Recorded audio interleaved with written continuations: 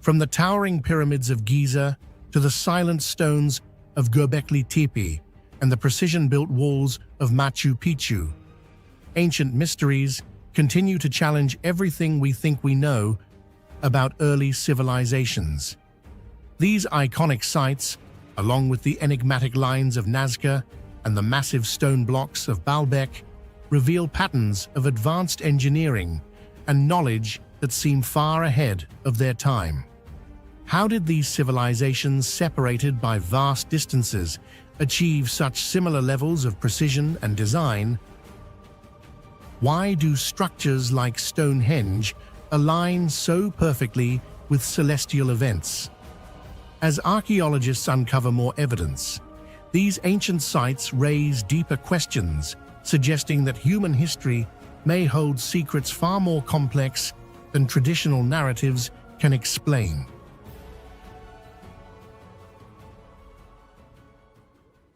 The ancient world is filled with monuments carved from stone, temples raised from desert sands, and cities built by civilizations long vanished.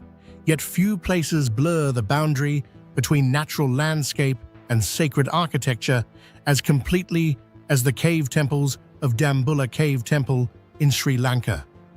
Perched high on a massive granite outcrop that rises more than 100 meters above the surrounding plains, this extraordinary complex represents one of the longest continuously used sacred sites on Earth.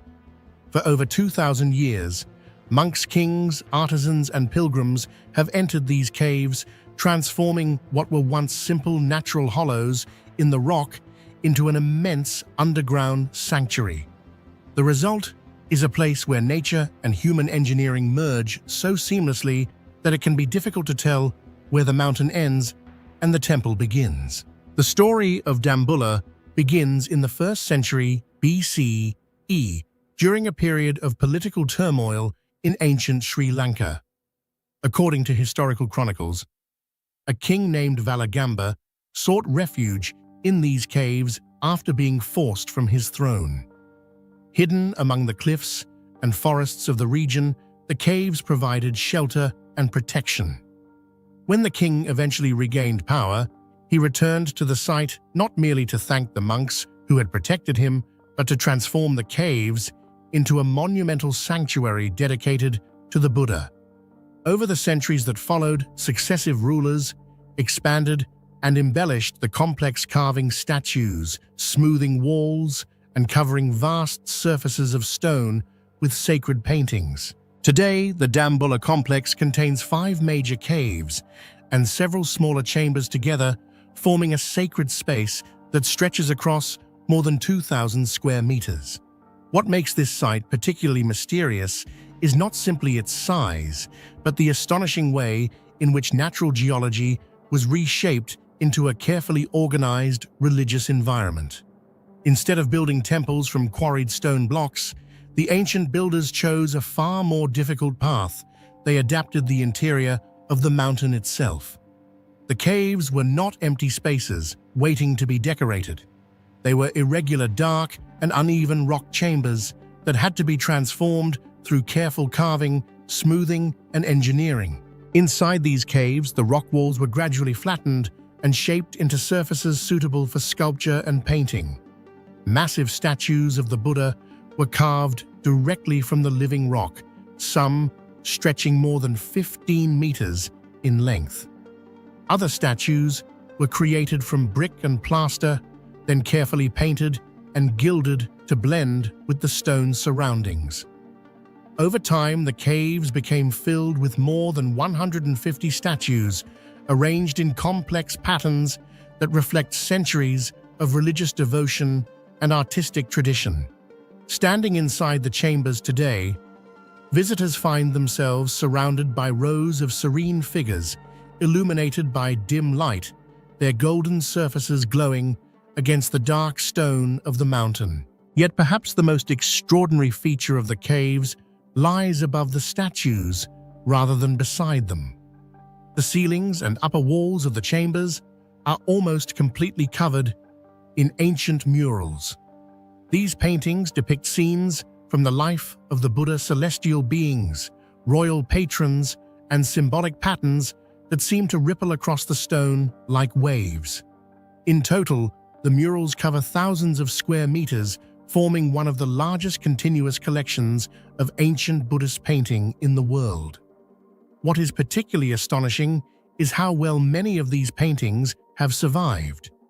Despite centuries of humidity, heat, and human presence, their colors remain vivid, suggesting that the artists who created them possessed sophisticated knowledge of mineral pigments and binding materials. But preserving delicate artwork inside a tropical cave environment required more than artistic skill.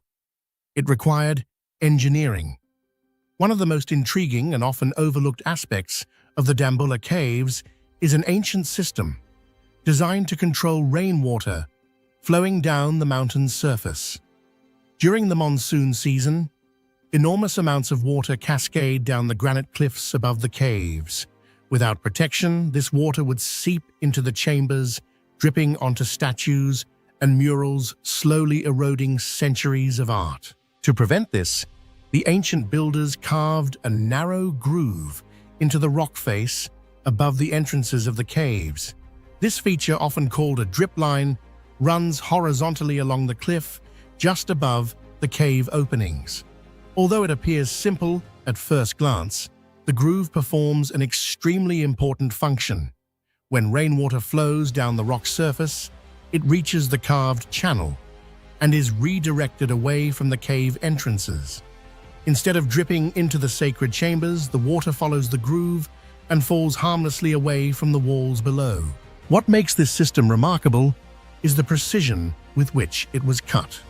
Granite is one of the hardest natural stones, yet the groove was carved cleanly and consistently along the entire length of the rock face. In many places, the channel maintains a uniform depth and angle, ensuring that water cannot bypass the system even during heavy storms. This suggests that the builders possessed not only tools capable of shaping extremely hard stone, but also a practical understanding of how water behaves on sloping rock surfaces. Without this ancient drainage system, it is possible that the murals inside the caves would have been destroyed centuries ago. The drip line acts as a silent guardian of the temple's interior, protecting fragile artwork from the relentless forces of nature. In a sense, the survival of Dambulla's paintings and statues may depend as much on this simple carved groove as on the artistic talents of the monks and craftsmen who decorated the caves. The combination of natural caves, monumental sculpture, sacred painting, and subtle engineering creates an environment unlike almost any other ancient religious site. Unlike temples built in open landscapes, the Dambulla sanctuary feels hidden within the mountain itself.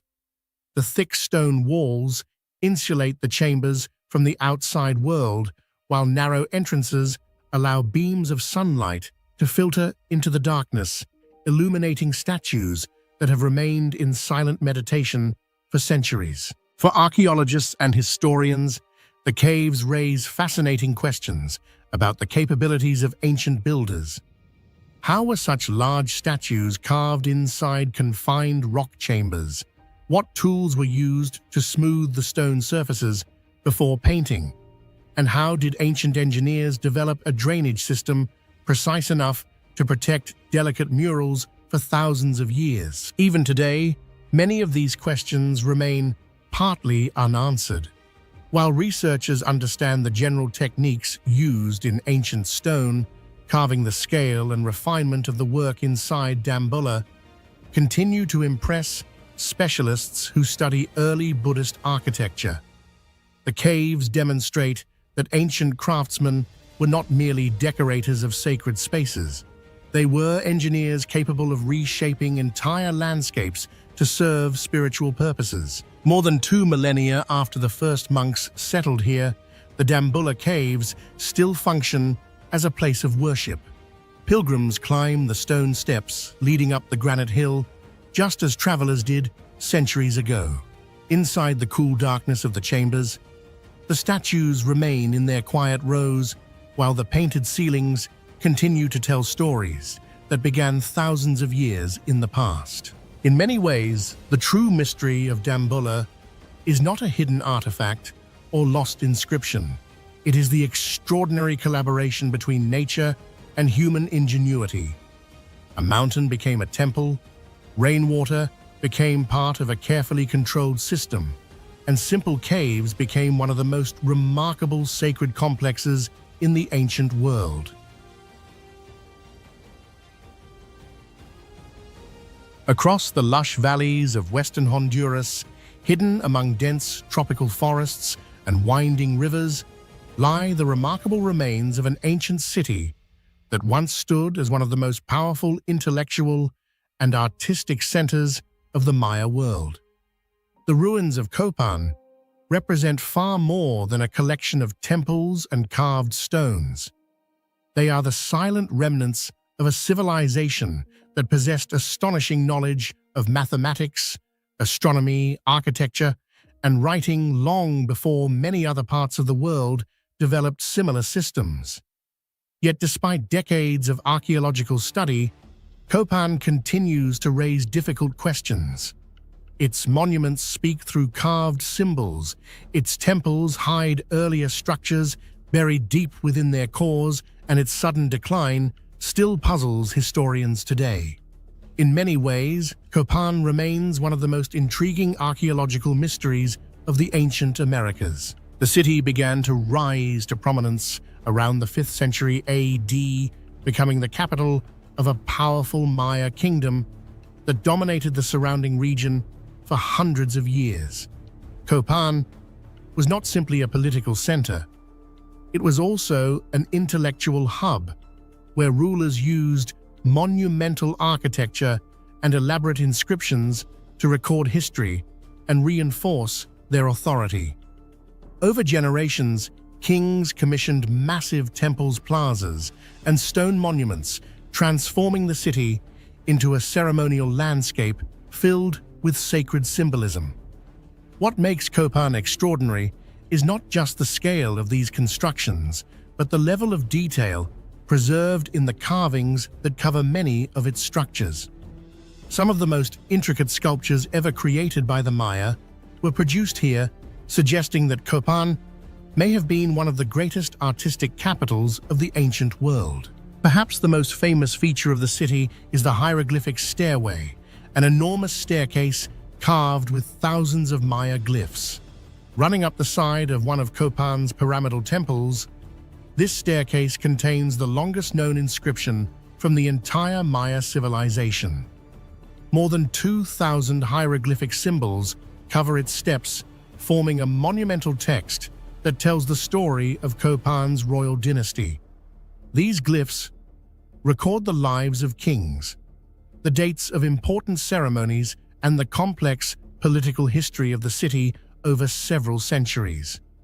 Yet even this remarkable historical record is incomplete. Parts of the staircase collapsed long ago, scattering the carved blocks out of their original order. Archaeologists have spent decades attempting to reconstruct the correct sequence of the glyphs, but many sections remain uncertain. As a result, parts of Copan's history are still hidden within a puzzle of stone inscriptions that may never be fully solved. Beyond its famous staircase, Copan is renowned for its remarkable stone monuments known as stelae. These towering pillars were carved to honor rulers and commemorate important events. Standing several meters tall, the stelae display an astonishing level of craftsmanship. The figures depicted on them are surrounded by elaborate headdresses, symbolic ornaments, and mythological imagery connected to the Maya cosmos. What makes these monuments especially mysterious is the precision of the carving. Every detail, from facial expressions to tiny decorative patterns, was sculpted into extremely hard stone, using tools that were likely made of stone, wood, and simple metals. The level of refinement visible in these sculptures suggests a mastery of technique that still surprises modern researchers. The layout of Copan itself also hints at a deep understanding of astronomy and cosmic symbolism. Many of the temples and plazas appear to be carefully aligned with celestial events, such as the movements of the sun during solstices and equinoxes. The Maya were known for their advanced calendar systems and their detailed observations of planetary cycles, particularly those of Venus. At Copan, architecture may have been used as a way of expressing these astronomical ideas in physical form.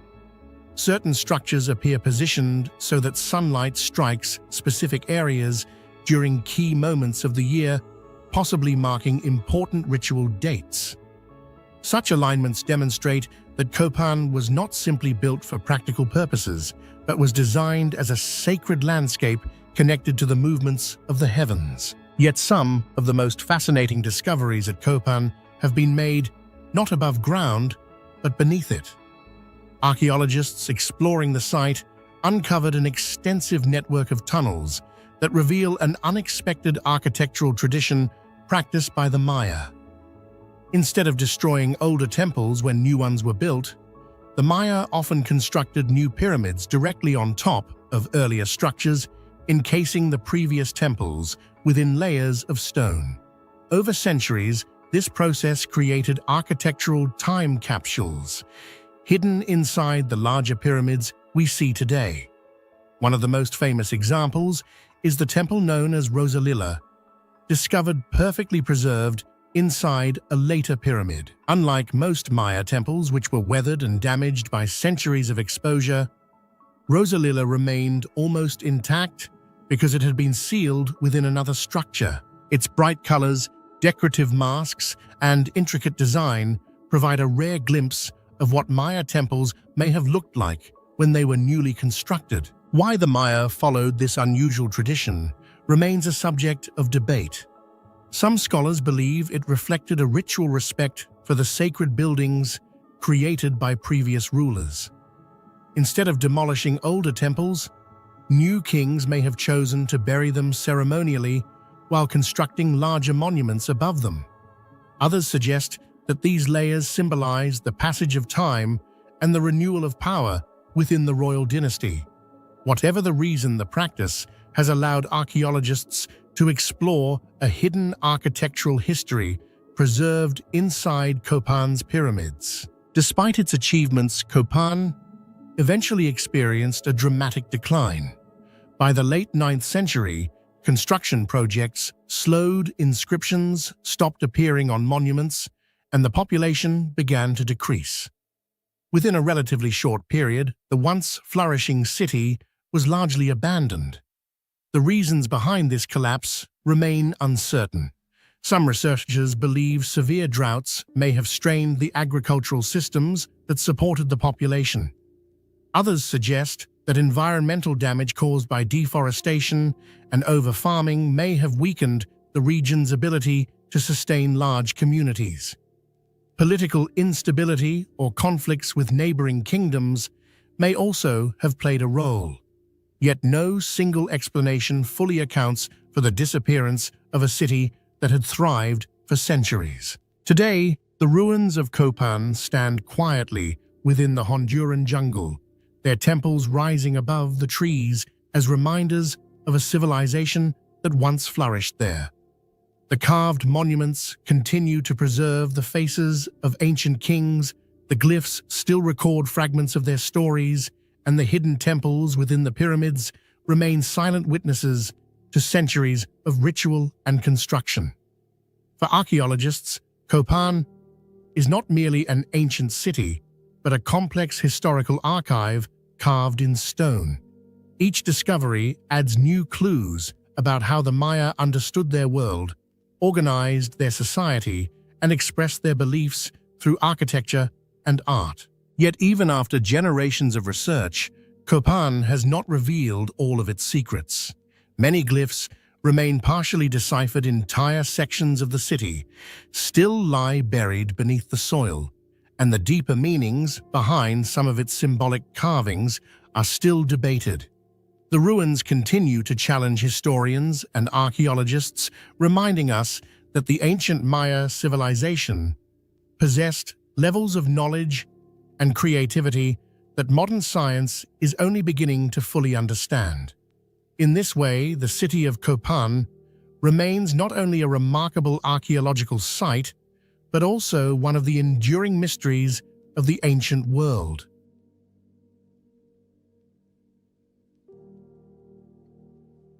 Hidden deep within the mountains of southwestern Anatolia lies the silent remains of Pinara ancient city, one of the most intriguing yet least discussed archaeological sites of the ancient world. Today, the ruins are quiet, surrounded by forests and rocky hills, but more than 2,000 years ago, this place was a thriving city of the Lycian civilization. Massive public buildings once stood here, temples overlooked the valley, and thousands of people lived within its walls. Yet what makes Pinara truly fascinating is not only its forgotten history, but the mysterious cliffside necropolis carved high into a towering rock face, hundreds of tombs cut into stone in places that seem almost impossible for ancient builders to reach. The city belonged to the ancient region of Lycia, a powerful federation of cities that flourished along the Mediterranean coast of what is now southern Turkey. Unlike many neighboring civilizations, the Lycians developed a unique culture, language, and architectural style that set them apart from both the Greeks and the Persians. Pinara was one of the important members of the Lycian League, an early form of democratic federation that historians sometimes compare to later political systems. Ancient writers describe the city as prosperous and strategically located, surrounded by fertile valleys and protected by steep mountains. But today, most of what remains is scattered stone and a dramatic cliff wall filled with mysterious carvings. From a distance, the most striking feature of Pinara is a massive limestone cliff rising above the ancient settlement. The surface of this rock wall is dotted with hundreds of openings, rectangular, circular, and temple-shaped cavities that resemble the structure of a giant honeycomb. These openings are not natural formations. Each one is a carefully carved rock tomb created by the Lycians more than 2 millennia ago. The sheer number of tombs is astonishing. Archaeologists estimate that the cliff may contain hundreds of burial chambers, making it one of the largest rock-cut necropolises in the entire Lycian world. The arrangement of these tombs immediately raises a puzzling question. Many of them are carved at heights that appear almost unreachable from the ground. Some are positioned dozens of meters above the valley floor, on nearly vertical surfaces of rock. Even with modern climbing equipment, reaching certain sections of the cliff can be challenging. Yet ancient craftsmen managed not only to access these locations, but also to carve elaborate architectural facades into the stone with remarkable precision. The mystery deepens when examining the design of the tombs themselves. Rather than simple openings or burial niches, many Lycian tombs were carved to resemble houses. Their facades imitate wooden buildings, complete with carved beams, doors, columns, and roof shapes. This design reflects a distinctive Lycian belief about death. According to many scholars, the Lycians believed that the soul continued its existence after death in a dwelling similar to the one it inhabited during life. As a result, tombs were constructed as symbolic houses for the deceased. At Pinara, this tradition reaches an extraordinary level of complexity. Some tomb entrances display finely carved architectural details that mimic wooden construction techniques, even though they are carved directly into solid stone.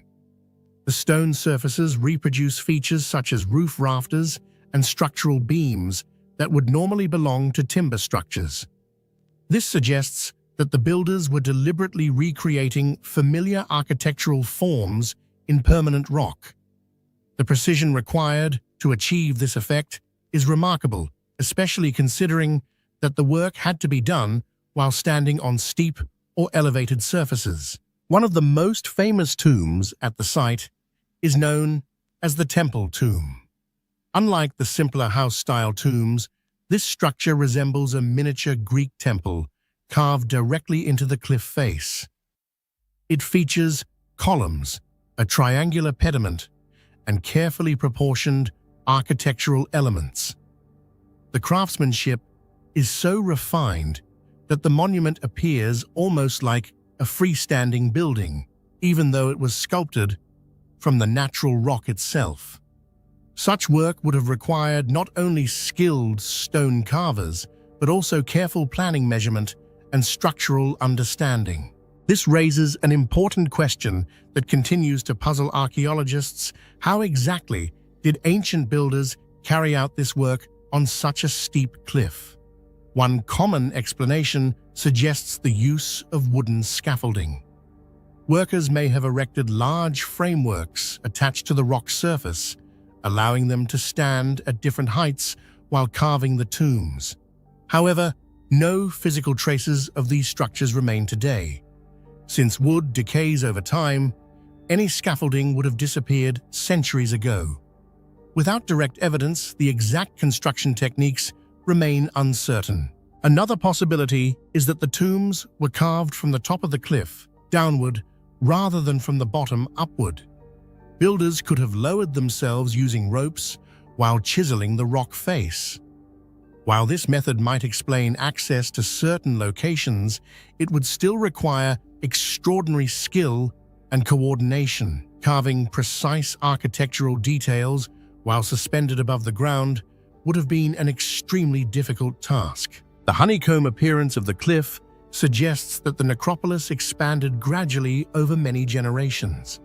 As prominent families sought prestigious burial locations, new tombs were added wherever space allowed. Over time, the cliff face became increasingly crowded, with burial chambers eventually forming the dense pattern visible today. Yet it is also possible that the placement of tombs followed a broader plan, reflecting social hierarchies or family groupings within the city. Unfortunately, many of the inscriptions that might have clarified these relationships have been lost or damaged. Below the towering necropolis lies the rest of the ancient city. The ruins reveal that Pinara was once a large and sophisticated urban center. Among the most impressive structures is a massive theater carved into the hillside, capable of seating several thousand spectators. The theater overlooks the valley, offering sweeping views of the surrounding landscape. Nearby stood temples dedicated to various deities, public baths built during the Roman period, and an agora that served as the city's commercial and social hub.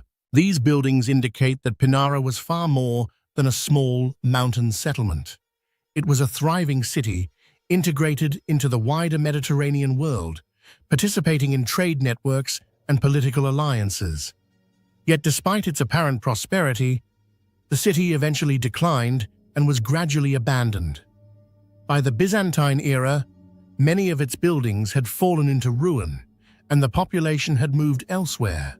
The reasons for this disappearance remain unclear.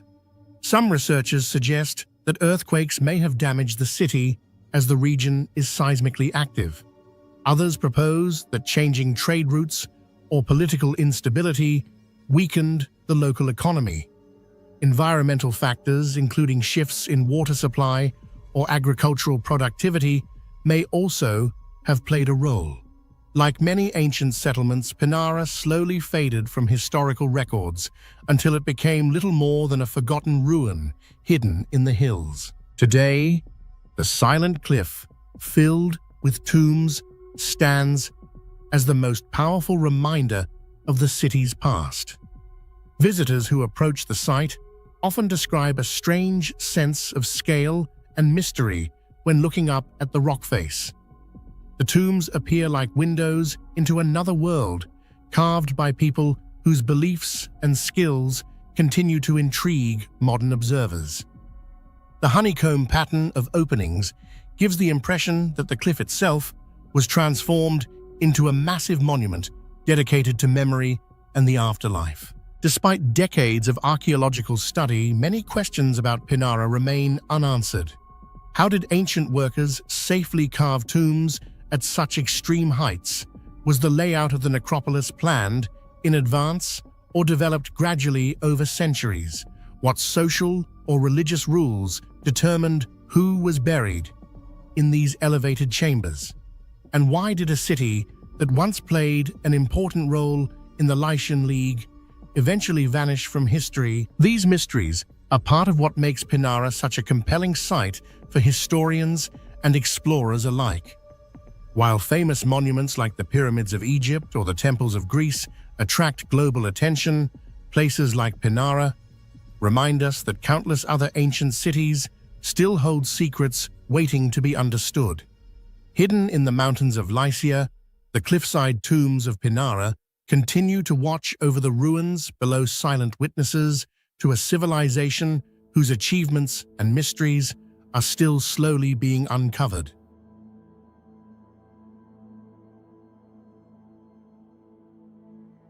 Deep inside the limestone valleys of southern France, archaeologists once uncovered a small object that would quietly challenge many assumptions about the creative abilities of prehistoric humans.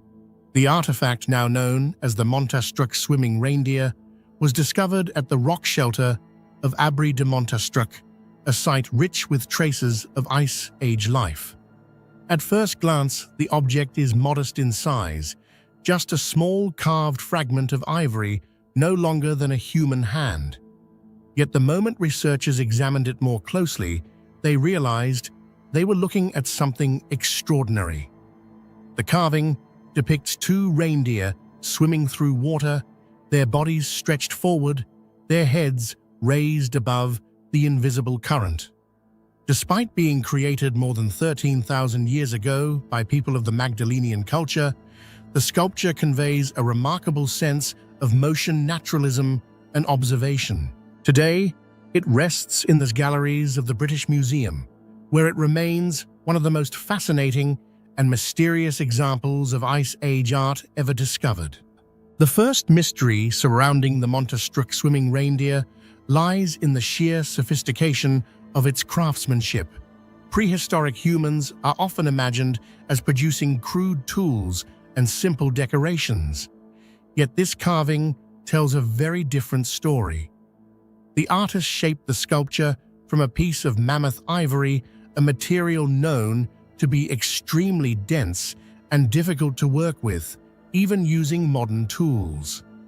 Using only stone blades and primitive carving instruments, the creator managed to shape delicate anatomical features with remarkable precision. The curve of the necks, the subtle tension in the bodies, and the fine lines suggesting fur and muscle all demonstrate an artistic sensitivity that rivals far later historical traditions. Every detail suggests careful observation of living animals. One of the reindeer even holds a small branch in its mouth, a detail that has intrigued archaeologists for decades because it implies the artist was capturing a specific moment in nature rather than simply creating a symbolic image. Even more striking is the way the sculpture captures movement. Unlike many prehistoric images where animals appear frozen in profile, the two reindeer here seem to glide through unseen water.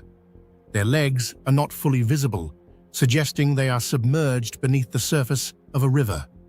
Their elongated bodies tilt forward in a way that perfectly conveys the motion of swimming.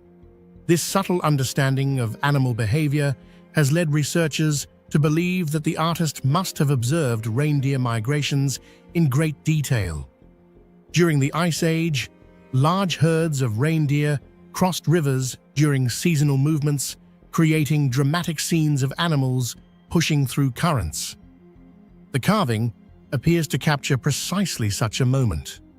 This raises a fascinating question. Were Ice Age artists not only skilled craftsmen, but also careful natural historians who documented the behavior of animals around them? Another layer of mystery emerges when considering the possible function of the sculpture. Archaeologists believe the carving was not originally a standalone artwork. Evidence suggests it may once have been attached to the end of a spear thrower, also known as an atlatl, a hunting tool used to propel spears with greater force and accuracy. If this interpretation is correct, then the sculpture served as both decoration and symbolic ornament for a practical hunting device. This possibility opens an intriguing line of thought.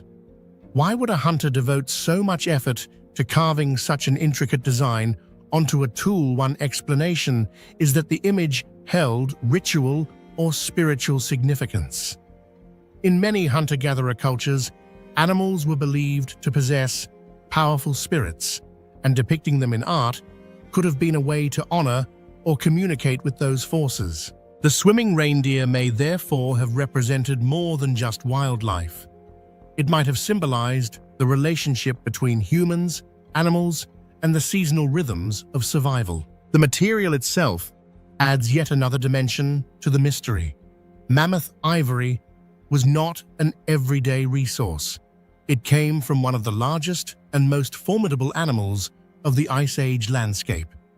By the time this sculpture was created, mammoths were already becoming less common in some regions, which means obtaining a piece of ivory may have required either scavenging old remains or participating in dangerous hunts. Choosing such a valuable material for a small carved object suggests that the piece may have held special status. Perhaps it belonged to a skilled hunter, a respected leader, or even a ritual specialist within the community. The time and effort required to carve the ivory also hint at the existence of individuals who specialized in artistic work within Ice Age societies. The composition of the sculpture itself has also fascinated researchers. The two animals are arranged so closely together that their bodies almost merge into a single flowing form. Their heads tilt in the same direction, their backs follow similar curves, and their bodies seem to echo one another in rhythm. This arrangement creates a dynamic sense of balance and movement that feels surprisingly modern. Some art historians have even suggested that the piece demonstrates an early understanding of visual storytelling. Rather than depicting a single static animal, the artist created a miniature narrative scene, two creatures struggling together through the same current. This sense of narrative is rare in prehistoric art and suggests that Ice Age artists may have used imagery to tell stories about the natural world. Another intriguing detail lies in the emotional quality of the sculpture. Although the animals are rendered with scientific accuracy, there is also a subtle sense of empathy in the way they are portrayed. Their stretched necks and determined posture give the impression of endurance and effort as they move through water. This raises the possibility that the artist was not merely recording an observation, but also expressing a deeper connection with the animals. For Ice Age communities, reindeer were not just wildlife. They were essential to survival, providing meat hides, bones, and tools. Depicting them with such care may reflect the profound respect these animals commanded within human culture. The discovery of the Montastruc swimming reindeer also transformed how archaeologists view Ice Age creativity. For many years, prehistoric art was primarily associated with cave paintings, such as those found in Lascaux or Altamira. Portable sculptures like this one revealed that artistic expression was not confined to cave walls. Instead, Ice Age people carried art with them in their daily lives, embedding symbolism and beauty into tools and personal objects. This suggests a cultural world far richer and more complex than earlier theories once imagined. Yet despite decades of research, the true meaning behind the sculpture remains uncertain. Was it purely decorative, created by an artist fascinated by the natural world? Was it part of a hunting ritual intended to ensure success during reindeer migrations, or did it hold a deeper symbolic meaning that has been lost with the passing of thousands of years? The absence of written records from this era leaves these questions open, allowing the artifact to retain an aura of mystery. Today, visitors who stand before the Montastruc swimming reindeer often feel a surprising connection to the unknown artist who carved it so long ago. Across a gulf of 13 millennia, the sculpture still communicates movement, observation, and imagination. It reminds us that even in the distant Ice Age, humans possessed the same curiosity about nature and the same desire to transform experience into art. In that sense, the tiny ivory carving is more than just an archaeological artifact. It is a silent message from a forgotten world, hinting that the minds of prehistoric humans may have been far more sophisticated, observant, and creative than history once believed.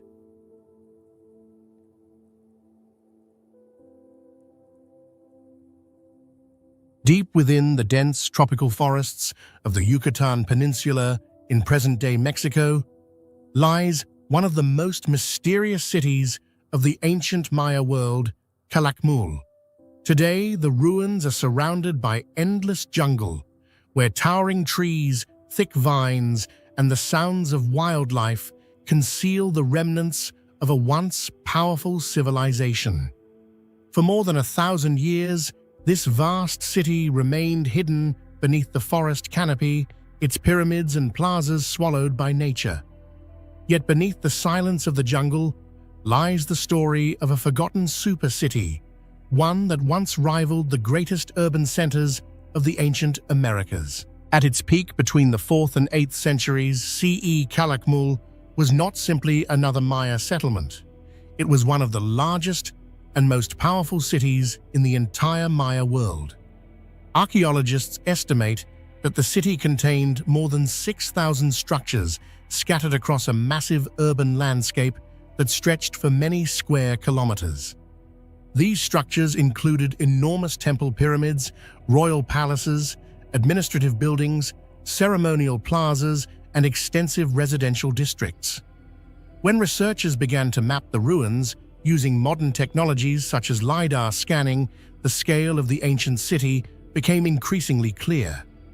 Beneath the jungle canopy lay the remains of a complex and carefully planned urban environment, suggesting a population that may have reached 50,000 people or more during its height. What makes Kalakmul particularly fascinating is the way this immense city remained hidden for centuries. After the collapse of many Maya cities around the 9th century CE, Kalakmul was gradually abandoned. Without continuous habitation, the surrounding rainforest slowly reclaimed the stone structures. Trees grew on top of temples, roots pushed between masonry blocks, and thick vegetation covered roads and plazas. Over time, the city effectively disappeared from the visible landscape.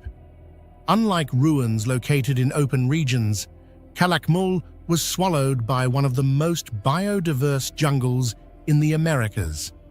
By the time modern explorers began to penetrate the region in the early 20th century, the ancient city had been concealed for nearly a millennium.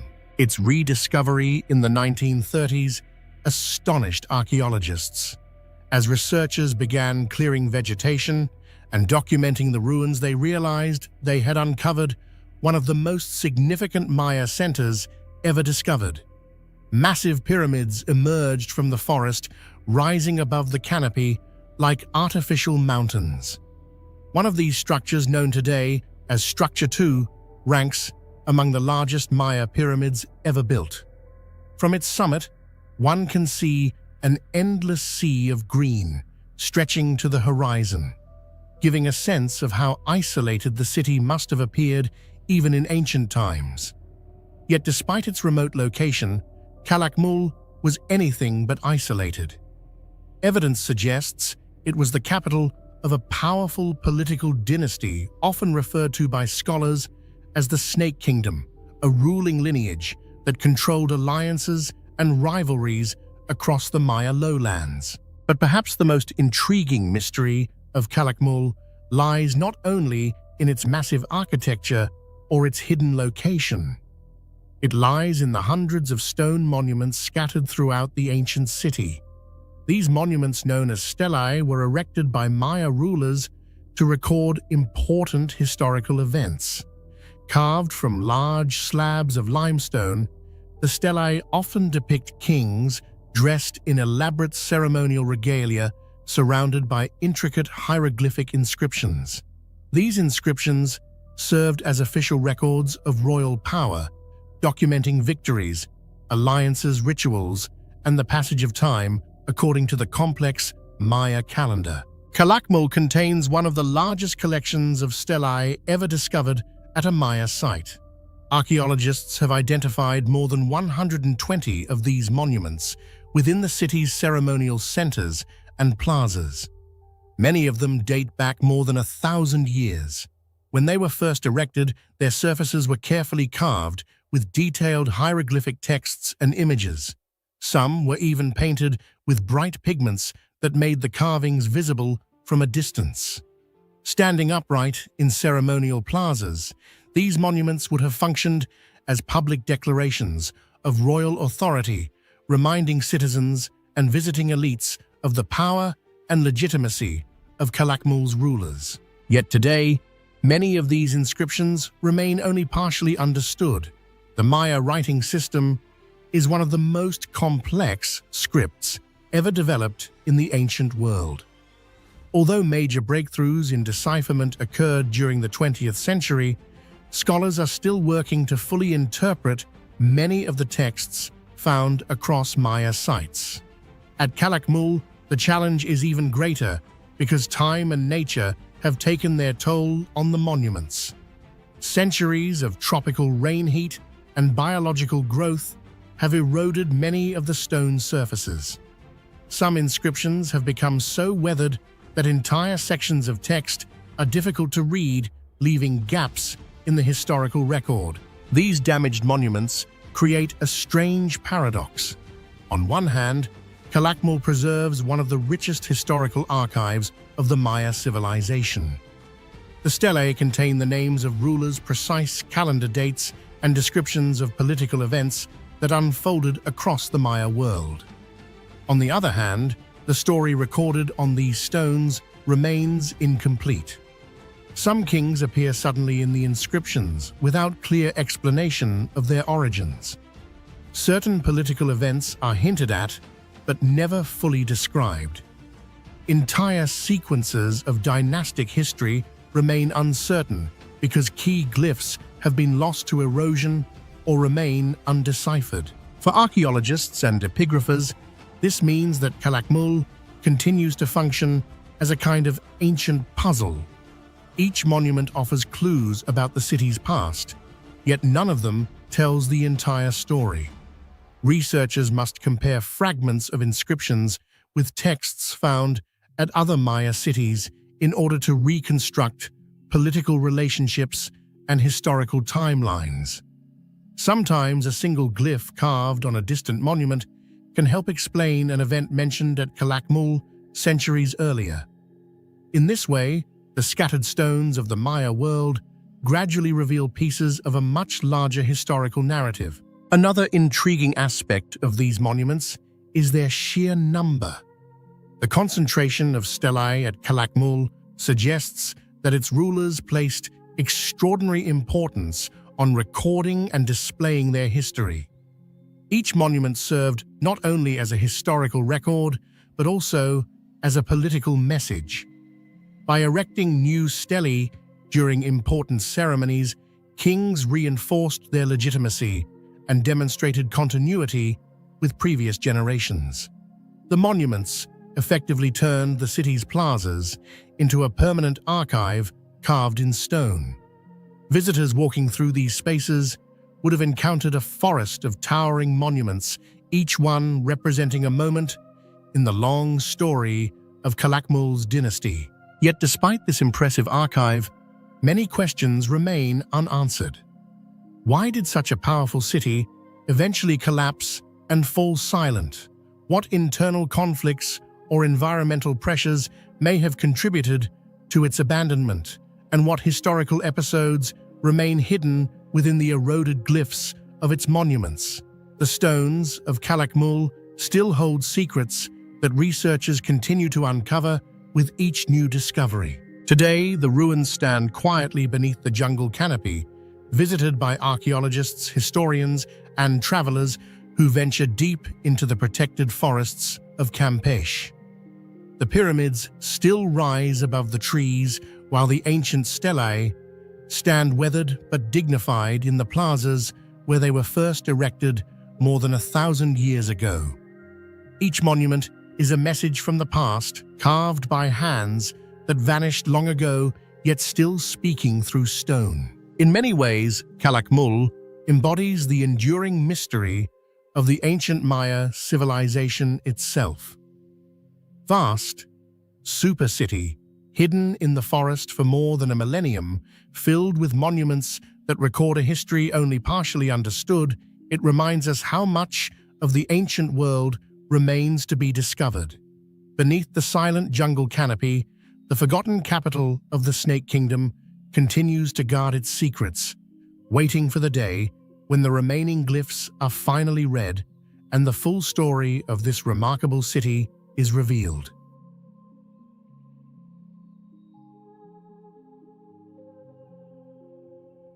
The story of the Saint-Belec Bronze Age Map begins not with a dramatic excavation, but with a rediscovery.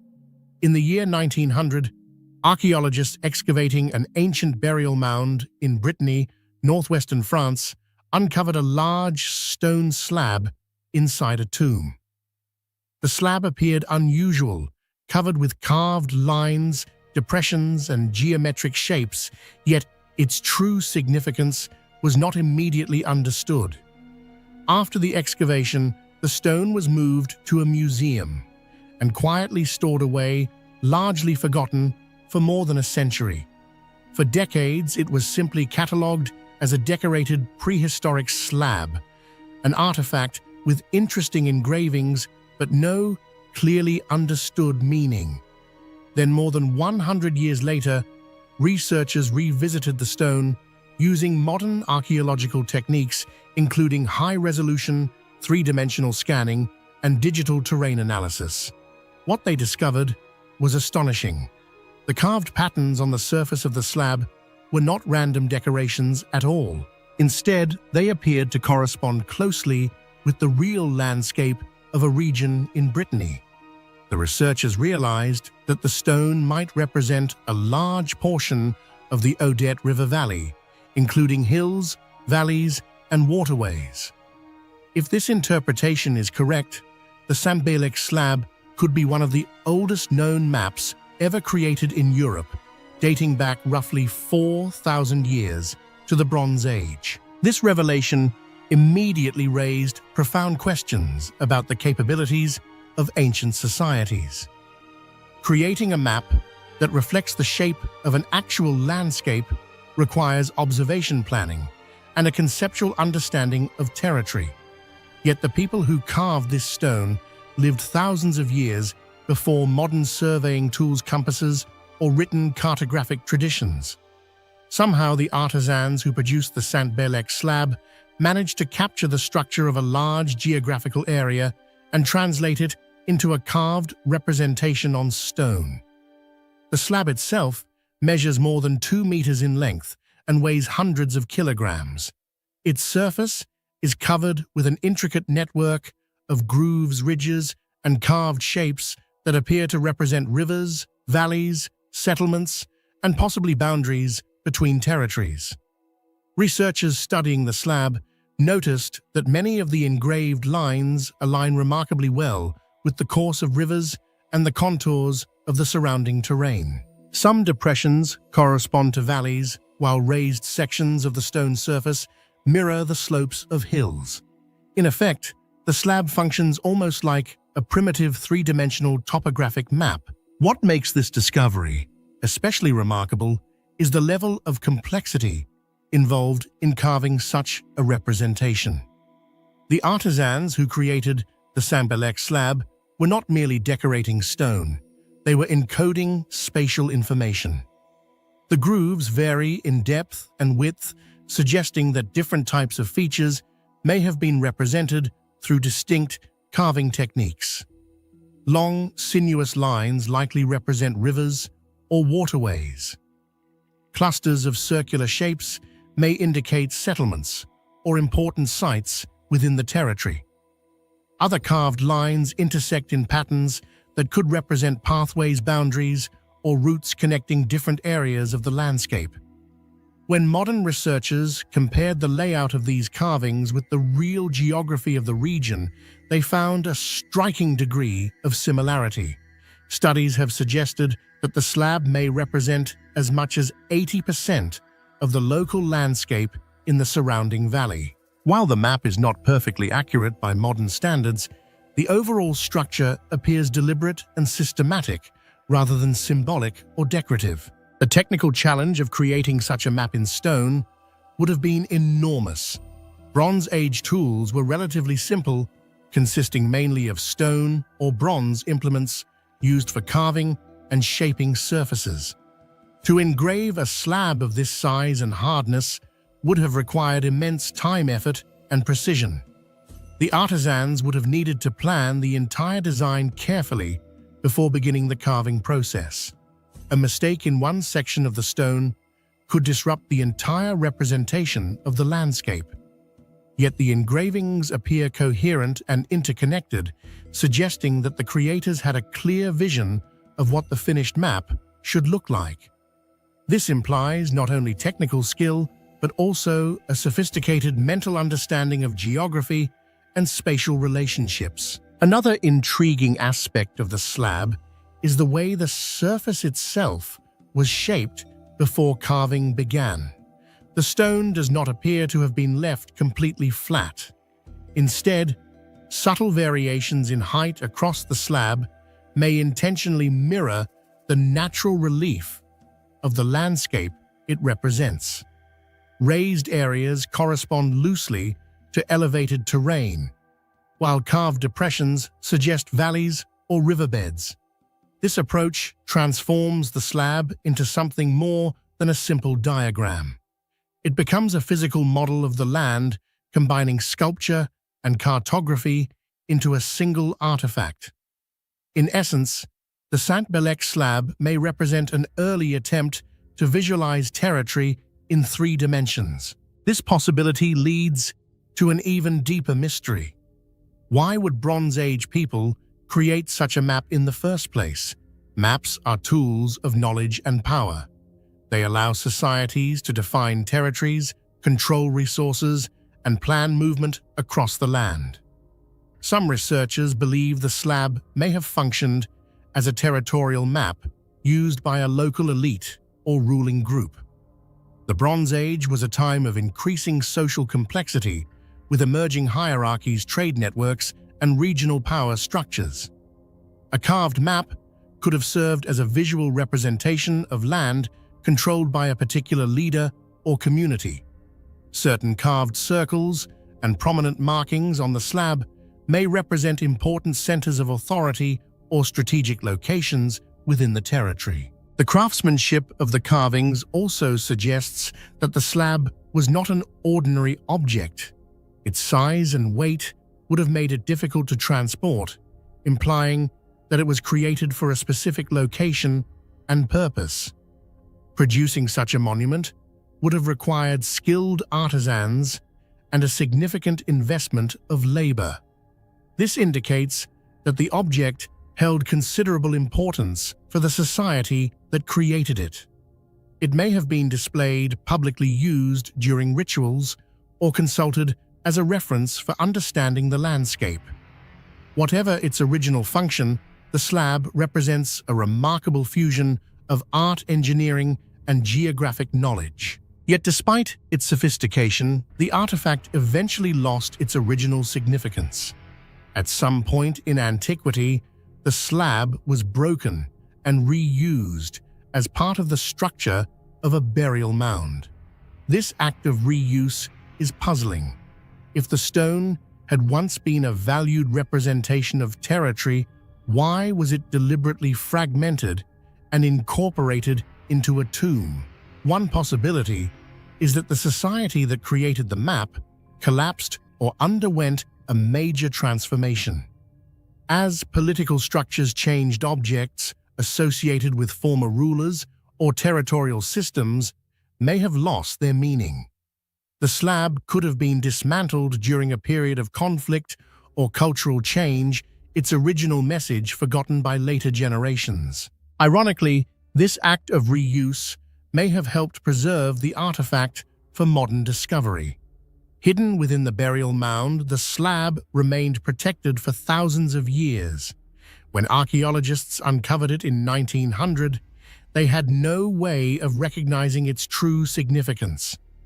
Only with the help of modern technology were researchers able to analyze the carvings in detail and compare them with the surrounding landscape. The use of digital mapping, three-dimensional modeling, and geographic analysis allowed scholars to see patterns that had remained invisible for more than a century. Today, the Saint-Belec Bronze Age Map stands as a remarkable testament to the ingenuity of ancient societies. It challenges long-held assumptions about the technological and intellectual capabilities of Bronze Age communities. Far from being simple or primitive, the people who created this artifact appear to have possessed a sophisticated understanding of their environment and the ability to represent that knowledge in a durable and complex form. The slab demonstrates that even 4,000 years ago, humans were already thinking about territory geography and spatial representation in ways that echo the principles of modern cartography. Yet many questions remain unanswered. How did Bronze Age surveyors measure distances and align features across such a large area? What methods did they use to translate the contours of hills and rivers into a carved design on stone?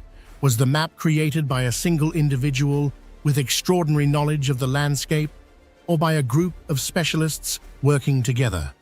And perhaps most intriguingly, are there other ancient maps waiting to be discovered, hidden among artifacts that have not yet been recognized for what they truly represent? The Saint-Belec slab suggests that the ancient world may have possessed forms of knowledge that modern archaeology is only beginning to understand. What once appeared to be an abstract pattern carved into stone now reveals itself as a complex representation of land power and geography. 4,000 years ago, someone stood before this massive slab with tools in hand, carefully carving lines that mirrored the rivers and valleys of their homeland. Today, those lines remain as silent evidence of a forgotten tradition of mapping, reminding us that even in the distant past, humans were already striving to understand and represent the world around them.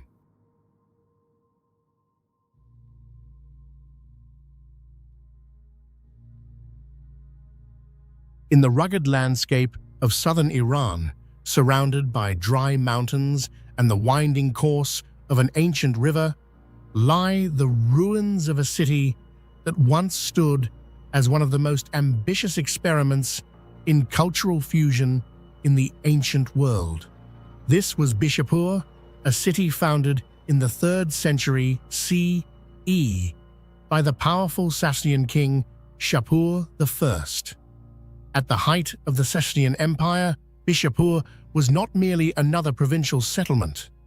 It was conceived as a royal city, a symbol of victory power and imperial ambition.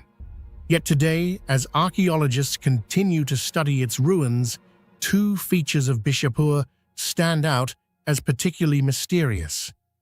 Deep within the city lie the remains of the strange and enigmatic temple of Anahita, a structure whose design still raises difficult questions about ancient engineering and ritual. Nearby, scattered across the floors of a royal palace, lie delicate Roman-style mosaics artworks so unmistakably Mediterranean in style that their presence in the heart of ancient Persia remains one of the most intriguing puzzles of the site. The city itself was founded shortly after one of the most dramatic moments in ancient history. In 260 CE, Shapur I defeated the Roman Emperor Valerian in battle, capturing him and thousands of Roman soldiers. This victory shocked the Roman world and became a defining symbol of Sasanian power. According to several historical accounts, many Roman prisoners were brought eastward into Persian territory. Some historians believe that these prisoners were later used as skilled laborers and engineers in major imperial construction projects.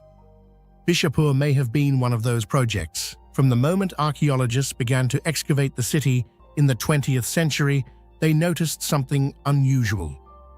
The layout of Bishapur did not resemble traditional Persian cities. Instead, it followed a carefully planned grid pattern with wide streets intersecting at near-perfect right angles, a design far more typical of Roman urban planning than of Sasanian architecture. This strange combination of Persian authority and Roman design already hinted that Bishapur might hold deeper cultural mysteries beneath its ruins. Among the most striking discoveries at the site were the mosaics found within the royal palace complex. When archaeologists first uncovered them, the surprise was immediate. Spread across the floors were vibrant images composed of thousands of tiny colored stones arranged in intricate patterns. Some depicted musicians' dances and elegant figures wearing flowing garments. Others showed elaborate floral designs and mythological scenes reminiscent of classical Mediterranean art. The craftsmanship was extraordinary.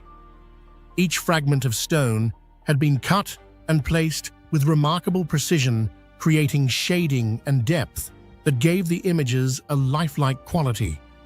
Yet what puzzled researchers most was not the beauty of the mosaics, but their unmistakable cultural identity.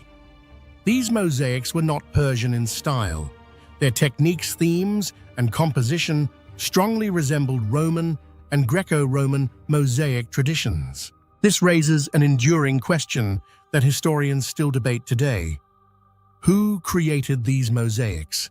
One theory suggests that Roman artisans captured during Shapur's campaigns may have been forced, or perhaps even commissioned, to produce them.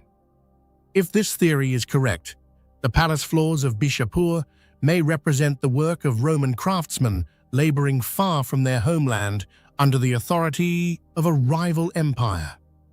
Another possibility is that these mosaics reflect a deliberate act of cultural display. Shapur may have wanted to demonstrate not only his military victory over Rome, but also his ability to absorb and control the artistic traditions of his defeated enemies. In this interpretation, the mosaics become more than decorative art. They become a visual symbol of imperial dominance and cultural fusion. Yet the mystery deepens when we consider their location. These mosaics were not placed in a small residence or a minor building. They decorated major ceremonial spaces within the royal complex.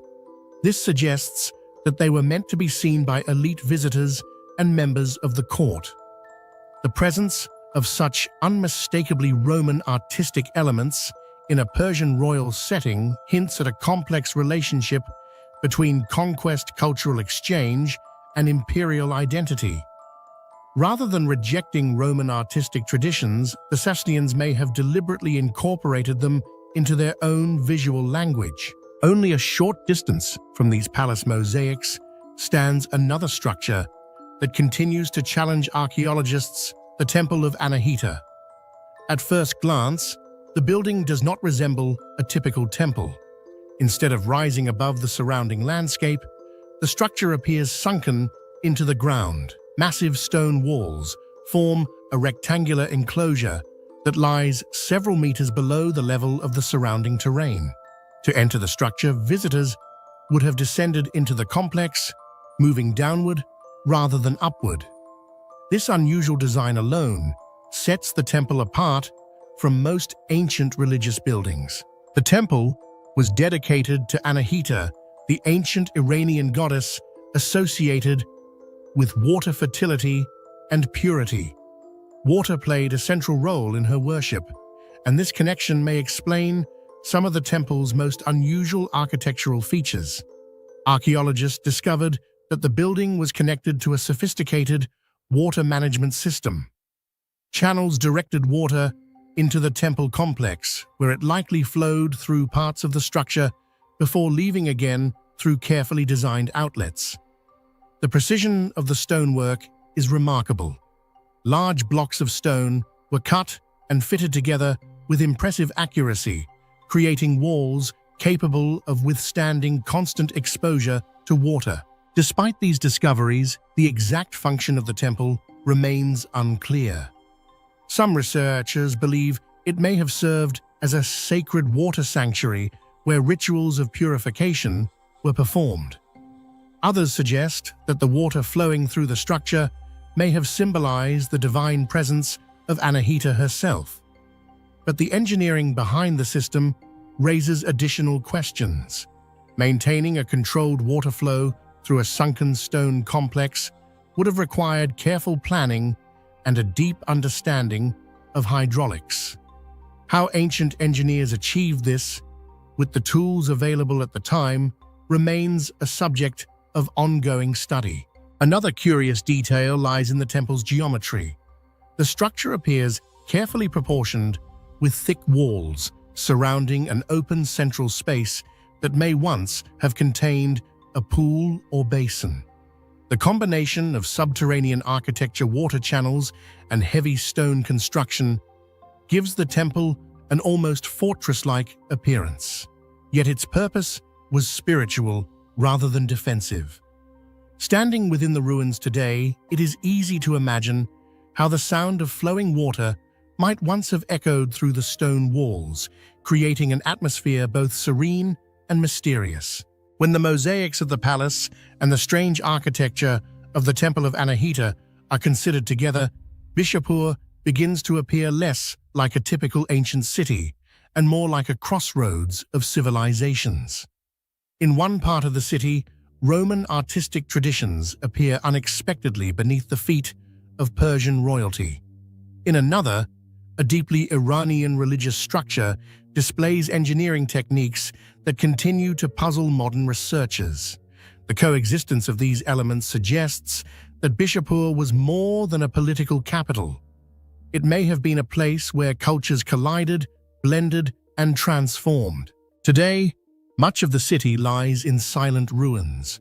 Walls have collapsed, mosaics have been moved to museums, and the water that once flowed through the temple channels has long since disappeared. Yet the questions remain. Were the mosaics the work of captive Roman artists, or evidence of deeper cultural exchange between two great empires? How exactly did the hydraulic system of the Temple of Anahita operate, and what rituals once took place within its stone walls? And perhaps most intriguingly, what does Bishapur reveal about the relationship between conquest and cultural influence in the ancient world? In the end, the ruins of Bishapur remind us that history is rarely as simple as a story of one civilization replacing another.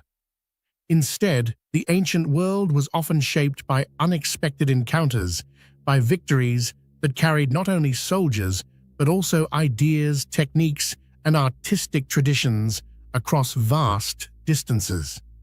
Beneath the dust of southern Iran, the mosaics and temples of Bishapur still whisper fragments of that story, one in which Persia and Rome, rivals on the battlefield, became strangely intertwined in stone art and architecture.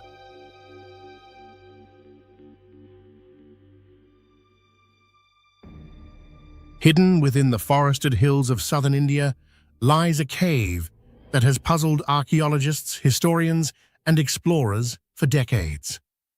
High in the Western Ghats mountain range, inside the rugged landscape of Wayanad in Kerala, the Edakkal cave petroglyphs preserve a collection of ancient carvings unlike almost anything else discovered in the region.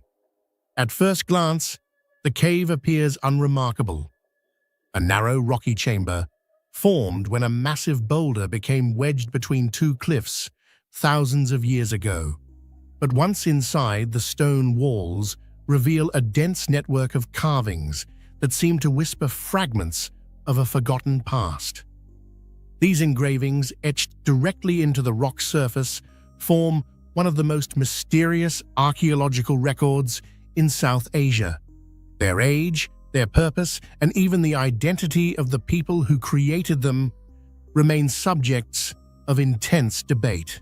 What makes Edakkal truly extraordinary is not just the presence of ancient carvings, but the complexity and diversity of the symbols themselves, suggesting that the cave may have served as a place of communication, ritual, or cultural memory across thousands of years. Many researchers believe that some of the carvings found inside the cave may date back between 6,000 and 8,000 years, placing them deep within the prehistoric period.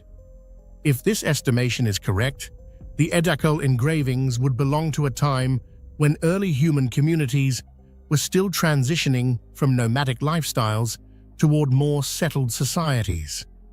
However, the mystery deepens when archaeologists examine the layers of carvings more closely. The markings do not appear to have been created at the same time. Some symbols are deeply weathered and ancient, while others look comparatively newer. In several places later, carvings appear to overlap older ones, suggesting that the cave may have been revisited repeatedly by different groups of people over many centuries or perhaps even millennia. This layered history transforms the cave walls into a kind of prehistoric archive.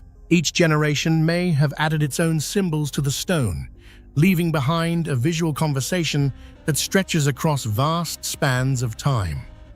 If this interpretation is correct, the Edakkal cave was not merely a shelter or dwelling place. Instead, it may have functioned as a sacred or culturally significant site where different communities returned again and again to record events, beliefs, or identities. The age of the carvings alone would make Edakkal remarkable, but what truly sets the site apart is the strange and intriguing nature of the symbols themselves. Unlike many prehistoric cave sites where artists focused primarily on animals or hunting scenes, the carvings here include a mixture of abstract symbols, human figures, geometric patterns, and mysterious signs that resemble early forms of writing. Some of these shapes appear repeatedly forming patterns that seem too deliberate to be random decoration. Researchers have noticed combinations of lines, crosses, ladder-like forms, and complex shapes that look strikingly similar to symbolic systems found in other ancient cultures.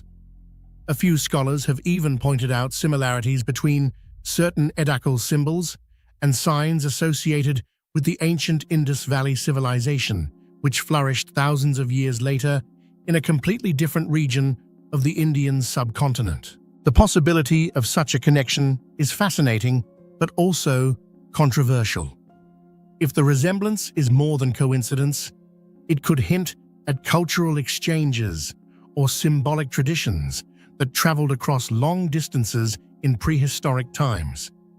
Yet there is still no definitive evidence that the carvings represent a true writing system. Without a decipherable structure or known linguistic reference, the symbols remain silent, their meaning locked within the stone. This uncertainty raises one of the most compelling questions surrounding the Edakkal cave petroglyphs. Were these carvings meant to communicate information, or were they purely symbolic expressions tied to rituals and belief systems? The repetition of certain shapes suggests that they carried specific meanings for the people who created them. Some researchers believe the symbols could represent clan markers, territorial signs, or spiritual symbols associated with ancient myths. Others speculate that the carvings might have functioned as a kind of proto-writing system, an early stage in the long evolution of human communication before the development of formal scripts. If this theory holds any truth, the cave walls may preserve one of the earliest examples of symbolic language in South Asia. Yet without the ability to interpret the symbols, this possibility remains a tantalizing mystery. Each carved line and geometric shape becomes a fragment of an unknown message left behind by people whose thoughts and intentions have long since disappeared into the past. Alongside these enigmatic symbols, the cave also contains a surprising number of human figures and complex scenes. These images are particularly unusual when compared with many prehistoric carvings found elsewhere. Rather than simply depicting animals or hunting activities, the Edakkal figures appear to represent individuals engaged in meaningful actions or social events. Some figures seem to wear elaborate headgear, possibly indicating status or ritual roles. Others appear to hold tools or weapons, suggesting scenes connected to daily life or ceremonial practices. In certain areas of the cave wall, multiple figures stand close together, arranged in ways that resemble gatherings or group activities. These compositions hint at a level of narrative complexity rarely seen in ancient petroglyphs. Instead of isolated drawings, the carvings appear to capture moments, perhaps stories, rituals, or symbolic representations of important events within the community. A particularly intriguing aspect of these figures is the possibility that they represent leaders, shamans, or individuals of special significance within prehistoric societies. The presence of distinctive head shapes and exaggerated features may indicate that certain individuals were meant to stand out from the others. Some scholars have suggested that these carvings might depict mythological figures or ancestral spirits rather than ordinary people. If so, the cave could have served as a sacred space where ancient communities recorded their cosmology and spiritual beliefs directly onto the stone walls. This would transform the cave from a simple archaeological site into something closer to a prehistoric sanctuary, a place where art, religion, and identity merge together. The more researchers examine the carvings, the more complex the mystery becomes.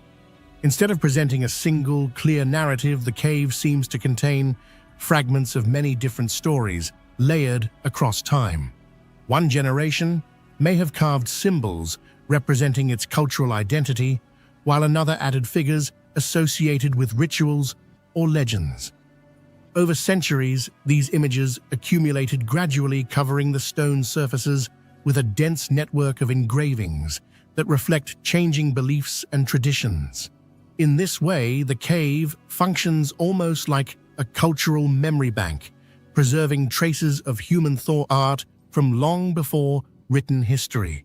Today, visitors who enter the Edakkal cave often experience a strange sense of connection to those ancient artists.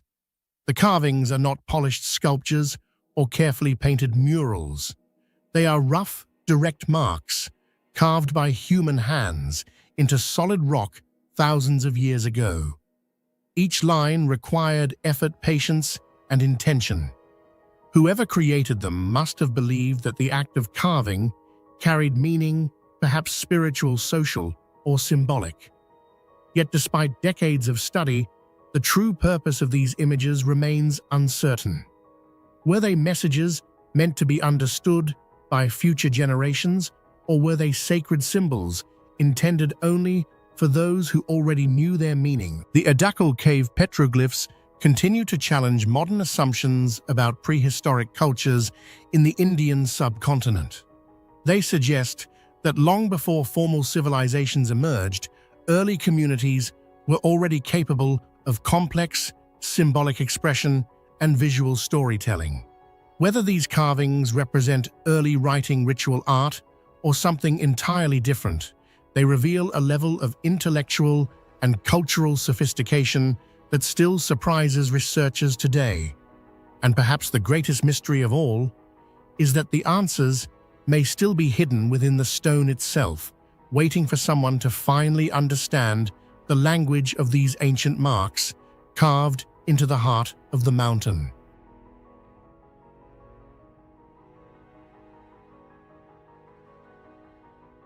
In the fertile plains of southern India, near the banks of the Krishna River, once stood a monument that dazzled travelers, pilgrims, and merchants from across the ancient world. Known today as the Amaravati Stupa, this great Buddhist structure was not only a sacred center of devotion, but also the stage for one of the most extraordinary artistic achievements of the ancient world. Built and expanded between roughly the 2nd century BCE and the 3rd century CE under the influence of the Satavahana dynasty, the stupa once stood surrounded by hundreds of carved limestone panels that formed a continuous visual narrative around its circular structure. Today, the monument itself is mostly gone, dismantled by time and history, but the fragments that survive, known as the Amaravati Stupa reliefs, continue to puzzle archaeologists and historians. Their beauty is undeniable, but behind their elegance lies a deeper mystery. How were such intricate sculptures produced with the tools of the ancient world? And why do many of them portray the Buddha without ever actually showing him? At first glance, the Amaravati reliefs appear almost impossibly delicate. Carved from pale limestone, each panel contains a dense tapestry of figures, symbols, architecture, and flowing ornament. Dozens, sometimes even hundreds, of human figures populate a single scene. Kings sit on elaborate thrones. Monks gather beneath sacred trees. Celestial beings float above ceremonial processions, and pilgrims circle sacred monuments in acts of devotion. Yet what truly astonishes modern observers is not simply the subject matter, but the extraordinary level of technical precision achieved by the artists who created them. The carvings display an almost microscopic attention to detail. Jewelry strands are rendered bead by bead. Flowing garments cling to bodies with folds so subtle they resemble sculptural fabric rather than carved stone. Facial expressions, though only centimeters wide, convey emotion, curiosity, reverence, or contemplation. Even architectural backgrounds, tiny railings, miniature stupas, and layered buildings are depicted with remarkable depth and perspective. Many panels appear almost alive with movement, as if frozen moments of a living world were somehow captured within stone. Such sophistication raises a difficult question. The artisans who created these reliefs lived nearly 2,000 years ago in a time when metal tools were relatively simple compared to modern equipment. There were no powered drills, no electric carving devices, no precision cutting machines. The sculptors likely worked with iron chisels, stone tools, and handheld instruments. Yet the accuracy of their lines, the smooth curvature of forms, and the consistent depth of carving across vast surfaces suggest a mastery that seems astonishing for the technological context of the time. Even more puzzling is the sheer scale of the work. The Amaravati Stupa was once surrounded by a large stone railing and decorative drum slabs, each covered with elaborate narrative carvings. Producing a single panel of such complexity would require immense time and skill. Producing hundreds of them would require a highly organized artistic tradition, perhaps an entire community of specialized craftsmen working over generations. Archaeologists refer to this artistic tradition as the Amaravati school of sculpture. Yet many aspects of how these artisans trained, organized their workshops, and transmitted their techniques remain unknown. Some scholars suggest that the region's involvement in international trade may have played a role. During the early centuries of the Common Era, southern India was connected to vast maritime trade routes, linking the subcontinent with the Roman world, Southeast Asia, and beyond. Ships carrying spices, textiles, and precious goods moved through Indian Ocean ports, bringing not only wealth, but also cultural influences. Certain stylistic elements in the Amaravati reliefs, such as naturalistic body proportions, flowing drapery, and complex spatial compositions, bear subtle similarities to artistic traditions found in Mediterranean cultures. Whether these similarities represent direct influence or simply parallel artistic development remains a matter of debate, but they hint at a world far more interconnected than previously imagined. Yet perhaps the most intriguing mystery of the Amaravati reliefs lies not in how they were carved, but in what they deliberately choose not to show. The panels depict numerous scenes associated with the life and teachings of the Buddha, the spiritual figure known historically as Siddhartha Gautama. Pilgrims gather, devotees bow in reverence, and sacred events appear to unfold across the stone surfaces. But something remarkable becomes clear when examining these scenes carefully. The Buddha himself is never directly represented as a human figure. Instead of depicting the Buddha's body, the artists relied on symbolic imagery. An empty throne may appear at the center of a ceremonial gathering. A Bodhi tree rises majestically surrounded by worshippers. A pair of carved footprints rests on a decorated pedestal. A wheel, known as the Dharma chakra, appears turning at the heart of a composition. These symbols all represent the presence of the Buddha, yet his physical form is conspicuously absent. This artistic approach is known among historians as the aniconic phase of early Buddhist art. During this period, which lasted for several centuries, many Buddhist communities avoided portraying the Buddha directly in human form. The reasons behind this tradition remain uncertain. Some scholars believe it reflected a philosophical idea that the Buddha, having attained enlightenment and transcended earthly existence, could not truly be represented through physical imagery. Others argue that early Buddhist communities may have intentionally avoided creating human images of their spiritual teacher out of reverence or concern that such depictions might lead to idol worship. Yet the mystery deepens when considering what happened later. By the first centuries of the Common Era, artistic traditions in other regions of the Buddhist world, particularly in places like Gandhara and Mathura, began producing clear human images of the Buddha. These sculptures depicted him seated in meditation, standing in blessing, or teaching his followers. Once these representations appeared, they rapidly spread throughout Asia and became the dominant visual form of Buddhist devotion. Why then did earlier artists, such as those at Amaravati, refrain from depicting the Buddha directly, and why did that prohibition seemingly disappear later? The transition from symbolic representation to full human imagery remains one of the most fascinating shifts in the history of religious art. Some researchers believe the change may have been influenced by cultural exchange along trade routes, while others suggest it reflected evolving theological interpretations within Buddhist communities themselves. Whatever the explanation, the Amaravati reliefs capture a moment frozen in that earlier symbolic tradition. They present a world in which the Buddha's presence is everywhere, yet nowhere visible, suggested through sacred symbols rather than physical form. The result is an artistic language that feels both subtle and powerful. Viewers are invited to contemplate meaning rather than simply observe a figure. The sacred becomes something implied, almost hidden within the narrative. Today, the original Amaravati Stupa no longer rises above the plains as it once did. Over centuries, its stones were scattered, repurposed, or carried away by collectors and archaeologists.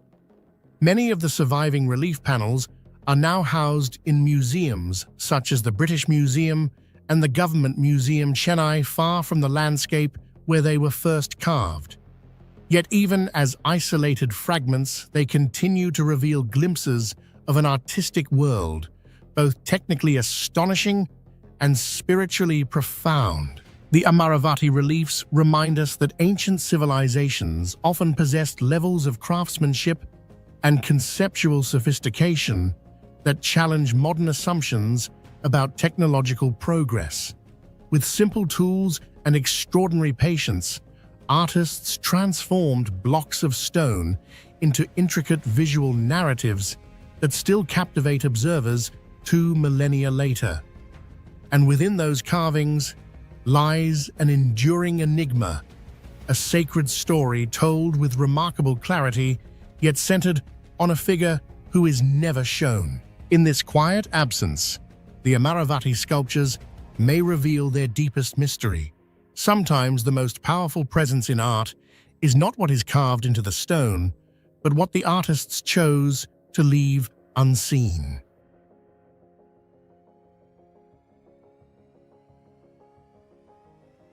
Across the vast, windswept steppes of central Kazakhstan lies a little-known archaeological site that has begun to attract increasing attention from researchers searching for clues about the ancient civilizations of the Eurasian grasslands. Known as the Taldi Kurgan Burial Complex, this mysterious landscape of stone mounds and hidden chambers stretches across the Karaganda region, where the horizon seems endless and the silence of the steppe hides stories that are thousands of years old. At first glance, the site may appear simple, just scattered piles of stone rising gently from the grassland. But beneath these seemingly ordinary mounds lies a network of burial structures that reveals a surprisingly complex and sophisticated culture, one that continues to raise questions that archaeologists have not yet fully answered. The site is composed of numerous kurgans, the traditional burial mounds used by ancient steppe societies during the Bronze Age and early Iron Age. These mounds were typically built to honor powerful leaders, warriors, or important members of a tribe. At Taldi, however, the kurgans are not random graves scattered across the land. Instead, they form a structured and carefully organized complex. Some of the mounds reach several meters in height and span dozens of meters in diameter. From above, the arrangement of the kurgans suggests intentional planning rather than simple burial activity. Their positions across the landscape seem to follow patterns that researchers are still attempting to interpret.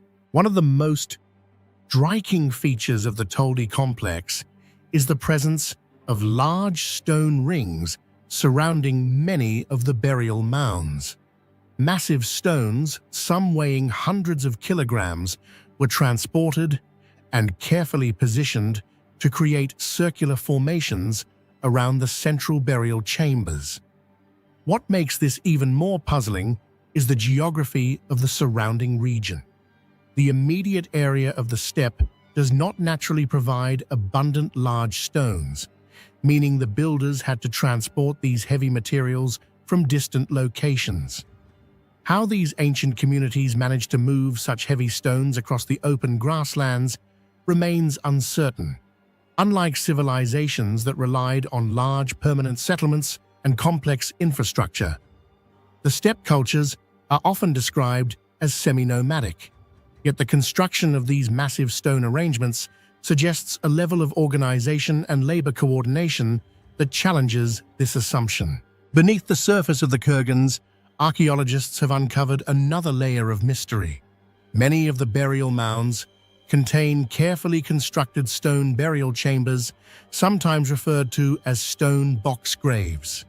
These chambers were formed using large, flat stone slabs placed together with remarkable precision. In many cases, the stones were fitted so tightly that no mortar was required to hold them in place. Even after thousands of years, many of these chambers remain structurally stable. The builders clearly understood how to balance heavy materials and create long-lasting structures using simple but highly effective techniques. For researchers, this raises an intriguing question. How much engineering knowledge did these ancient steppe cultures actually possess. Excavations within the burial chambers have revealed a variety of artifacts that provide glimpses into the lives of the people who once dominated this region. Weapons, bronze ornaments, pottery fragments, and decorative objects have been discovered within several of the kurgans. Some burials contain finely crafted jewelry and metalwork, suggesting that the individuals buried there belonged to an elite social class. These findings indicate that the societies responsible for the Taldi complex may have had a hierarchical structure where leaders or warriors were honored with elaborate burial rituals. However, not all of the kurgans contain human remains. Some burial mounds appear to be completely empty, containing neither bones nor grave goods. This unusual feature has puzzled archaeologists. One possibility is that these mounds served as symbolic or ceremonial structures, perhaps connected to spiritual beliefs or ritual practices rather than actual burials. Another theory suggests that some tombs may have been looted in ancient times with the contents removed long before modern excavations began. Yet the complete absence of burial traces in some chambers hints that these structures may have had a different purpose altogether. Another intriguing aspect of the Taldi kurgan complex is the possible relationship between the burial mounds and the surrounding landscape. When researchers map the site from an aerial perspective, certain alignments between the mounds begin to emerge. Some archaeologists have suggested that the placement of the kurgans may reflect astronomical or ceremonial orientations. Similar patterns have been observed in ancient monuments across different parts of the world, where structures were aligned with solar events such as the solstice, or with prominent stars in the night sky. Although no definitive proof has yet been found at Taldi, the possibility that the site also functioned as a ritual landscape adds another layer of intrigue. The artifacts and burial practices discovered at Taldi also hint at broader cultural connections across the Eurasian steppe. During the Bronze and early Iron Ages, the steppe region served as a vast corridor linking distant civilizations from Eastern Europe to Central Asia. The objects found within the kurgans display stylistic features that resemble those of early Sakar and Scythian cultures known for their nomadic warrior societies and distinctive animal-style art. These similarities suggest that the people who built the Taldi burial complex may have been part of a much larger cultural network that stretched across thousands of kilometers. Despite these discoveries, many fundamental questions remain unanswered. Who exactly built the Taldi kurgan complex? Were they early Saka tribes, or did the site belong to an even older and less understood culture of the steppe? How were the heavy stones transported and arranged with such precision in a region where permanent infrastructure appears to have been minimal? And why were some burial mounds left empty while others were filled with valuable artifacts? Today, the quiet steppes surrounding Taldi still hold many of their secrets. Wind moves across the grasslands just as it did thousands of years ago, passing over the silent stone rings and ancient burial mounds.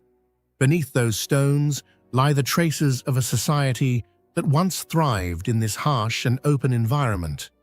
A society capable of organizing large construction projects, honoring its leaders with complex burial rituals, and shaping the landscape in ways that continue to puzzle modern researchers. The Taldi kurgan burial complex reminds us that the ancient civilizations of the Eurasian steppe were far more complex than they are often portrayed.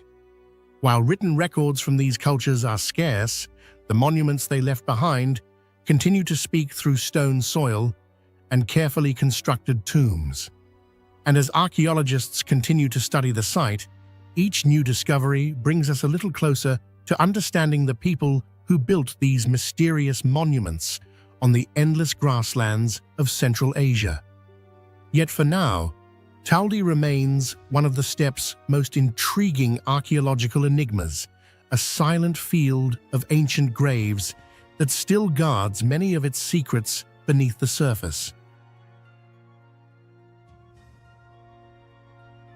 The desert landscapes of Central Asia hold many archaeological sites connected to the ancient Silk Road, but few are as intriguing and mysterious as the Karatepe cave temples located near the city of Terrace in modern-day Uzbekistan. Carved into low hills overlooking the Amu Darya River, this ancient complex dates back roughly to the first centuries of the Common Era during the time of the Kushan Empire. At first glance, Karatepe may appear to be simply another Buddhist monastic settlement, yet closer examination reveals something far more remarkable. The site presents an unusual convergence of artistic traditions, architectural influences, and religious imagery from multiple civilizations. Even more mysterious are the traces of wall paintings and sculptures that once covered the cave interiors, suggesting that these chambers were once vibrant spiritual spaces filled with color and symbolism. Together, these elements raise fascinating questions about cultural exchange, artistic transmission, and the complex networks that connected distant regions of the ancient world. One of the most striking aspects of Karatepe is the unusual mixture of cultural influences preserved in its architecture and artistic fragments. Archaeologists studying the site have noted that many features of the complex resemble Buddhist monasteries found much farther south in regions such as northern India and Afghanistan. The layout includes meditation cells, small shrines, and courtyard-like spaces that appear to follow traditional monastic planning associated with early Buddhist communities. However, the decorative and artistic elements discovered here tell a far more complicated story. Among the fragments found within the caves are sculptures and relief pieces that display stylistic features closely related to the Gandhara artistic tradition, a cultural blend that itself combined Indian religious themes with the sculptural realism of the Greco-Roman world. This style is most recognizable in the depiction of Buddha figures with flowing robes, carefully modeled faces, and naturalistic proportions reminiscent of classical Mediterranean sculpture. The presence of such imagery in Central Asia immediately suggests that Karatepe stood at an important crossroads of civilizations. During the Kushan period, vast trade routes connected India, Persia, China, and the Mediterranean through the Silk Road. Merchants, pilgrims, artisans, and scholars traveled across these routes carrying not only goods, but also artistic techniques, religious ideas, and architectural knowledge. Karatepe appears to have been one of the locations where these influences converged. Some fragments of sculpture display delicate folds of clothing and body proportions similar to statues found in ancient Gandhara, while other elements hint at decorative traditions associated with Iranian and Central Asian cultures.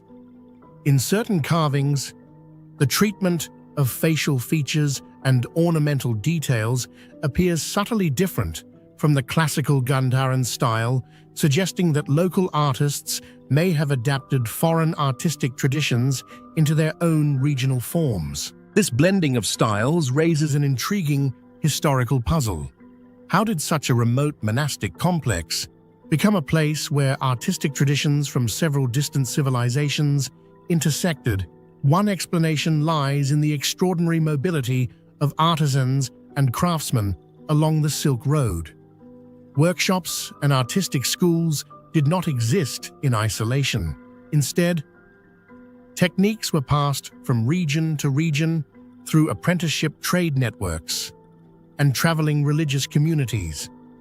Buddhist monks themselves often served as cultural transmitters, bringing texts, images, and iconographic traditions with them as they moved between monasteries.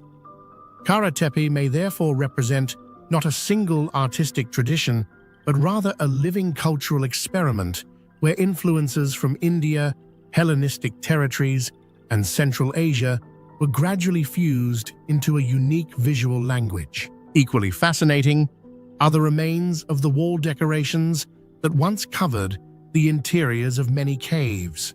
Although time has erased most of the original imagery, archaeologists have discovered fragments of plaster and pigment that confirm the caves were once painted extensively.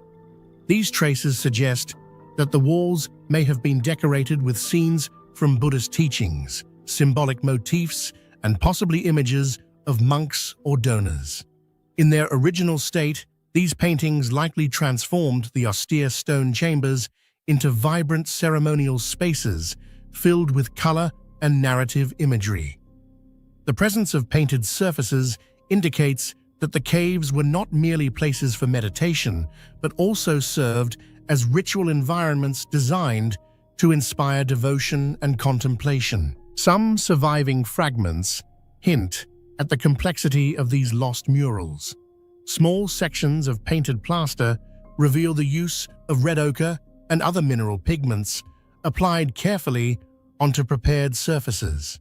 The artistic techniques appear similar to those found in other Buddhist cave complexes across Asia, such as those in Afghanistan and Western China. Yet the fragments from Karatepe are often too incomplete to reconstruct the full scenes they once belonged to.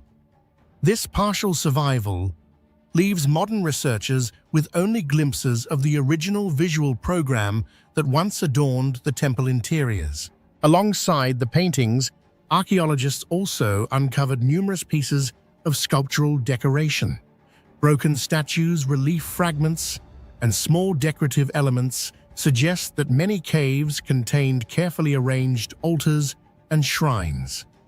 Some of these sculptures depict Buddhist figures, while others appear to represent symbolic motifs associated with religious practice.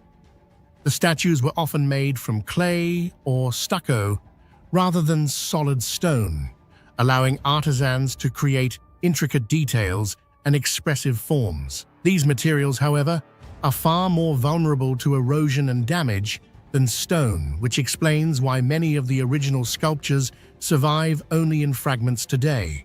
The combination of painted walls and sculptural decoration suggests that Karatepe was once far more visually elaborate than the bare ruins visible today. When the monastery was active, visitors entering the caves would likely have encountered spaces filled with imagery-painted figures emerging from brightly colored walls, statues positioned in niches, and possibly ceremonial objects placed within shrines. The artistic environment would have played an important role in guiding meditation and reinforcing the teachings of Buddhism through visual storytelling. Yet despite the clues provided by these fragments, many mysteries remain. Because so much of the decoration has been lost, researchers cannot fully reconstruct the themes or narratives that once dominated the murals. Were they primarily scenes from the life of the Buddha, symbolic, cosmological diagrams, or portraits of patrons who supported the monastery? The limited evidence leaves room for multiple interpretations. In some cases, even the stylistic origins of certain fragments are difficult to determine, raising the possibility that Karatepe's artists experimented with new visual approaches that differed from those used elsewhere along the Silk Road. The disappearance of most of the paintings and sculptures adds another layer of mystery to the site. Over centuries, environmental factors such as wind moisture and temperature changes gradually damage the fragile surfaces inside the caves. Human activity may also have contributed to the destruction, whether through abandonment conflict or the reuse of materials in later periods. As a result, modern visitors encounter only faint traces of what was once a richly decorated monastic environment. Today, Karatepe stands as a silent witness to an extraordinary period of cultural interaction in ancient Central Asia. The caves carved into its hills preserve the architectural framework of a Buddhist monastery, but the artistic fragments scattered throughout the site reveal something far more complex. They speak of a place where artistic traditions from India, the Hellenistic world, and Central Asia met and blended in unexpected ways. They also hint at a lost visual world of painted walls and sculpted figures that once transformed these caves into sacred spaces of color and symbolism. For historians and archaeologists, Karatepe raises an enduring question: how many other cultural crossroads like this existed along the Silk Road, now lost or only partially preserved beneath centuries of erosion and silence? The fragments of art and architecture that survive here offer only a small window into a much larger story of ancient connectivity. And while the original murals and statues may never be fully recovered, the mysteries they leave behind continue to remind us that the ancient world was far more interconnected, creative, and culturally dynamic than we often imagine.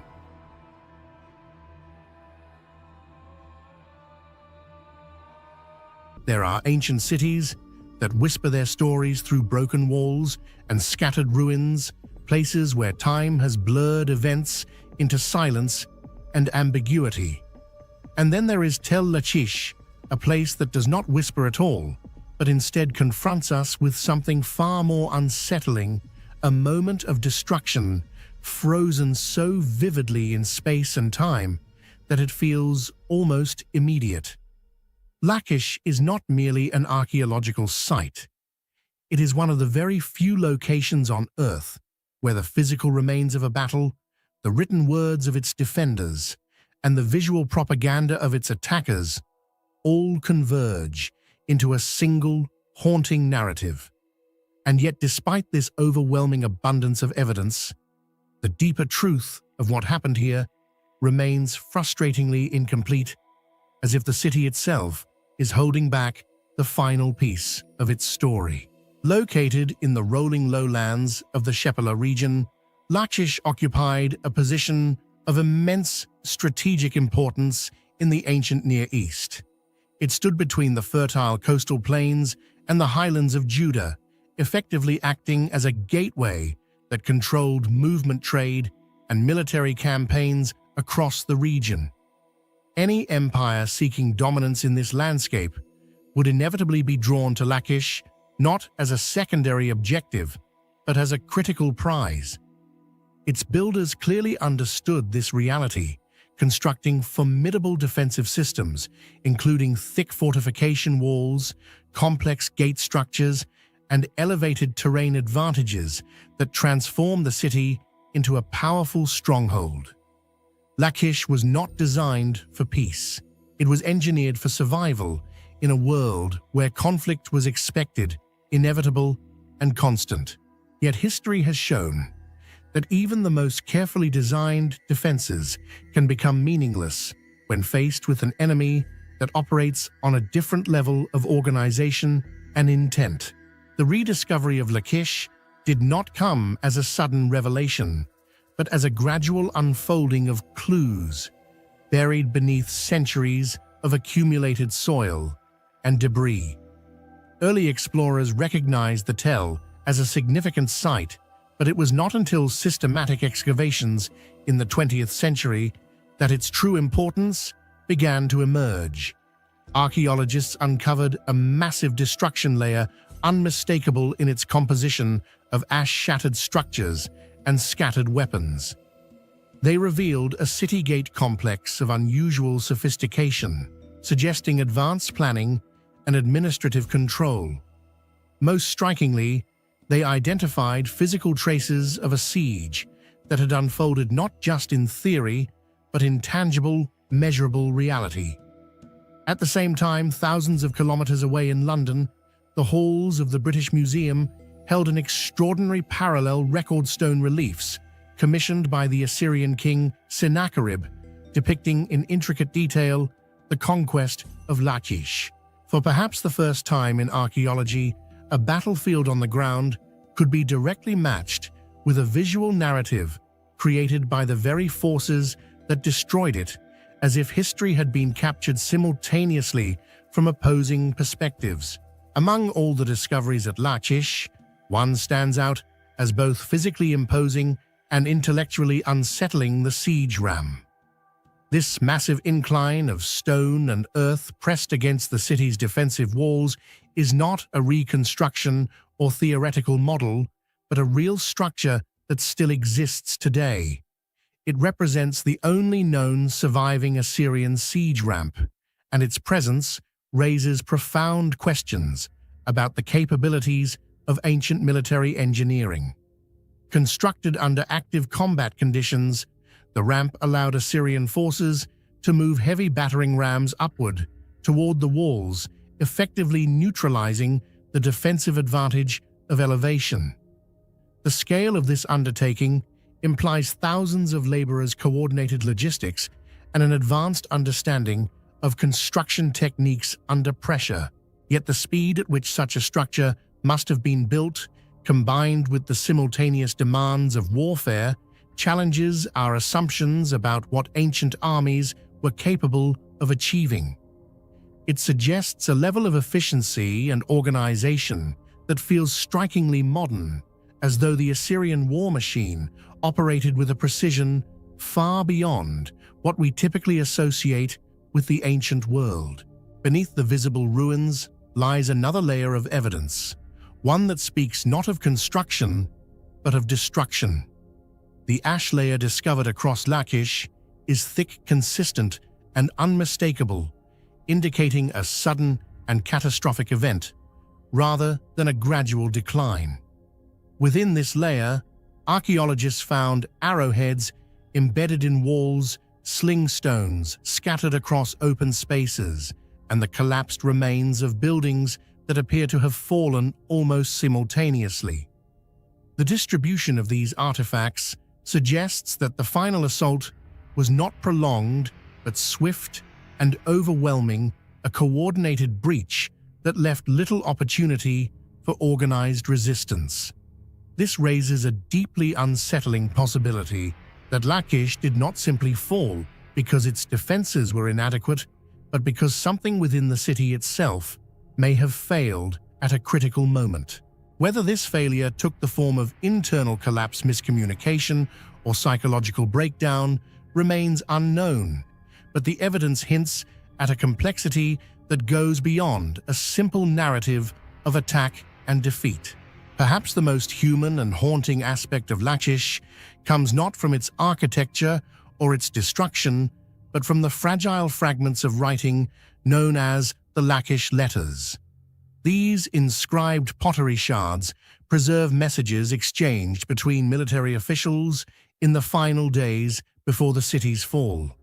They are not grand historical accounts or carefully composed inscriptions, but urgent communications reflecting the tension and uncertainty of a collapsing defensive network. One message in particular resonates across time, a report that the signal fires of a neighboring city, Azeka, could no longer be seen.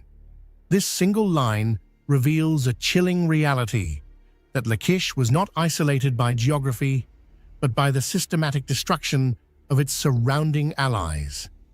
The network of communication that once connected these cities was being extinguished one point at a time, leaving Lachish increasingly alone as the Assyrian forces advanced. These letters are not just historical artifacts. They are the final echoes of a society that understood exactly what was happening and yet found itself unable to stop it. The narrative of Lachish becomes even more complex when we attempt to reconcile the different sources that describe its fall. The Assyrian reliefs present a clear and triumphant account of total victory, emphasizing the power and inevitability of imperial conquest. Biblical texts, however, shift the focus toward Jerusalem, suggesting a broader campaign in which Lachish plays a critical but not final role. Archaeological evidence confirms the destruction of the city, but does not fully resolve the discrepancies between these narratives. This divergence forces us to confront a fundamental question about the nature of history itself. Whose version of events are we seeing, and what has been omitted or reshaped in the process?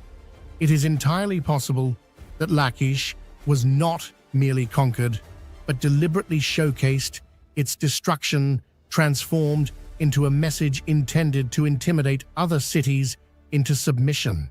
In this sense, Lachish may have functioned as both a battlefield and a stage where violence was not only enacted but also recorded and broadcast as a form of psychological warfare. When compared to other ancient sites of conflict such as Troy or Masada, Lachish stands apart in a way that is both remarkable and paradoxical. Troy is shrouded in myth, its historical reality intertwined with legend and literary tradition, while Masada is remembered through narratives of resistance and martyrdom that blur the line between history and symbolism. Lachish, by contrast, is grounded in an extraordinary convergence of evidence. Physical remains of the battlefield, visual documentation from the attackers, and written communications from the defenders. Nowhere else do these perspectives align so clearly within a single location. And yet, rather than providing clarity, this convergence amplifies the mystery, revealing contradictions and gaps that resist easy interpretation. The more we learn about Lachish, the more it challenges our assumptions about how history should behave when it is fully documented. Several theories attempt to explain what truly happened at Lachish, each offering a different lens through which to interpret the evidence.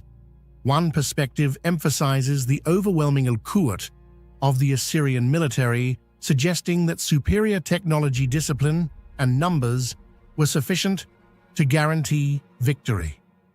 Another highlights the role of psychological warfare, proposing that the visible construction of the siege ramp and the destruction of neighboring cities may have eroded morale before the final assault even began. A third theory considers the possibility of internal collapse, whether through betrayal panic or systemic failure within the city's leadership. Finally, some scholars argue that Lachish was intentionally targeted as a demonstration, its destruction carefully orchestrated to serve as a warning to others. Each of these interpretations captures part of the truth, but none can fully account for the complexity revealed by the archaeological and historical record.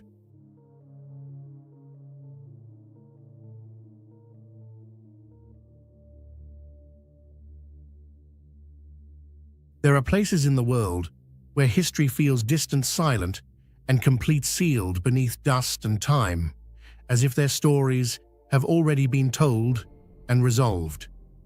And then there is Tel Megiddo, a seemingly modest mound rising above the fertile Jezreel Valley, unremarkable at first glance, yet hiding one of the most profound and unsettling archives of human civilization ever discovered. Beneath this hill lies not one city, but more than 20, layered one upon another across 6,000 years, each civilization building directly on the ruins of the last, as if drawn back to the exact same point by something deeper than logic, deeper than strategy, something almost gravitational in nature.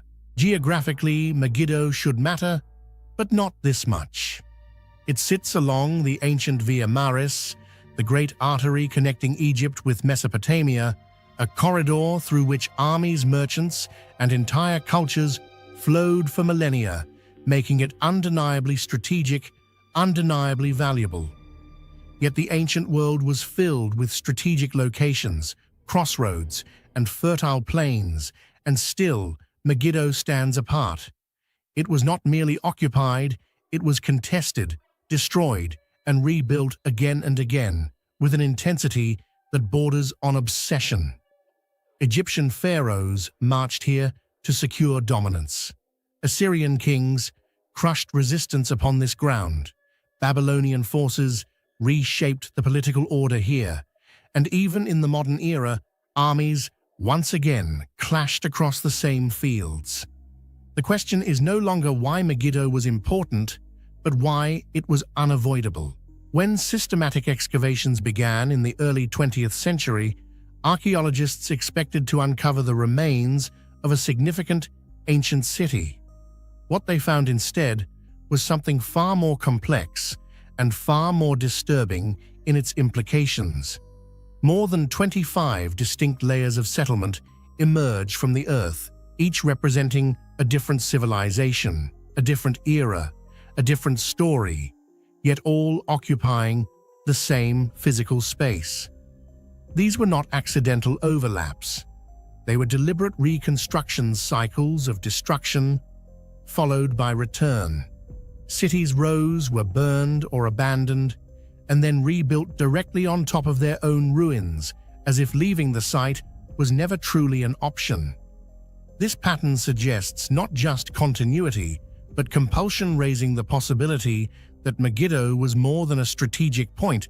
It was a fixed point in human behavior itself.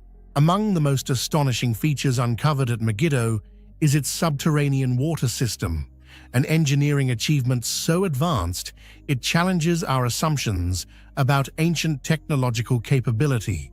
A vertical shaft plunges approximately 30 meters into the bedrock, connecting to a horizontal tunnel that extends outward to a concealed water source beyond the city walls, allowing inhabitants to access water even during prolonged sieges without exposing themselves to enemy forces.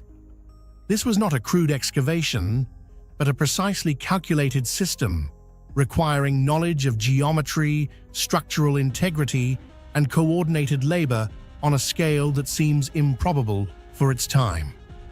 The alignment of the tunnel, the stability of its walls, and the sheer logistical complexity of removing such vast quantities of rock suggest a level of planning that borders on modern. The tools are known, the methods are partially understood, but the precision remains difficult to fully explain, leaving behind a quiet but persistent question.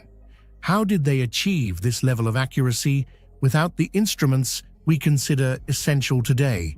Equally enigmatic is the structure long identified as the Stables of Solomon, once celebrated as evidence of a powerful chariot-based military economy capable of housing hundreds of horses within orderly rows of stone pillars and feeding troughs. Yet modern archaeological analysis has cast doubt on this interpretation, proposing instead that these structures may have served entirely different functions, warehouses, barracks, or administrative complexes, undermining decades of accepted historical narrative. If such a central feature of the site can be so fundamentally misinterpreted, it forces a broader reconsideration of everything else we believe we understand about Megiddo, revealing how fragile our reconstructions of the past truly are, and how much of history may rest not on certainty, but on educated assumption. Perhaps the most haunting aspect of Megiddo is not its architecture, but its role as a perpetual battlefield. Few locations in human history have witnessed such a concentration of conflict across so many different eras. From one of the earliest recorded battles led by Pharaoh Thutmose III to clashes during the First World War, Megiddo has repeatedly served as the stage upon which empires collide, collapse, and are replaced. More than 30 major battles have taken place here, separated by centuries, yet united by location, as if the land itself demands confrontation.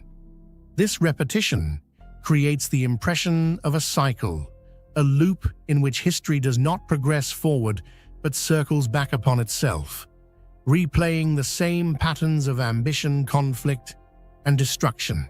It is this history that ultimately transcended reality and entered the realm of prophecy, transforming Megiddo into something far greater than a physical location. The name itself became the foundation of one of the most powerful and enduring concepts in human belief, Armageddon, the prophesied site of the final battle between good and evil, described in the Book of Revelation. Unlike mythical landscapes or symbolic realms, Megiddo is real, tangible, and accessible, a place where prophecy is anchored in geography.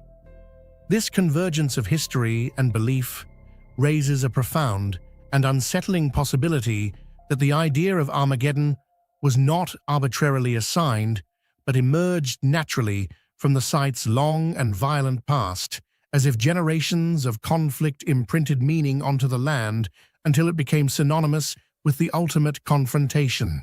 When compared to other ancient sites such as Troy or Jericho, Megiddo shares familiar characteristics: strategic positioning, repeated destruction, and layered occupation, but differs in its intensity and symbolic resonance.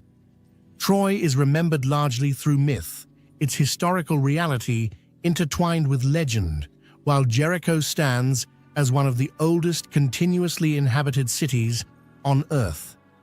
Megiddo, however, exists at the intersection of both worlds, where historical reality and symbolic meaning reinforce one another, creating a site that is not only important, but inevitable. Several theories attempt to explain this phenomenon, each offering part of the answer, but none fully resolving the mystery. The strategic theory argues that Megiddo's location made it essential for controlling trade and military movement, ensuring its repeated occupation. The economic theory suggests that wealth and resources concentrated here made it too valuable to abandon. The psychological theory proposes that once a place becomes established, as important successive civilizations inherit and reinforce that belief, creating a self-sustaining cycle of significance. And finally, the symbolic theory suggests that Megiddo evolved beyond its physical reality, becoming an idea, a representation of power, conflict, and ultimate destiny that transcends geography.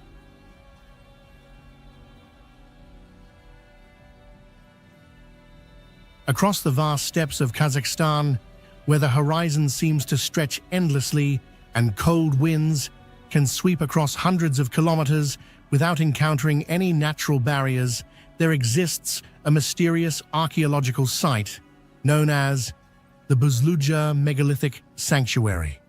This is not the ruin of an ancient city, nor a fortress or dense settlement like many other famous archaeological locations. Instead, it is a collection of enormous stones erected in the middle of a nearly empty steppe landscape. From an aerial perspective, researchers can see that these stones are not placed randomly. They form circles, straight lines, and clear spatial axes, as if the entire area had been designed according to a specific plan, long before construction began. The existence of such a massive stone complex in the middle of a desolate steppe has led many archaeologists to question the technical capabilities, social organization, and true intentions of the people who built it thousands of years ago. What makes the Buluja megalithic sanctuary most remarkable are the gigantic stone structures standing silently in the barren steppe environment. Some of the stones weigh several tons and are positioned either upright or laid horizontally along specific directions in space. A number of these stones rise taller than the height of an average adult, while others lie across the ground like markers, defining an invisible axis across the land. Upon closer inspection, researchers have noticed that although the surfaces of many stones appear rough and natural, their overall shapes suggest that they were carefully selected or possibly modified before being brought to their current locations. This implies that the builders did not simply gather stones randomly from the surrounding area, but may have quarried them from bedrock sources and transported them to this site. This point raises one of the most significant technical questions about the sanctuary. The Kazakh steppe is not a region known for dense forests or abundant construction materials. Large trees are relatively rare, and the open terrain makes the transportation of heavy materials far more difficult than in forested regions where ancient people could use wooden rollers or sledges. Because of this, the fact that multi-ton stones were precisely placed in such a vast and exposed landscape leads researchers to wonder, how did ancient builders manage to transport them? If the stones were quarried from hills or rocky formations, located many kilometers away, dragging them across the uneven terrain of the steppe would have required an organized and substantial labor force. Dozens, perhaps even hundreds of people might have been needed just to move a single stone. Yet, if this were the case, why are there no clear traces of a large nearby settlement that would correspond to the scale of such a construction project? Transporting the stones is only part of the mystery. The methods used to raise and position these enormous blocks have also astonished many researchers. Some stones at the Buluja megalithic sanctuary stand almost perfectly upright. With stones of such massive weight, even a slight error in angle during construction could have caused them to lose balance and collapse. This suggests that the builders may have possessed at least a basic understanding of center of gravity and weight distribution, even without the scientific knowledge we possess today. One hypothesis suggests that they may have dug deep pits in the ground, placing the base of each stone into the pit and then filling the surrounding space with soil and smaller rocks to stabilize it. Afterward, using levers or rope systems, they might have gradually pulled the stone into a vertical position.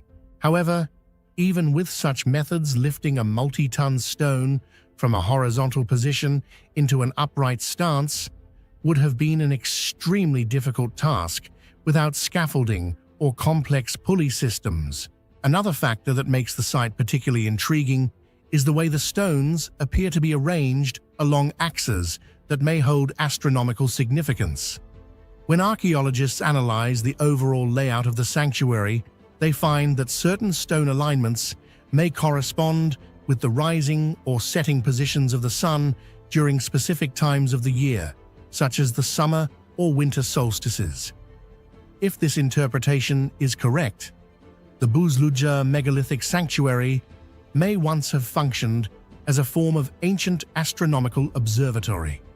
This idea is not entirely unprecedented, since many megalithic structures around the world, including ancient stone circles in Europe, are believed to have been connected to celestial observations. However, in this case, an important question remains: how were people living thousands of years ago able to determine such precise astronomical directions without compasses, telescopes, or modern measuring instruments? Beyond the technical and astronomical mysteries, the true purpose of the Buluja megalithic sanctuary remains unclear. In many ancient civilizations, large stone monuments were closely associated with religion or ritual. They could serve as places for sacred ceremonies, gathering sites for communities, or markers for significant moments in natural cycles. However, the surrounding region of this sanctuary does not show clear evidence of a large population center or a strong agricultural system during the same period. Because of this, some researchers believe the sanctuary may have been used only periodically, perhaps during specific times of the year when groups from different areas of the steppe gathered there to participate in shared ceremonies or rituals. Another aspect that deepens the mystery of the site is the lack of clear information about the culture that constructed it. In many other cases, megalithic monuments can be connected to particular cultures through pottery tools or everyday artifacts found nearby. But at the Buluja megalithic sanctuary, archaeological artifacts are relatively scarce, and traces of daily human life appear faint. This has led researchers to consider an intriguing possibility, the people who built the sanctuary may not have lived there permanently. Instead, they may have come from various regions across the vast steppe, gathering at the site only during specific times. If this hypothesis is correct, the massive stones standing in the Kazakh steppe today may once have formed the spiritual center of a much larger network of communities than what we can observe today. These ancient stones, standing silently beneath the enormous sky and the endless winds of the steppe, may once have served as sacred markers connecting human life to the cosmos. Yet many questions remain unanswered. Who were the people who built the Buluja megalithic sanctuary? What techniques did they use to transport and erect these enormous stones in an environment with almost no construction resources? And perhaps most puzzling of all, why did they choose such a remote and nearly empty steppe landscape to create such a complex structure? Until new archaeological discoveries emerge, the Buluja megalithic sanctuary continues to stand as an ancient mystery that has not yet been fully deciphered. In the vast silence of the Central Asian steppe, the ancient stones appear to guard their secrets as though time itself has frozen a fragment of human history in this place. Each time archaeologists return to study the site, the same question inevitably arises once again. Are we witnessing the remnants of a forgotten civilization, or have we only begun to uncover the surface of a story that runs far deeper into the past? Why do you think ancient builders chose to construct the Buluja megalithic sanctuary in a remote and empty steppe instead of near where people actually lived? Share your thoughts in the comments below. In the arid deserts of Syria, where the sun burns relentlessly during the day and temperatures plummet sharply at night, creating an environment that feels almost hostile to life itself, there exists an ancient city known as Resafa, a place that by its very existence challenges logic. This is not a fertile river valley, not a coastal trade hub, and not even a location blessed with hidden underground springs. There are no rivers carving through its land, no streams feeding its soil, and no reliable groundwater reserves beneath its surface. By every conventional rule of settlement and survival, Resafa should never have grown into anything more than a temporary waypoint for caravans crossing the desert.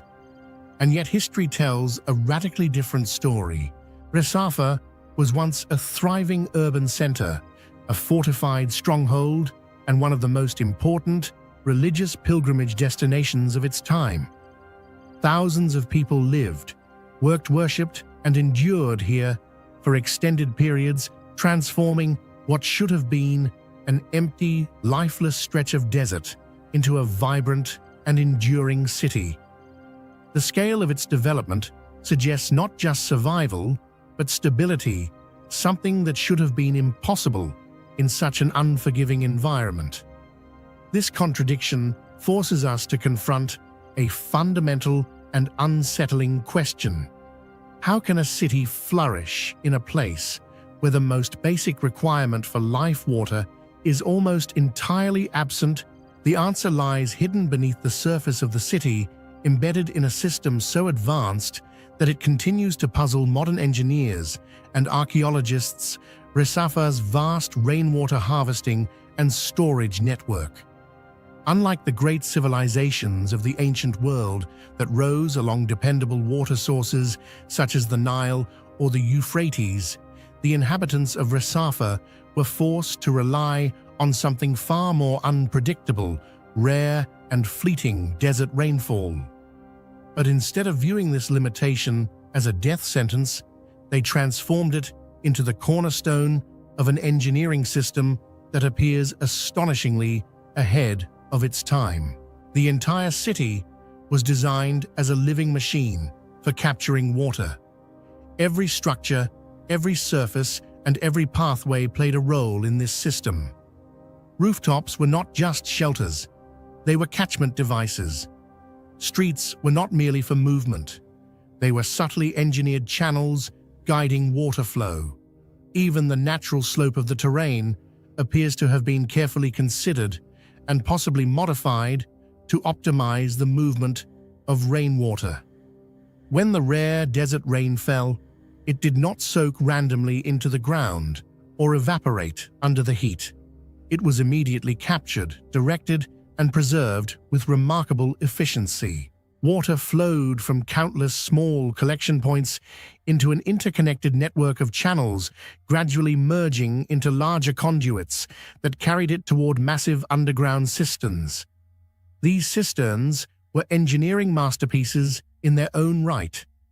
Far from simple storage pits, they were constructed with durable vaulted ceilings designed to withstand immense pressure and lined with a sophisticated waterproof material that prevented leakage over long periods.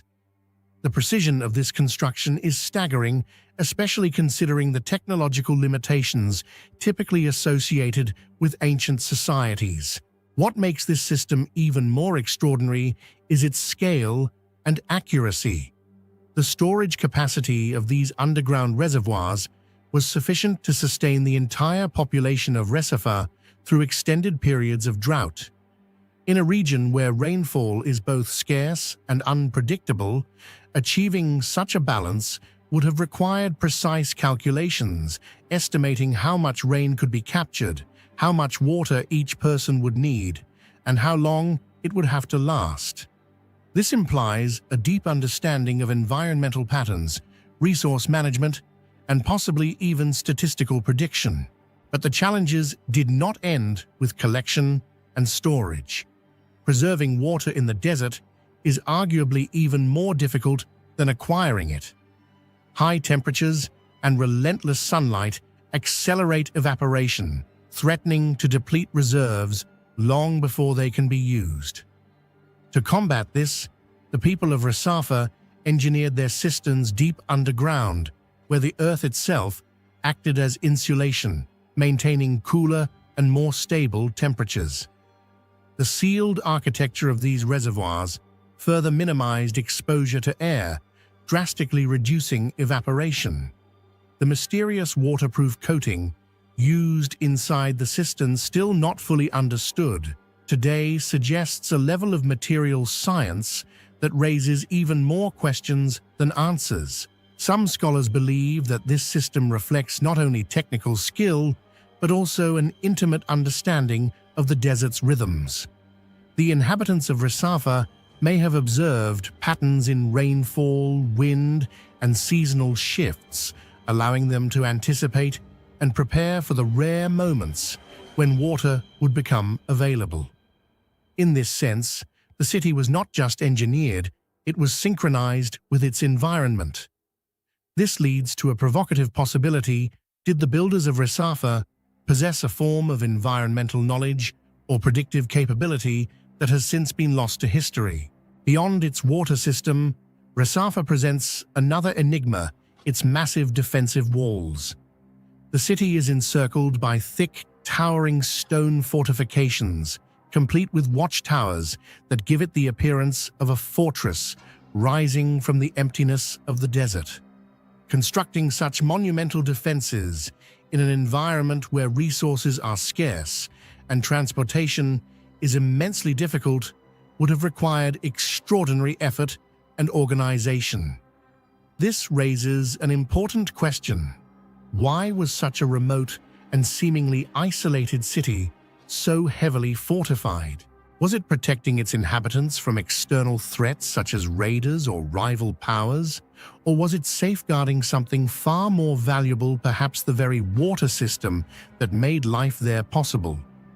The existence of these walls suggests that Resafa was not as isolated as it appears, and that it held a significance, strategic, economic, or spiritual, that justified such immense defensive investment. Resafa's importance was not limited to survival and engineering. It was also a major center of faith. The city became a prominent pilgrimage destination, especially for those devoted to St. Sergius. Thousands of believers traveled across harsh and dangerous landscapes to reach this remote sanctuary, transforming Resafa into a spiritual beacon in the desert. This influx of pilgrims likely contributed to the city's growth and prosperity, providing both purpose and resources. Yet this raises another intriguing question.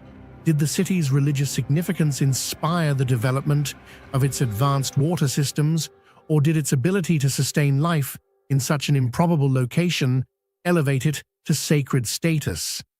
In other words, was Resafa holy because of its faith, or because of its miracle of survival? And then, just as mysteriously as it rose, Resafa declined and was eventually abandoned. There is no clear evidence of a catastrophic event, no definitive sign of war or sudden destruction. Instead, the city seems to have slowly faded, leaving behind silent ruins and empty cisterns that once held the key to its survival. Perhaps the water system failed, whether through neglect damage or environmental change. Perhaps rainfall patterns shifted, making the system unsustainable. Or perhaps the trade and pilgrimage routes that once sustained the city moved elsewhere, stripping Resafa of its relevance. Today, the ruins of Resafa stand as both a testament and a question. They testify to the incredible ingenuity and adaptability of ancient humans, capable of turning one of the harshest environments on Earth into a functioning city. But they also challenge our understanding of history and technology. The rainwater harvesting system of Resafa is not just an engineering achievement, it is a mystery that suggests we may have underestimated the knowledge and capabilities of ancient civilizations. Was Resafa simply the result of gradual technological evolution, or does it represent a fragment of knowledge that has been lost over time? And if a city could thrive in the desert by mastering something as elusive as rain, how many other forgotten innovations lie buried beneath the sands, waiting to be rediscovered?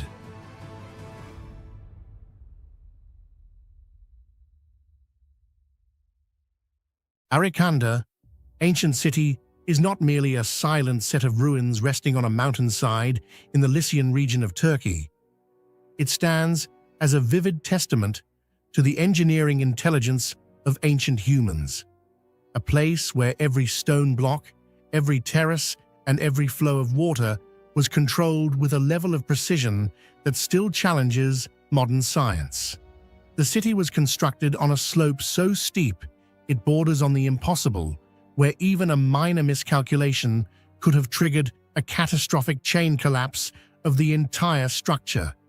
And yet somehow, the ancient builders transformed this hostile terrain into a fully realized terraced architectural system with structures layered from bottom to top, like a horizontal pyramid, forming an incredibly complex, three-dimensional urban environment.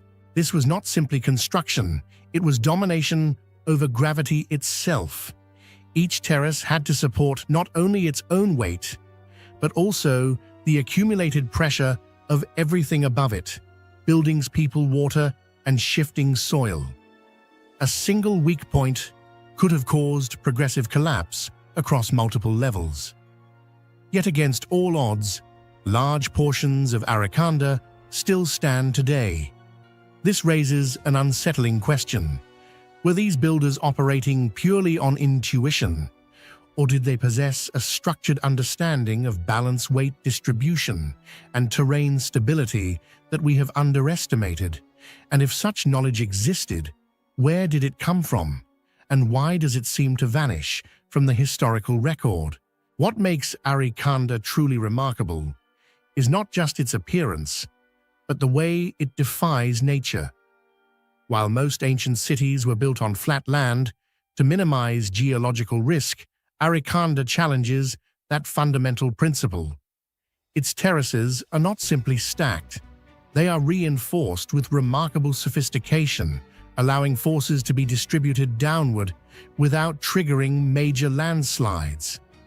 Retaining walls, stone reinforcements, and layered construction, appear to work together as a unified system designed to stabilize the slope itself. This suggests an awareness of something very close to what we now call geotechnical engineering. The builders seem to have understood that the mountain was not a static surface, but a dynamic system, one that could shift, erode, and collapse if improperly handled.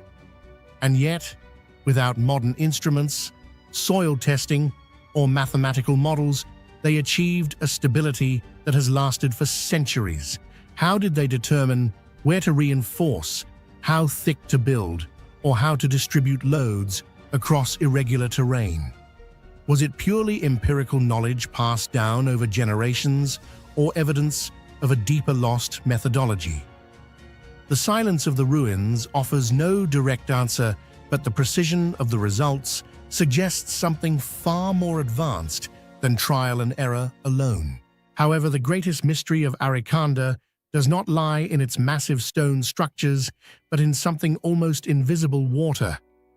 On a steep mountainside, rainwater is not a resource. It is a destructive force capable of dismantling an entire city.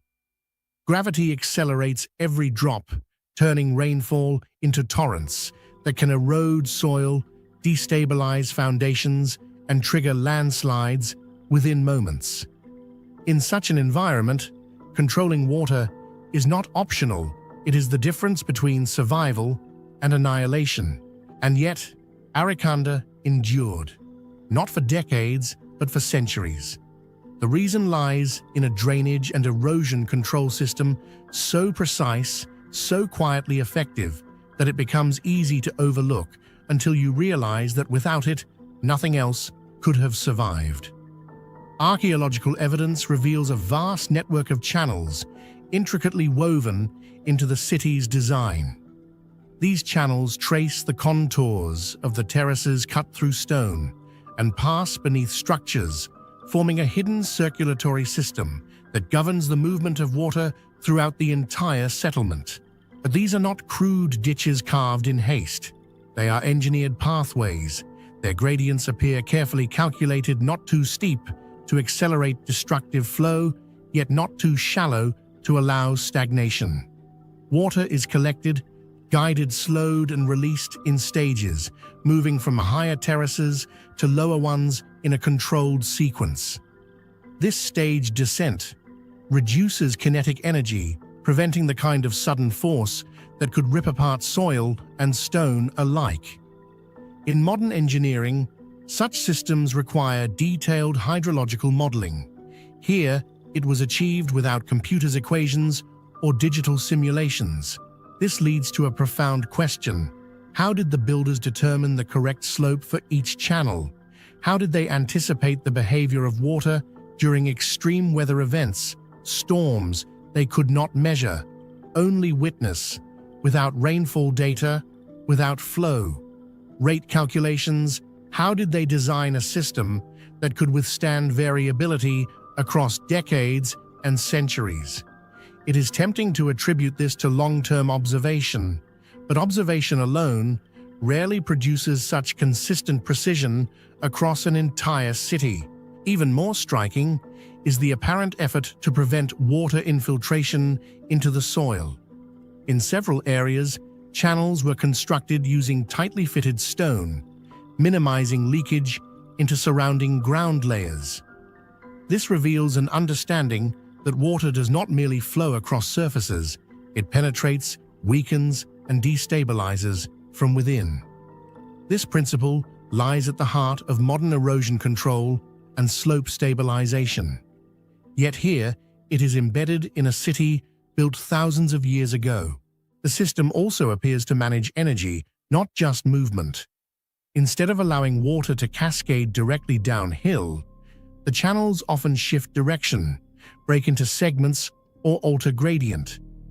Each change acts as a form of resistance, dissipating energy and reducing the destructive potential of the flow. This is conceptually similar to modern spillway design in dams, where water must be slowed and controlled to prevent structural damage. The resemblance is difficult to ignore, and even harder to explain as coincidence. So we are left with a troubling possibility. Did the people of Arianda possess an intuitive understanding of fluid dynamics that parallels modern science? Or is this an example of a lost engineering tradition, one that solved complex problems through methods we no longer fully recognize?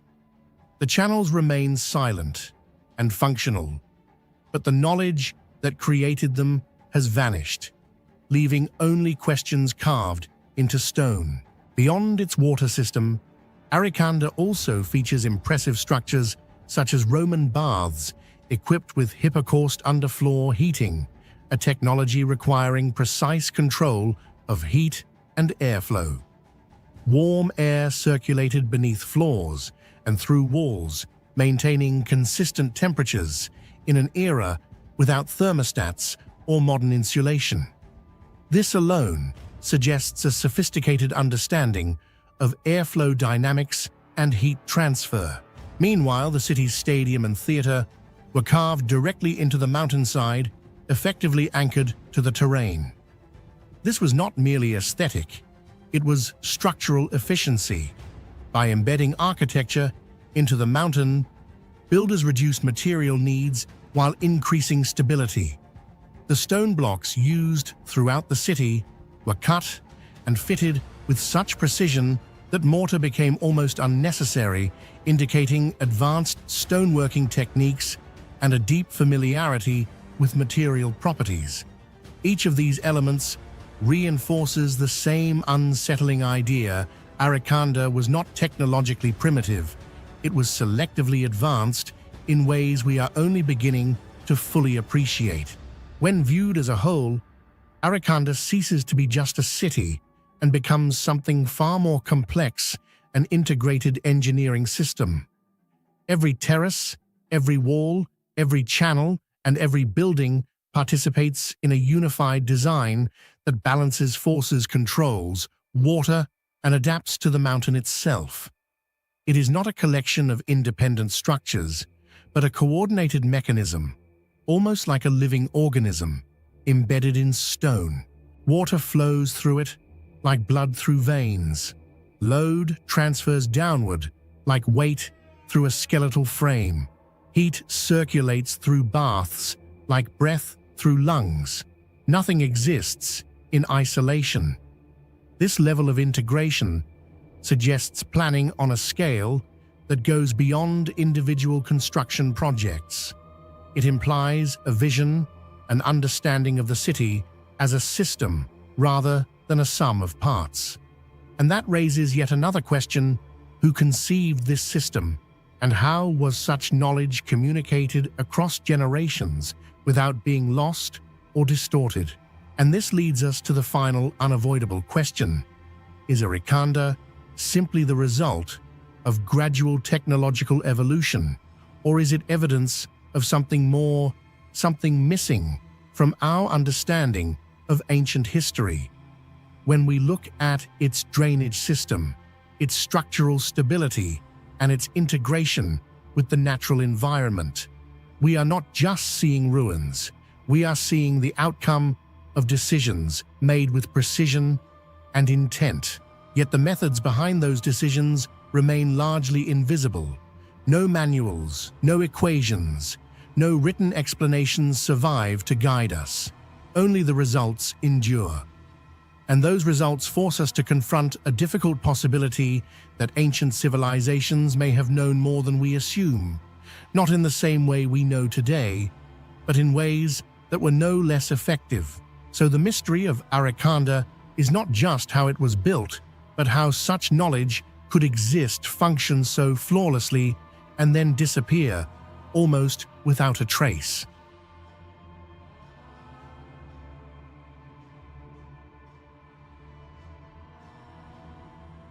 Emporion Pistiros is one of the most remarkable archaeological sites discovered in Bulgaria and is considered an important commercial center of the ancient world, located deep within the territory of the Thracians.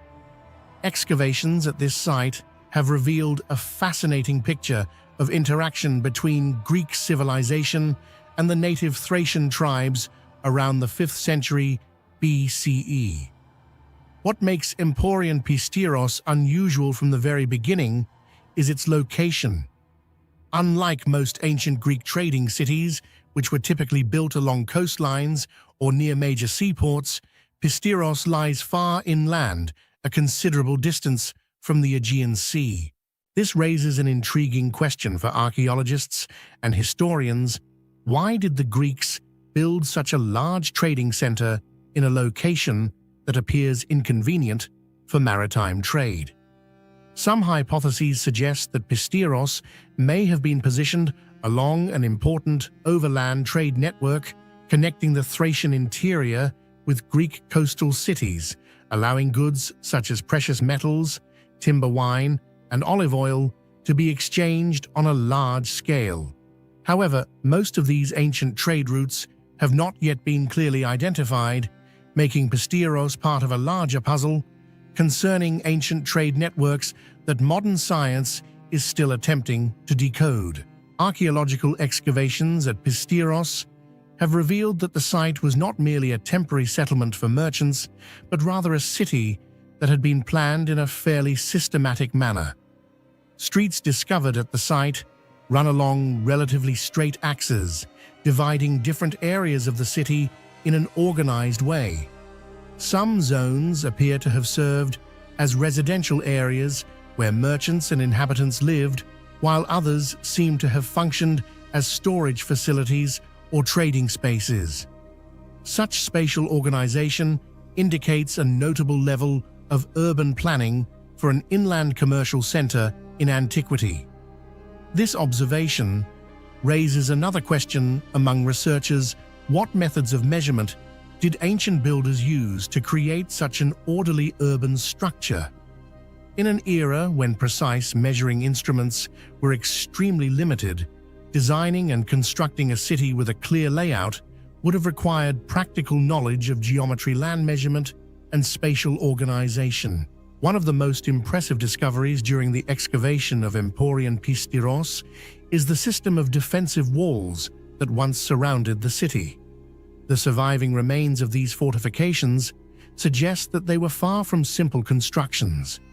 The walls were built from large stone blocks that had been cut and shaped with a notable degree of precision, then fitted together to form a solid structure. In many sections, the stones appear to interlock closely with one another, indicating that the builders possessed advanced stoneworking and masonry techniques. Remarkably, in several areas, the stones are fitted so tightly that very little mortar seems to have been used, if any at all. This technique is reminiscent of other ancient stone structures around the world, where precisely fitted blocks created durable constructions that have survived for thousands of years. At this point, several intriguing questions arise. The first concerns stone extraction and shaping. The blocks used in the walls of Pistiros are relatively large, and in order to fit them together so precisely, ancient craftsmen would have needed to cut and shape them with considerable accuracy. However, the metal tools available during that period, primarily early iron and bronze implements, are often considered insufficient for quickly producing smooth and uniform stone surfaces. So what techniques did ancient builders actually use to shape these stones? Did they employ methods such as heating the stone and then rapidly cooling it to create natural fractures, or specialized chisels and hammers for which we have not yet found complete archaeological evidence? Another challenge involves the transportation of these massive stones. Large blocks used for defensive walls could not have been moved easily. If the quarry was located far from the construction site, transporting stones weighing hundreds of kilograms, or possibly even more, across the rugged terrain of ancient Thrace would have been a significant logistical challenge. Without industrial wheels or mechanical machinery, ancient workers may have relied on systems of levers, wooden rollers, or simple carts pulled by animals or groups of people. Yet to this day, archaeologists have not found clear, direct evidence explaining exactly how these stones were transported from quarry sites to the location where the walls were built. Another mystery lies within the structure of the defensive walls themselves. The walls were not merely piles of stones stacked together, but appear to have been deliberately designed for defensive purposes. In certain sections, the thickness of the walls suggests they could withstand considerable impact and create a formidable barrier against attackers. This indicates that the builders of Pistiros were not simply merchants, but also possessed a certain level of knowledge about military architecture. However, this leads to another question: why would an inland trading center require such strong fortifications? Did Pistiros face threats from rival tribes, or did the economic wealth of the city itself make it an attractive target for raids and attacks? In addition to the defensive walls, excavations have uncovered several areas believed to be storage facilities where hundreds of amphorae, large ceramic vessels used for storing wine, olive oil, and other goods, were once kept. The presence of such large numbers of amphorae indicates that Pistiros functioned as an important distribution hub within the ancient trade network. These storage areas appear to have been designed with relatively good ventilation, which would have helped preserve goods over long periods. This suggests that ancient inhabitants may have possessed a practical understanding of environmental factors such as humidity and temperature in the preservation of food and commodities. Another famous discovery at Pistiros is the Pistiros inscription, an ancient text recording the commercial rights and regulations concerning Greek merchants operating in the region. The inscription demonstrates that Pistiros was not merely an informal trading settlement, but rather a place governed by clear legal rules. Greek merchants were granted specific privileges, including the right to trade and protection of their property within Thracian territory. This indicates that a complex economic relationship existed between the Greeks and the Thracians, with commerce playing a crucial role in connecting their cultures.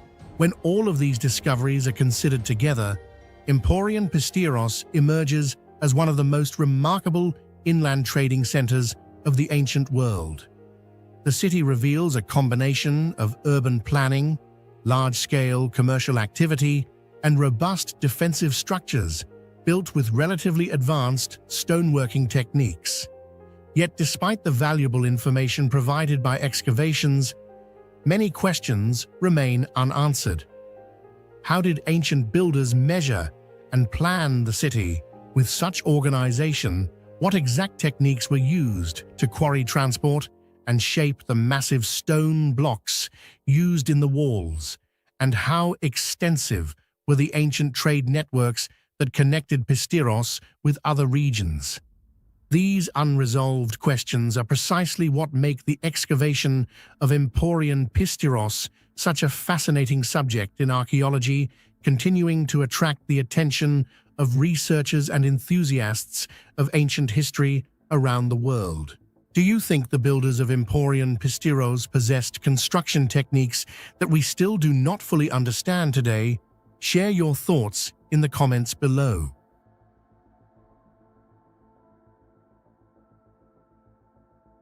Located in the dry desert landscape of New Mexico, Aztec Ruins National Monument is one of the most impressive archaeological remains of ancient culture in North America.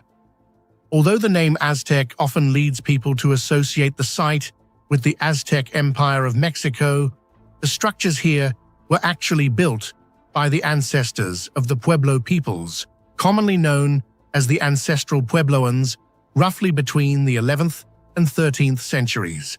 What remains today reveals that this was once a large settlement containing hundreds of rooms, multiple architectural levels, and complex ceremonial structures. However, What particularly astonishes archaeologists and modern engineers is not only the scale of the complex, but also the remarkable precision of its stone construction techniques, an achievement that appears to go far beyond what many people typically imagine about the technological capabilities of ancient societies in this region. When observing the walls at Aztec ruins, one striking feature becomes immediately clear. The sandstone blocks were cut with surprising uniformity and then arranged in nearly perfect horizontal layers. The stones are not enormous megaliths, like those found in some other ancient monuments around the world. Yet what truly stands out is the way these stones were fitted together with almost flawless precision. The layers of stone are placed in parallel rows, forming walls that are flat, straight, and structurally stable. So stable, in fact, that many sections have remained standing for nearly 1,000 years. In many places, the gaps between stones are extremely small, giving the walls an appearance that resembles modern masonry. For researchers, this raises an important question. How could a society without advanced metal tools, stone-cutting machinery, or modern mechanical technology achieve such accuracy in shaping and assembling stone blocks? Archaeological evidence suggests that the ancestral Puebloans primarily used tools made from stone, bone, and wood. These tools were sufficient for basic cutting, shaping, or grinding of stone, but producing thousands of relatively uniform blocks and stacking them into stable walls several meters high would have required an exceptionally high level of skill and experience. Furthermore, the construction of multi-layered walls indicates a clear understanding of weight distribution and structural stability. Many walls at Aztec ruins were built using a technique that involved two outer layers of shaped stones, with an inner core filled with smaller stones and packed earth.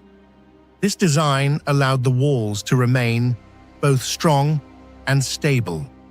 It is a surprisingly sophisticated construction method, often only recognized when archaeologists carefully examine the internal structure of the walls. This suggests that the builders were not only skilled stoneworkers, but also possessed a practical understanding of structural engineering principles, even though they did not have formal architectural formulas or modern engineering theory. Beyond the precise stone masonry, the sheer scale of the complex is another remarkable aspect. Aztec ruins once contained more than 400 rooms arranged into interconnected architectural blocks, resembling a vast labyrinth. Some sections may have reached heights of up to 3 stories, with small rooms connected through doorways, corridors, and wooden ladders or stairways. This layout suggests that the community living here was not only large, but also socially organized. Constructing such an extensive settlement would have required coordinated labor from many groups, as well as the ability to plan construction projects over long periods of time. Transporting building materials was also a significant challenge. Even if sandstone could be quarried nearby, cutting, moving, and placing thousands of stone blocks would still require an effective system of organization and labor. One of the most impressive structures within Aztec ruins is the Great Kiva, a massive circular ceremonial chamber built partially underground. This structure has a diameter of about 15 meters and once had a roof supported by large wooden beams. Inside, there is a ceremonial fire pit, seating areas, and a carefully designed ventilation system. What is particularly fascinating is how airflow inside the chamber appears to have been controlled effectively, allowing smoke from the fire to escape without suffocating the people inside. This indicates that the builders had considerable experience in designing enclosed spaces and managing air circulation. Yet an intriguing question remains: did they acquire this knowledge through generations of practical experimentation or through a traditional system of knowledge that modern researchers have not yet fully understood. Researchers have also noticed that certain structures at Aztec ruins appear to be aligned with astronomical events, particularly the position of the sun during solstices and equinoxes. This suggests that the complex may not have been solely a residential settlement, but could also have functioned as a ceremonial or observational center related to celestial events. If this interpretation is correct, designing walls and passageways that align with these solar events would require long-term observation of the sky. Ancient inhabitants may have tracked the movement of the sun for generations in order to identify important seasonal points throughout the year. Another intriguing mystery involves the wood used in the construction of many structures. Tree ring studies indicate that numerous wooden beams at Aztec ruins were sourced from forests located dozens of kilometers away. In some cases, these forests were more than 70 kilometers from the settlement. This raises an important question about transportation methods. At that time, the inhabitants did not have horses-wheeled transport vehicles or large domesticated animals capable of pulling heavy loads. As a result, moving massive tree trunks across such long desert distances must have been an extremely demanding task. Although Aztec ruins once functioned as a large and thriving community, the settlement appears to have been abandoned toward the end of the 13th century. There is no clear evidence of large-scale warfare or catastrophic destruction at the site. Instead, the inhabitants seem to have left in a relatively orderly manner. Some theories suggest that prolonged drought or climatic changes may have made the region increasingly difficult to sustain life. However, no single explanation has yet been definitively proven to account for why such a substantial community ultimately left the area. Today, Aztec Ruins National Monument still stands as a powerful testament to the ingenuity and technical capabilities of ancient people. The stone walls, built with astonishing precision, have endured for centuries and continue to inspire curiosity about the knowledge and methods of those who constructed them. Were these simply highly skilled builders who accumulated experience across many generations, or did they possess construction techniques and engineering principles that modern researchers have not yet fully uncovered? It is precisely these unanswered questions that make Aztec ruins one of the most fascinating and mysterious archaeological sites of the ancient world. Do you think the builders of Aztec Ruins National Monument achieved such incredible precision simply through generations of experience? Or could they have possessed construction techniques that we still do not fully understand today? Share your thoughts in the comments below. We'd love to hear your theory. Located in the vast isolation of the Pacific Ocean, Easter Island has long been regarded as one of the most enigmatic places on Earth. Among its many ancient remains, the Tepito Cura stone circle stands out as a small yet profoundly significant site. Unlike the towering Moai statues or complex architectural ruins, this location consists of a simple stone circle surrounding a rounded stone at its center. Yet this simplicity creates a paradox. The fewer the details, the more unanswered questions arise. In Rapa Nui culture, the name Tepito Cura means the navel of the world, a concept that is both symbolic and suggestive of a meeting point between humanity, nature, and the cosmos. According to legend, the stone was brought to the island by the mythical king Hotu Matua, who led the first settlers to this remote land. From that moment on, the stone ceased to be a mere object and became a symbol of origin, authority, and sacred energy, what the Rapa Nui people call mana. However, if it were only about mythology, Tepito Cura might not differ much from hundreds of other sacred sites around the world.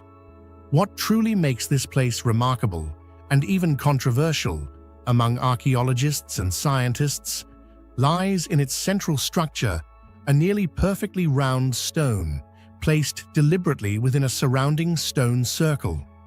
Upon closer inspection, it becomes clear that this is not a rough or randomly eroded rock. Its surface is relatively smooth, its curves are evenly distributed, and its overall shape resembles a sphere more than a typical natural stone. This raises a fundamental question. Is this form the result of rare, natural processes, or the product of intentional craftsmanship by ancient humans? From a geological perspective, the formation of rounded stones is not impossible.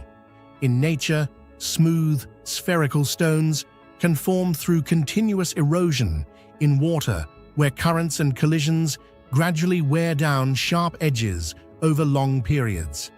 However, such conditions are typically associated with large rivers, strong streams, or coastlines with powerful waves. In contrast, Easter Island is a volcanic island with relatively dry terrain, and no major river systems capable of producing such prolonged erosion. This makes the purely natural explanation less convincing, especially given the stone's relatively perfect shape. Furthermore, the fact that the stone is positioned precisely at the center of a constructed circle reinforces the idea that this is not a coincidence, but rather the result of deliberate placement. At this point, the hypothesis of human intervention becomes more compelling, yet it also introduces far more complex questions. If the stone was indeed shaped by human hands, how did the ancient Rapa Nui achieve this? Their stoneworking technology, while undeniably impressive, as evidenced by the massive Moai statues, relied primarily on stone tools and manual techniques. Creating a uniformly curved surface in all directions without sharp edges or significant irregularities requires a high level of geometric control. This is not an easy task, even with modern tools, let alone without precise measuring instruments. This leads to a possible intermediate theory. Perhaps the ancient people did not create the stone from scratch, but instead selected a naturally rounded rock and then refined and polished it to achieve its near-perfect form. If true, this would demonstrate a remarkable combination of natural observation and intentional craftsmanship. The existence of similar spherical stones elsewhere in the world, particularly the famous stone spheres of Costa Rica, adds another layer to this mystery. Although there is no evidence of direct contact between these distant cultures, the fact that different ancient civilizations independently created or used nearly perfect spherical forms raises a larger question. Did the sphere hold a special symbolic meaning in ancient human thought? In many cultures, the sphere is associated with perfection, balance, and eternity, concepts closely tied to the universe and existence itself. Within this context, the rounded stone at Tepito Kura may not be merely a physical object, but a philosophical symbol materialized in stone. The surrounding stone circle further emphasizes the central importance of the rounded stone. Across many cultures, the circle symbolizes completeness, cycles, and protection. When an object is placed at the center of a circle, it naturally becomes the focal point, the place where all energy and meaning converge. The combination of a circular stone within a circular arrangement creates a kind of nested geometry, as if the ancient builders were intentionally highlighting the concept of centrality and perfect balance. This aligns seamlessly with the meaning of the navel of the world, suggesting not a geographical center, but a symbolic and spiritual anchor. Another element that deepens the mystery is the subjective experience of those who visit the site. Many travelers and researchers have described an unusual sensation when standing near the stone, as if the surrounding space becomes quieter or carries an unseen presence. While science cannot verify such experiences, and they may simply be psychological responses to a highly symbolic location, they nonetheless contribute to the enduring allure of Tepito Kura. Combined with reports of magnetic anomalies where compasses behave irregularly near the stone, the entire area seems to exist in a space suspended between reality and myth. It is also significant that Tepito Kura lies next to Ahu Tepito Kura, where the Moai Paro once stood the largest statue ever erected on the island. The contrast between a small, refined spherical stone and a massive, imposing statue creates a striking balance. It is possible that the Rapa Nui intentionally placed these two elements together to represent dual aspects of existence, one being physical visible power, the other being invisible spiritual force. In this interpretation, the rounded stone is not insignificant at all, but rather central in meaning. To this day, the Tepito Kura stone circle remains without a definitive explanation. The nearly perfect spherical stone still rests there, silent amid ocean winds and the passage of time challenging every hypothesis proposed by humanity. It may be a natural object reinterpreted by ancient people, or the result of a technique we have yet to fully understand. Or perhaps its true value lies not in how it was created, but in the questions it continues to inspire.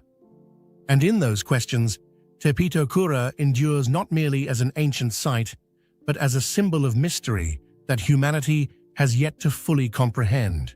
So what do you think about the Tepito Kura stone circle? Is the perfectly rounded stone simply a rare product of natural forces? Or could it be evidence of an ancient technique and knowledge we still don't fully understand today? Share your thoughts and theories in the comments below. I'd love to hear your perspective.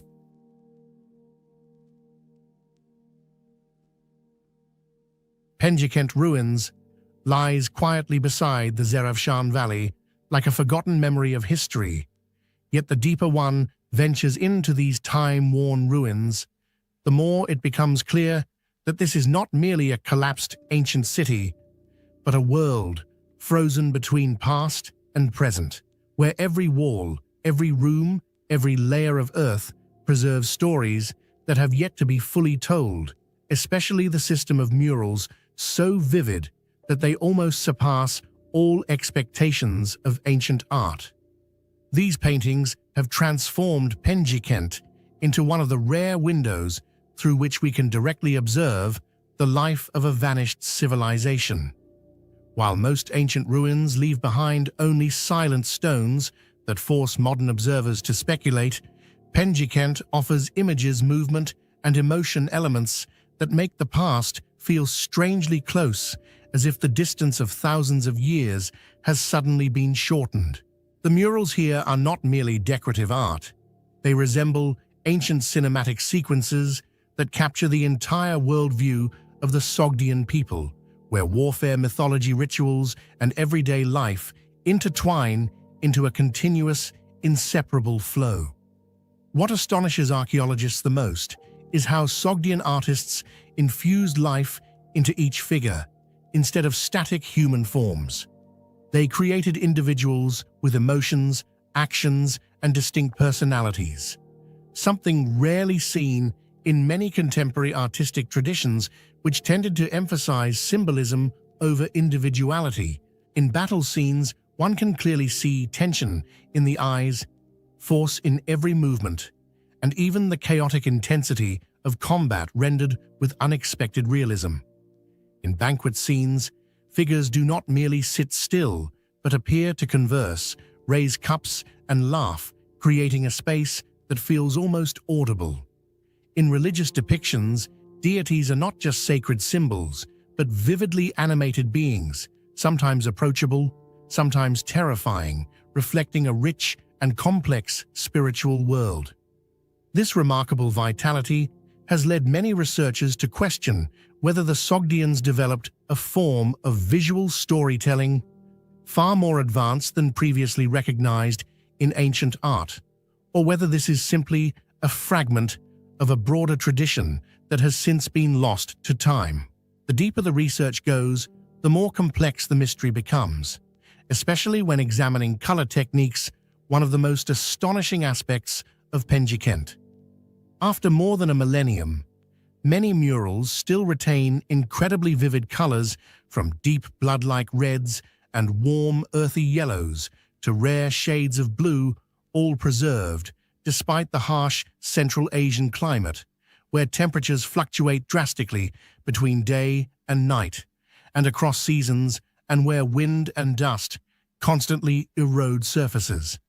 Scientific analysis shows that the Sogdians used natural minerals combined with organic binders, yet the exact formulas and processing techniques have not been fully reconstructed, leading many researchers to believe that lost methods of pigment production once existed, methods we have yet to rediscover. Beyond technique, the content of these murals opens up a complex symbolic labyrinth. Many scenes seem inspired by ancient Iranian mythology, yet they do not fully correspond to any surviving texts, as if reflecting a localized or parallel mythological system that has been lost. Alongside these are puzzling images, hybrid human-animal creatures, unfamiliar rituals, and recurring symbols with unclear meanings, all forming a visual system that remains only partially understood. This challenge is intensified by the lack of written records from the Sogdians, making the murals almost the only language through which we can understand them, while also ensuring that every interpretation remains speculative and uncertain. Some scholars believe these paintings depict epic narratives reflecting the history and traditions of a people who once played a vital role along the Silk Road, while others argue they are products of cultural interaction, blending influences from Iran, India, and China into a uniquely hybrid artistic style. Closer observation reveals clear traces of this cultural fusion. The fluid dynamic rendering of the human body recalls Indian art. The linear storytelling and segmented composition resemble Chinese painting, while the themes and symbols remain deeply rooted in ancient Iranian traditions. Yet what is striking is that these elements are not fragmented but seamlessly integrated, demonstrating that the Sogdians did not merely adopt external influences, they reinterpreted and reshaped them into a distinct cultural identity. This raises a profound question. How could a civilization that remains relatively obscure in historical records achieve such a high level of artistic sophistication and cultural synthesis, and why were these achievements not clearly transmitted to later generations? When placed within the broader context of the city itself, the mystery deepens further.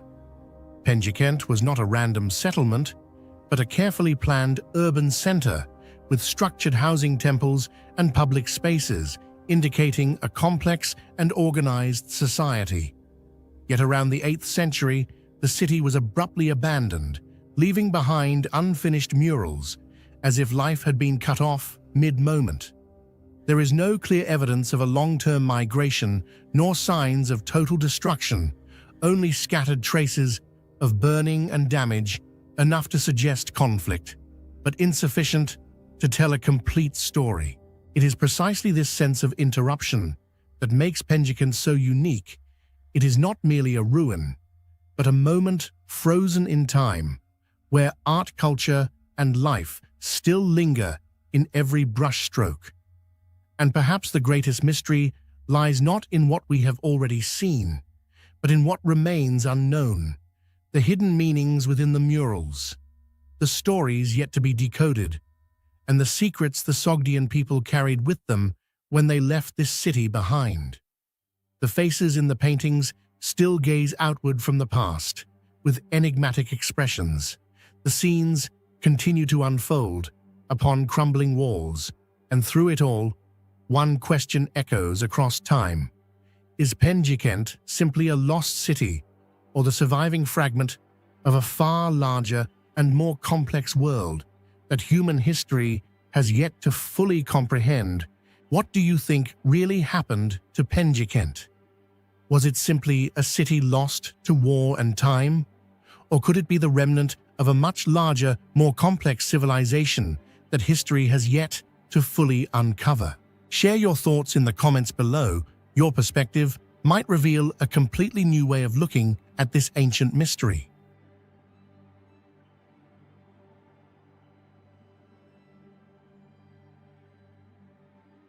Lying quietly in the arid lands of southern Oman, near the city of Salalah, the ruins of Khor Rori, also known by its ancient name Sumhuram, are not merely an archaeological site, but one of the deepest mysteries of the ancient world, where a glorious past and an unexplained disappearance intertwine into an unfinished story.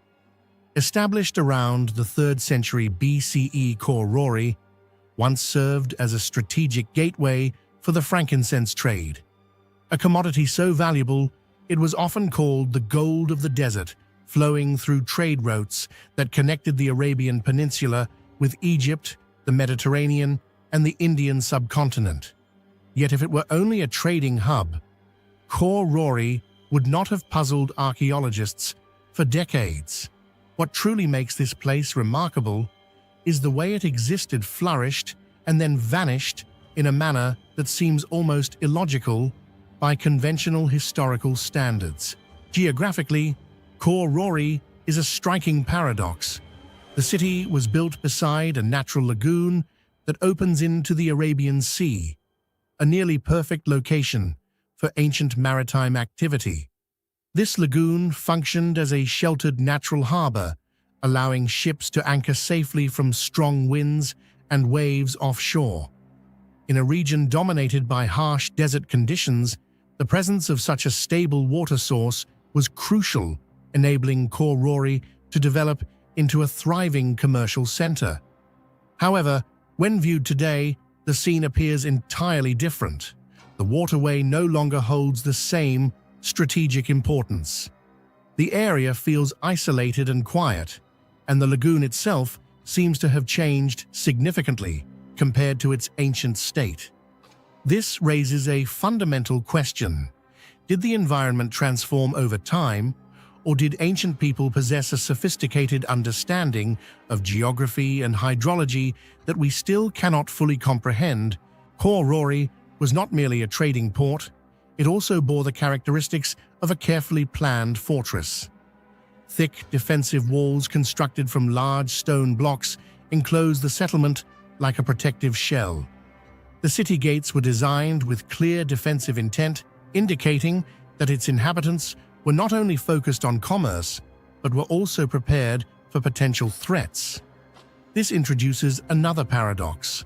Why would a city located on the edge of the desert, far from major political centers, require such strong fortifications? Perhaps Khor Rori was more than just a port. Perhaps it was a strategic treasury, safeguarding a resource so valuable that it attracted the attention of external powers. Archaeological discoveries at Khor Rori add even more depth to its mystery. Ancient inscriptions, artifacts, and architectural remains suggest that the city was heavily influenced by the South Arabian kingdom of Hadramaut, while also showing connections to distant civilizations. This makes Khor Rori a rare cultural crossroads, where trade routes carried not only goods, but also ideas, beliefs, and knowledge. The city may have functioned as an invisible bridge between ancient worlds, a center whose significance may have been underestimated by history. Yet all these elements, its strategic location, commercial importance, defensive architecture, and cultural exchange, only make the central question even more perplexing. Why did Khor Rori disappear? Unlike many ancient cities that were destroyed by war, natural disasters, or clearly identifiable catastrophes, Khor Rori does not appear to have suffered a violent end. There is no evidence of widespread fires, no signs of large-scale attacks, and no clear indication of sudden destruction. Instead, what remains suggests a slow decline, a city gradually losing its vitality step by step being abandoned until only silent stone walls remained in the desert. This unusually gentle disappearance is precisely what makes Khor Rori such a profound mystery. One of the most widely discussed theories is environmental change. If the lagoon, the lifeline of the harbor, became silted up, altered its course, or lost its connection to the sea, then Khor Rori would have lost its primary function. Without ships docking, without merchants passing through the city, would inevitably fade into obscurity. However, this explanation still leaves gaps. Could geographical change occur rapidly enough to cause the abandonment of such an important trade center? Or was it a gradual process, spanning generations, slowly weakening the city until no one remained? Another theory involves the decline of the frankincense trade. If demand for this precious commodity decreased, or if trade routes shifted toward more accessible ports, Khor Rori may have lost its central role. Yet historical records indicate that frankincense continued to be widely used for centuries, making this explanation insufficient on its own. Some researchers suggest political instability as a factor. If the Kingdom of Hadramaut, the power behind Khor Rori, weakened or collapsed, the city may have lost the protection and support necessary for survival. In the volatile landscape of the ancient world, losing political backing could quickly lead to decline. Still, there is no clear evidence of conflict or conquest that would explain the city's abandonment. Then, there are more speculative possibilities. Could Khor Rori have been affected by a sudden climatic shift that drastically altered living conditions? Could a disease have swept through the population, forcing its inhabitants to leave without leaving clear traces? Or were there social, economic, or religious factors we have yet to understand, leading people to voluntarily abandon the city? What is striking is that all these theories may contain fragments of truth, yet none fully explain the entire story. The absence of a clear explanation has turned Khor Rori into a void in history, a place where evidence exists, but the narrative remains incomplete. Stone walls, ancient streets, and the remnants of a once busy harbor still stand, yet they cannot fully tell what truly happened. It is like a book, missing its most crucial chapters, leaving readers to imagine how the story ends. Today, Khor Rori is part of the land of frankincense, recognized by UNESCO as a testament to the flourishing ancient incense trade. Yet even with modern technology and ongoing research efforts, many parts of the site remain unexcavated, and countless mysteries still lie buried beneath layers of sand and stone. Each new discovery seems to raise more questions rather than provide definitive answers. Perhaps what makes Khor Rori truly remarkable is not only what it once was, but what it represents: the fragility of civilizations and the possibility that even the most important centers of the ancient world can vanish without a trace. In the silence of the desert, where the wind moves through ancient walls, Khor Rori continues to pose a question without an answer. A question not only for archaeologists, but for anyone fascinated by history. What truly caused a city that once controlled the gold of the ancient world to disappear almost without a trace? And does the answer still exist, somewhere waiting to be discovered? What do you think really happened to Khor Rori? Was it environmental change, economic decline, or something far more mysterious? Share your thoughts in the comments below. Your theory might be closer to the truth than we think.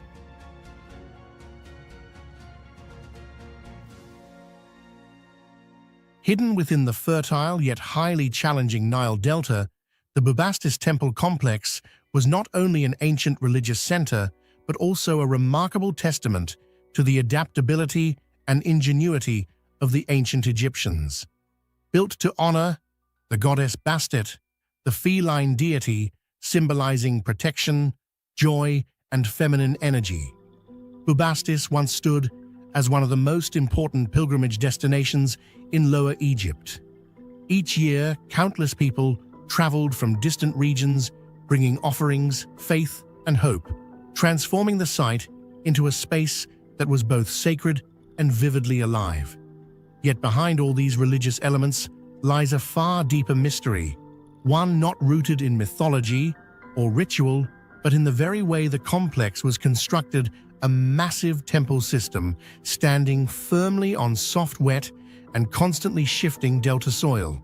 To fully grasp this mystery, one must first understand the environment in which Bubastis was built. The Nile Delta is far from stable ground. It is composed of fine silt, mud groundwater, and layers of soil that continuously shift with seasonal flooding. The land can be so soft that it sinks significantly under heavy loads, especially under massive stone blocks, weighing dozens of tons.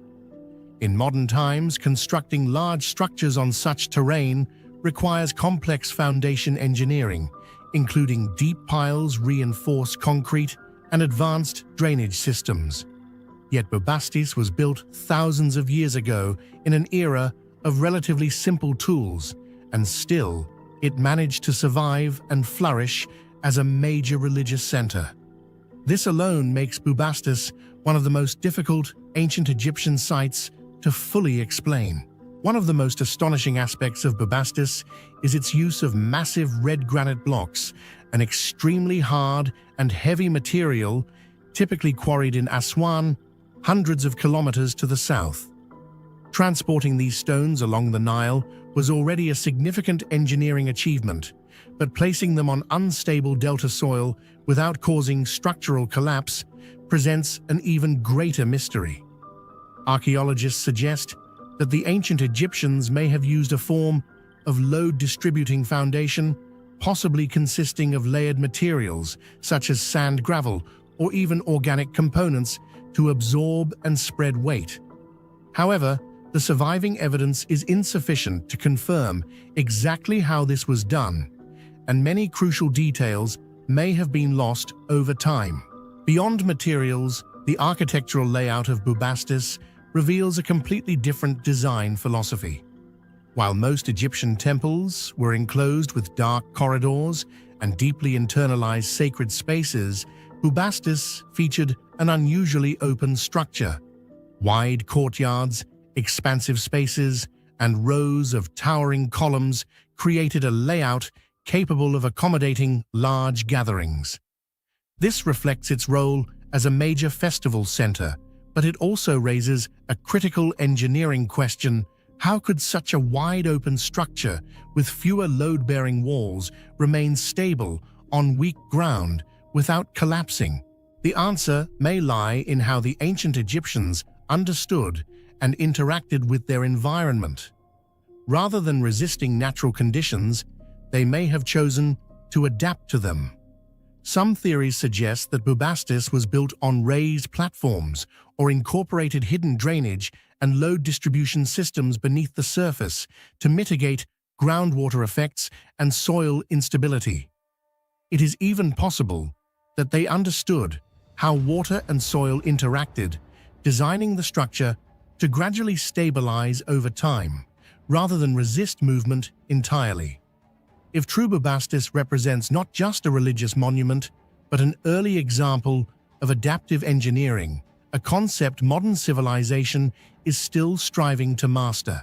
Looking deeper into the structure, the granite columns of Bubastis were not merely decorative or symbolic, they may have played a crucial role in load distribution. By using multiple large columns instead of thick, continuous walls, the structure could spread its weight across many nakat, reducing concentrated pressure and minimizing uneven sinking. This principle is widely used in modern engineering, yet the fact that ancient Egyptians may have applied it so effectively remains astonishing. Equally important is the social and religious function embedded in the design. As the center of the Bubastis festival, one of the largest celebrations in ancient Egypt, Bubastis needed to accommodate enormous crowds. According to Herodotus, hundreds of thousands of people gathered there, engaging in music, dancing, and continuous rituals. Such an event required an open, flexible space capable of supporting both human activity and structural integrity. Thus, the architecture of Bubastis was not merely a technical solution, it was also a reflection of social life and religious practice. Surrounding the temple, millions of mummified cats have been discovered, revealing the immense scale of religious activity at Bubastis. This reinforces the idea that the site was not just a place of worship, but a complex religious, economic, and social hub, where architecture played a central role in organizing and sustaining operations.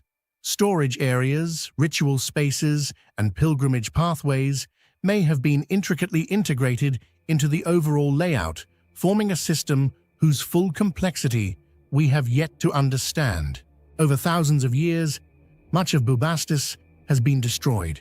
Stones were reused in later constructions, and many structures remain buried beneath layers of silt.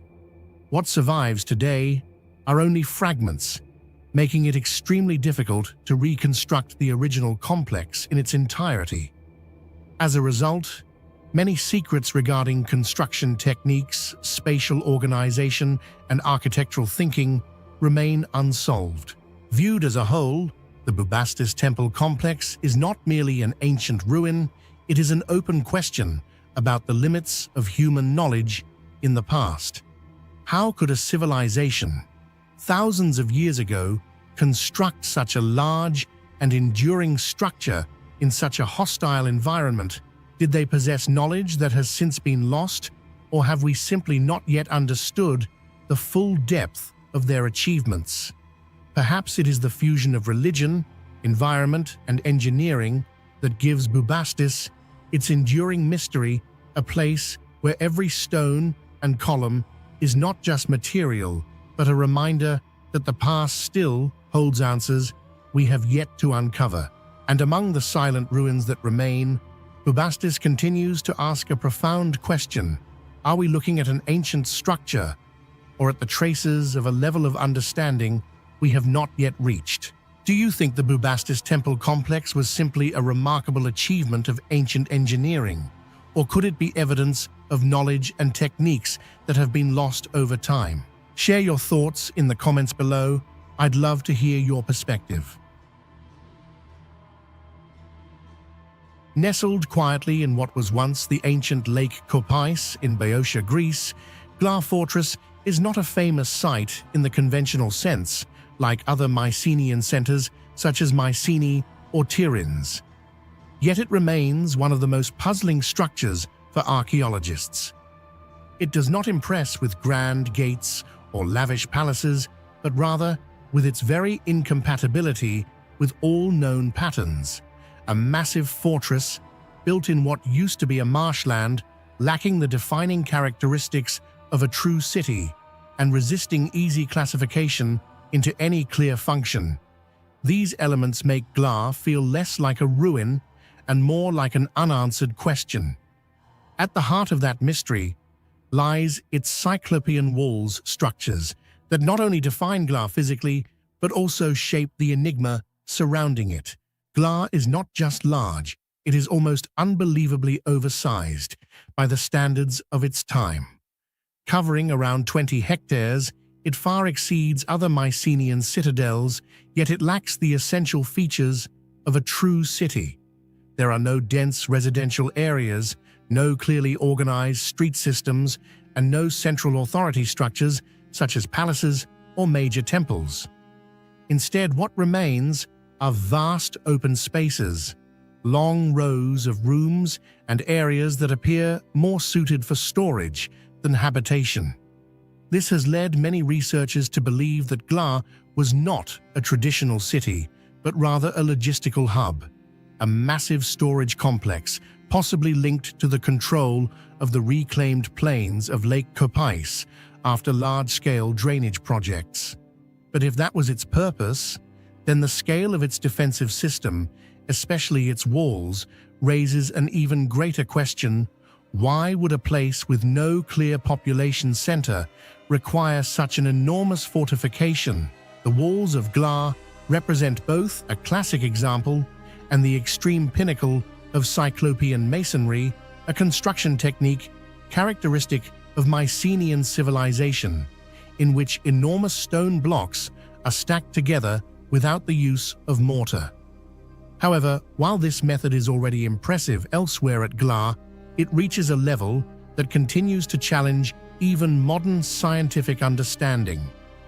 Massive stones, weighing several tons, irregular in shape, and not finely cut into geometric precision, are nonetheless arranged with astonishing accuracy. They fit together so tightly that the gaps between them are nearly negligible, forming a structure that has remained stable and resilient for thousands of years. What makes this system extraordinary is not only the size of the individual stones, but also how they are organized on a monumental scale. The walls of Gla stretch for nearly 3 kilometers, enclosing the entire fortress like a colossal shell. Their thickness and height indicate that they were not merely symbolic, but designed to withstand powerful forces, whether from human attack or environmental pressure. Yet the question remains, how could a Bronze Age society with limited tools and undeveloped technology execute such a project with this level of precision and scale? This leads directly to one of Gla's greatest mysteries. There is no clear evidence of advanced machinery, no traces of large pulley systems or cranes as we understand them today. Some scholars suggest that the Mycenaeans used simple yet effective methods such as levers, wooden rollers, and earthen ramps to move these massive stones. However, even if we accept these explanations, achieving such precision in placement remains difficult to fully account for. Each stone had to be carefully positioned and balanced, ensuring that weight was distributed evenly so the entire structure could endure across millennia. Because of this near-impossible achievement, the ancient Greeks themselves did not attempt to explain it through ordinary logic. Instead, they believed these walls were built by the Cyclops' mythical one-eyed giants of immense strength. And although modern science no longer supports such myths, the term Cyclopean remains as a recognition that these constructions seem to exceed what we would expect from ordinary human capability in their historical context. But does this reflect an underestimation of ancient engineering? Or are there still aspects of their techniques that we have yet to fully understand? Another aspect that deepens the mystery of Gla's walls is their true purpose. In most cases, fortifications serve as defensive boundaries, separating safety within from danger outside. But at Gla, the interior does not resemble a densely populated city or a clearly defined center of power. This creates a paradox. Why invest immense resources into constructing such massive defenses for a place that seemingly did not require them? If Gla functioned as a storage center for agricultural goods, then protection would be logical, but the sheer scale of the walls still exceeds typical needs. If it served as a control hub for hydraulic systems, was such heavy fortification truly necessary? Some researchers argue that the walls may have held symbolic significance beyond their practical use. In Mycenaean society, power was not only demonstrated through military strength or wealth, but also through the ability to organize and construct monumental works.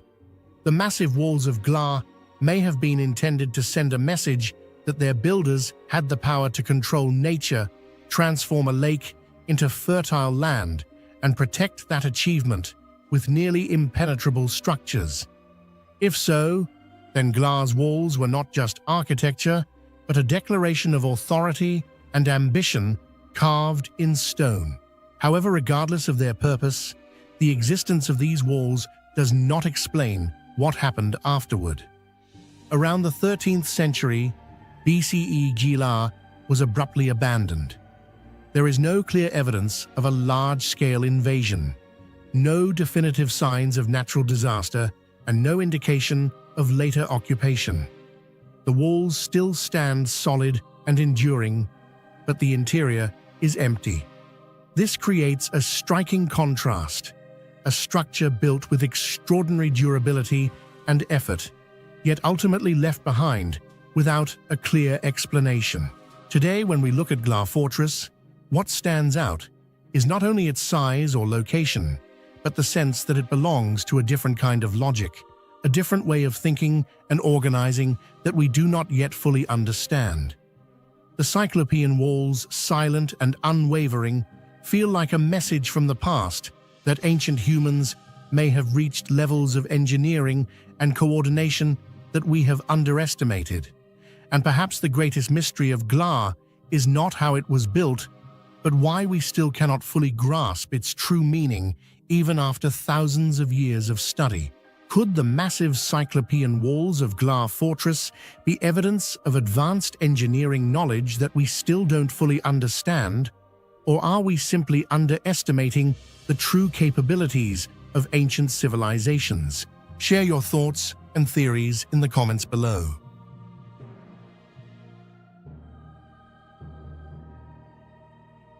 Beneath a dry, unforgiving sky, where the sun of East Africa seems to scorch every layer of soil and stone, and rare rains can suddenly turn into violent floods, sweeping everything in their path.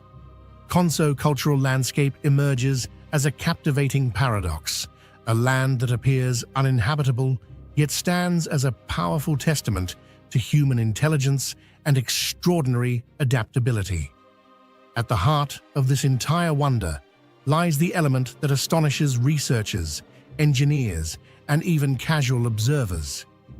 The massive stone wall system, timelessly resilient, a construction that the more closely it is examined, the harder it becomes to believe it was created using only rudimentary tools and orally transmitted knowledge from an ancient community. Stretching across steep hillsides, where the terrain is fragmented by rock and barren soil, thousands of kilometers of stone walls rise not in straight lines, but flowing along the natural curves of the land.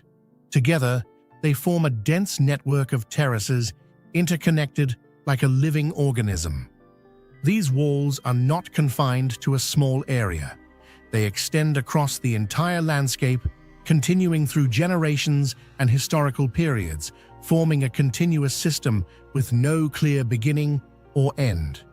Even more astonishing is that the entire structure was built using dry stone techniques without cement mortar or any binding material, yet it has remained stable for hundreds, even thousands of years, despite heavy rains, erosion, minor earthquakes, and harsh environmental changes. At first glance, one might assume these walls are simply stacks of stones placed by hand.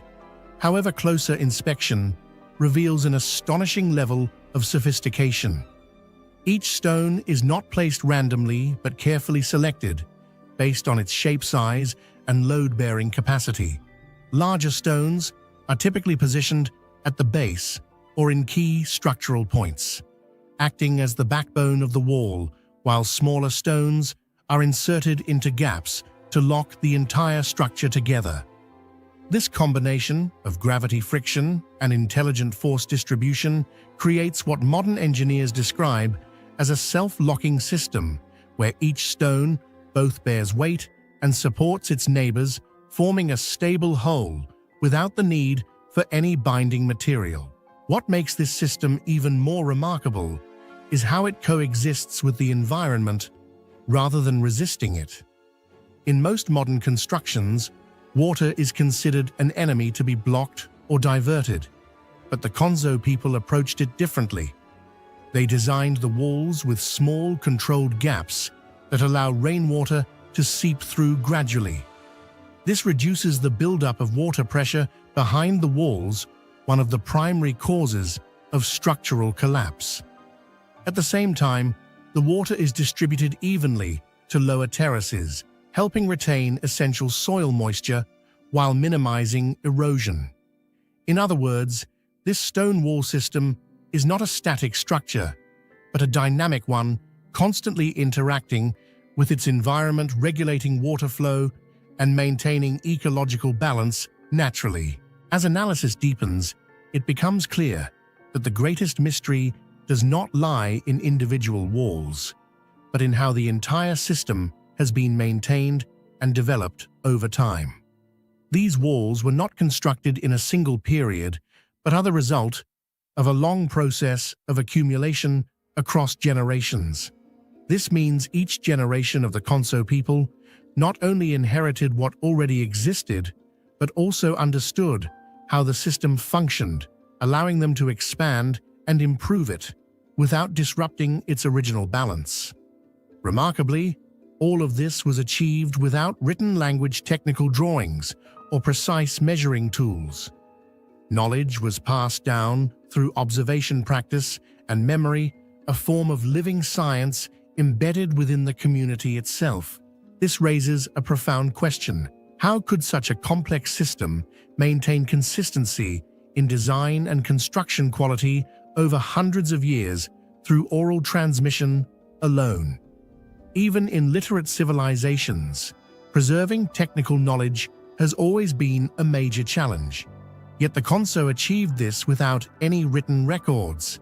This suggests that they possessed not only advanced construction skills, but also an exceptionally effective social system for organizing and transmitting knowledge, something that even modern societies sometimes struggle to achieve.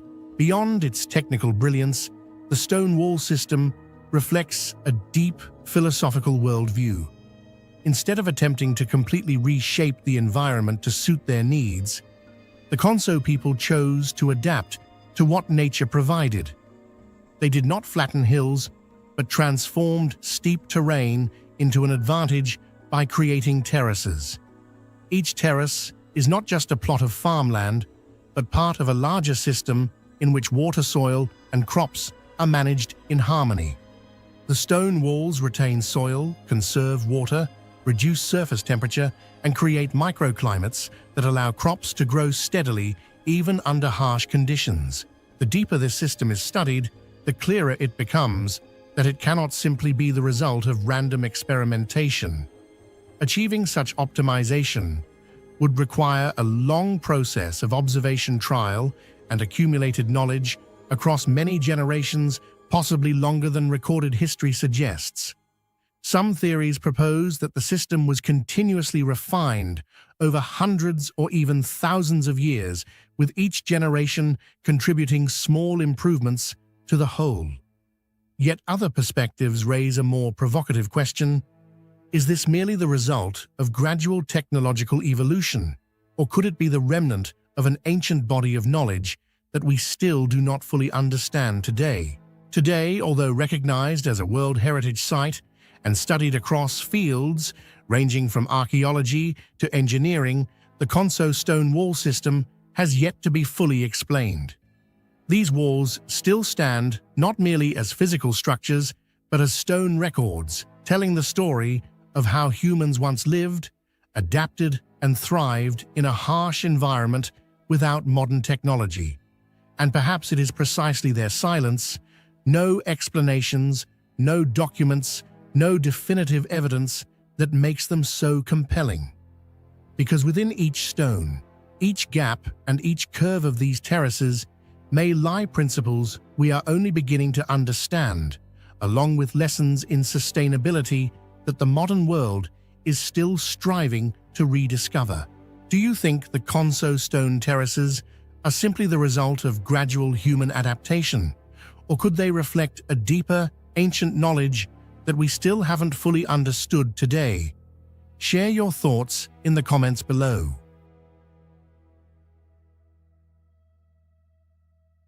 Standing silently in the arid desert along the northern coast of Peru, Paramonga Fortress emerges like a structure out of time, an architectural anomaly that embodies both the form of a stepped pyramid and the function of a defensive fortress, yet does not fully belong to any clearly defined category within known ancient architectural systems.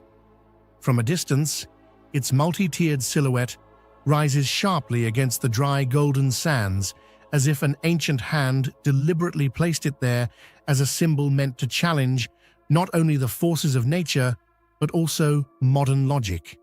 Yet what truly transforms Paramonga into a profound mystery is not merely its unusual shape or its uncertain purpose, but something far deeper, the very method of its construction, a technical achievement that remains almost impossible to fully explain, especially when considering the harsh desert environment in which it has endured for centuries, perhaps even millennia. The structure is primarily built from adobe, a seemingly simple material composed of clay water and organic fibers such as straw, then dried under the sun. Across many ancient civilizations, adobe was a common choice in arid regions due to its accessibility and efficiency. However, it is also notoriously fragile, prone to cracking, erosion, and gradual decay over time. Yet, at Paramonga, these expectations appear to be completely overturned. The adobe walls have not only survived, but have retained their defined shapes, with layered terraces still standing in remarkable stability, as though they were engineered to resist the very forces of time and environment that typically destroy such materials. This raises a fundamental and deeply puzzling question. How could a soft and vulnerable material like adobe serve as the foundation for such a massive, complex, and enduring structure in a harsh coastal desert environment? The answer may lie in a level of material knowledge that we still do not fully understand. The builders of Paramonga seem not to have simply mixed and dried earth in a basic manner. Instead, they may have refined the adobe formula with extraordinary precision, optimizing the ratio between clay water and organic fibers to achieve maximum cohesion and durability. Some theories suggest that they carefully selected specific local soils rich in minerals that enhance bonding strength and reduce cracking during drying. There is even the possibility that they applied now-lost processing techniques such as stage drying compression or the layering of different material compositions to create a multi-layered structural system capable of absorbing and distributing stress. Yet all of these remain hypotheses, as no written records of the construction process exist, leaving behind only a finished result so refined that it forces modern science to question its own assumptions. Beyond the material itself, the construction techniques of Paramonga are equally astonishing. This is not a simple monolithic structure, but rather a multi-level system composed of terraces, corridors, chambers, and interconnected passageways arranged in a complex overlapping pattern that resembles a massive labyrinth. To build such a structure, ancient engineers would have required an exceptional level of spatial planning, a deep understanding of weight distribution, and the ability to ensure structural stability across multiple levels. Each tier had to support not only its own weight, but also that of the levels above all, while relying on adobe rather than stone or concrete, making the engineering challenge exponentially more difficult. This suggests that the builders possessed not only practical craftsmanship, but also a sophisticated form of structural engineering knowledge, even without access to modern tools or materials. The desert environment in which Paramonga stands only amplifies the extraordinary nature of this construction. During the day, temperatures can rise dramatically, causing materials to expand, while at night, they drop sharply, leading to contraction, a continuous cycle that typically results in cracking and structural degradation in adobe buildings. Desert winds carry fine rumal that act as a natural abrasive, gradually wearing down surfaces over time. Occasional but intense rainfall events can trigger erosion, washing away outer layers and weakening the structure. and yet Paramonga remains standing, as if it were designed not merely to endure, but to coexist with these harsh conditions.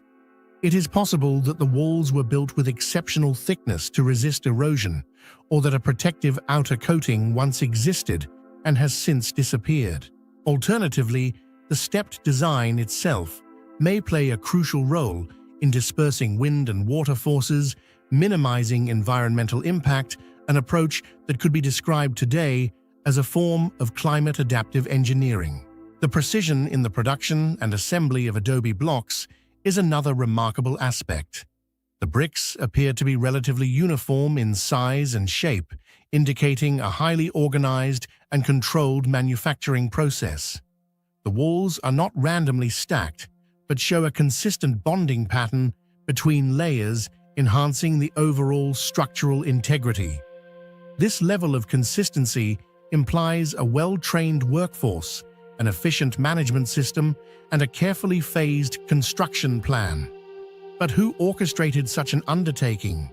Was it the Chimu civilization, known for their advanced construction techniques, or later the Inca Empire, who may have occupied and modified the site? Or perhaps more intriguingly, is Paramonga the result of multiple construction phases, with different cultures contributing to the structure over time? Inside Paramonga, the network of corridors and chambers adds another layer of complexity and mystery. These internal spaces may not have served purely functional purposes, but could have been designed to regulate temperature, airflow, and light. Some researchers propose that the internal layout may have facilitated natural air circulation, effectively cooling the interior, a form of passive climate control that modern sustainable architecture is only beginning to fully embrace. If true, this would mean that Paramonga was not merely a defensive or ceremonial structure, but an intelligent architectural system in which every element contributed to environmental adaptation. All of these elements, materials, construction techniques, structural design, and environmental adaptation, combine to form a picture that challenges modern scientific understanding. Paramonga is not a simple structure that can be explained through familiar models. It is a complex system in which every detail suggests that its builders possessed a body of knowledge that we have yet to fully reconstruct. And that is precisely what makes it extraordinary, not its size or fame, but its ability to force us to reconsider the limits of our own understanding. Standing before Paramonga, one does not merely see an ancient ruin, but confronts an unanswered question. How could a structure built from adobe, a material so seemingly simple, endure with such durability and complexity over time? Is this merely the result of generations of accumulated experience, or evidence of a lost system of knowledge? And if we are still unable to fully replicate what was achieved here, then how many other secrets of ancient civilizations remain buried beneath the sands of history, waiting to be uncovered, or perhaps destined to remain forever beyond our understanding? Looking at how Paramonga Fortress was built from adobe, yet has endured for centuries in a harsh desert environment, do you think ancient people possessed construction technology far beyond what we understand today? Or was it simply the result of accumulated experience and trial over many generations? Share your thoughts in the comments below. Deep within the rugged mountainous jungles of Vilcabamba, once considered the last stronghold of the Inca Empire, the Vitcos ceremonial platform is far more than a simple archaeological ruin. It is a haunting testament to the technical capabilities of ancient humanity, capabilities that seem to exceed what we believe was possible in that historical context. Surrounded by dense rainforest, perpetual mist, and steep, nearly inaccessible slopes, the site presents a striking contradiction, a structure of near-perfect precision, existing in a location where even modern technology would struggle to recreate such work from scratch. This very contradiction transforms Vitcos into one of the most astonishing technical enigmas of the Inca civilization. Unlike major centers of power, such as Cusco or Machu Picchu, where authority and social organization are prominently displayed, Vitcos embodies a different nature, concealed, strategic, and deeply reserved. It formed part of the final refuge system when the Inca retreated into the Vilcabamba region to resist Spanish conquest. In a moment of extreme crisis, with dwindling resources and time working against them, the construction of such a refined ceremonial platform seems to defy all survival logic.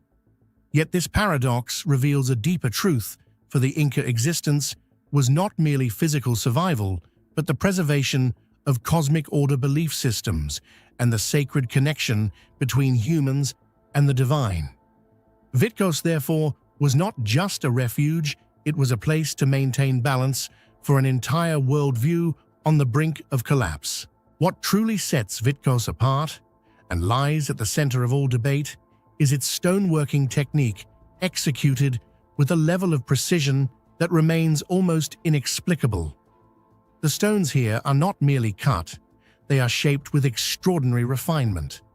Their surfaces appear smooth, and polished edges, sharp yet free of fracture marks, and most remarkably, the joints between them are so tight that virtually no gaps exist. The result is a seamless structure that gives the impression of being carved from a single monolithic block, rather than assembled from many pieces. Even more astonishing, these stones are not uniform. They are irregular, polygonal, and often asymmetrical, yet they interlock with absolute perfection, like a three-dimensional puzzle, crafted with near impossible accuracy. Upon closer examination, this precision is not only geometric, but structural. The stones are locked together in such a way that any force applied to the structure is distributed evenly, rather than concentrated at weak points. This explains why many Inca constructions have endured centuries of seismic activity. Yet a critical question remains: how could a civilization without iron, steel, or machinery achieve a level of engineering that even today would require high-precision tools to replicate? Current research suggests that the Inca primarily used tools made of hard stone or copper alloys, materials insufficient for precisely cutting harder stones like granite or andesite. Traditional carving methods would typically leave visible marks, micro-fractures, or inconsistencies in shape. However, at Vitcos, such evidence is almost entirely absent. Instead, the stone surfaces are smooth and uniform, and the sunperk lines between blocks are so exact that even a thin blade cannot be inserted between them. This raises a profound question: are we fundamentally misunderstanding the tools and techniques the Inca employed? One widely proposed explanation is the use of abrasive techniques, grinding stone with sand and water over extended periods. This method could, in theory, produce extremely smooth finishes. According to this idea, stones may have been repeatedly ground against each other until achieving a perfect fit. However, this theory introduces a major problem: consistency.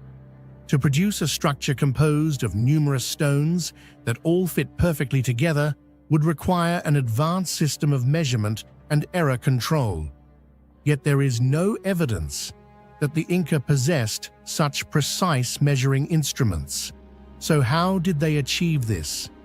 Through inherited experience, through tactile intuition, or through a method that modern science has yet to rediscover? The enigma deepens when considering transportation. Vitcos is not located on a flat plateau, but within a fragmented mountainous jungle terrain, lacking clear transportation routes. Massive stones, weighing several tons, were not only quarried, but also moved across terrain that seems nearly impassable, then positioned with astonishing precision. There is no evidence of wheeled transport, no large draft animals, such as horses or oxen, and no clearly defined infrastructure for moving such loads. This makes the entire process appear as an almost unsolvable puzzle. Some more speculative theories suggest that the Inca may have possessed advanced techniques, perhaps even methods of softening stone or manipulating materials in ways not yet understood by modern science. While such ideas remain controversial and lack concrete evidence, they reflect a growing recognition that conventional explanations may not fully account for what we see at Vitcos. Perhaps the answer does not lie in superior technology, as we define it, but in a fundamentally different approach to material and craftsmanship, one that has been lost over time. Beyond its technical brilliance, the perfection of Vitcos's stonework may also carry profound spiritual significance. In Inca cosmology, stone was not an inert material, but part of Pachamama, Mother Earth, a living, sacred entity.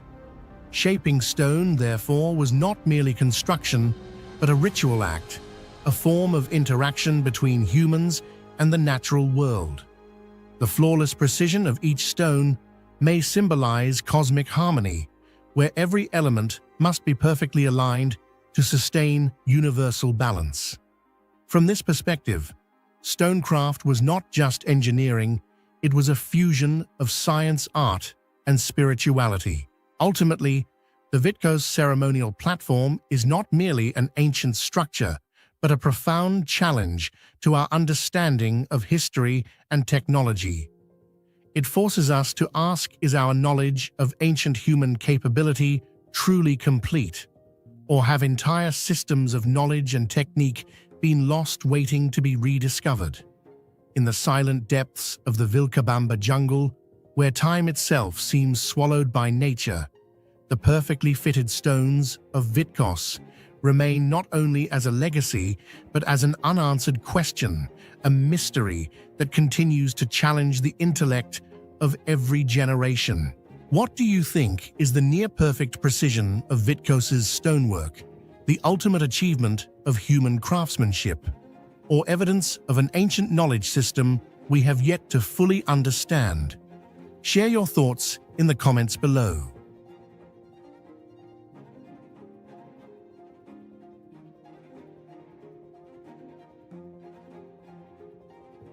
Located on the eastern side of Cyprus, Enkomi was once one of the most important urban centers of the late Bronze Age. Yet what makes it truly remarkable is not merely its geographical position or architectural scale, but its role as a vast metal workshop, a place where copper, the defining material of an entire era, was extracted, processed, and distributed across the ancient world. When archaeologists began excavating Enkomi in the early 20th century, they did not simply uncover the ruins of an ancient city. They revealed evidence of a highly organized production system that resembles early industrial activity, something seemingly impossible for a civilization that existed over 3,000 years ago. As deeper layers were exposed, Enkomi emerged not just as a settlement, but as a complex, coordinated machine where people, resources, and technology were organized with astonishing precision. From its overall structure, Enkomi clearly was not a settlement that developed randomly. The city was laid out in a grid pattern, with straight streets intersecting at right angles, dividing space into clearly defined functional zones. Among these were areas that archaeologists believe were specifically designated for metallurgical activities.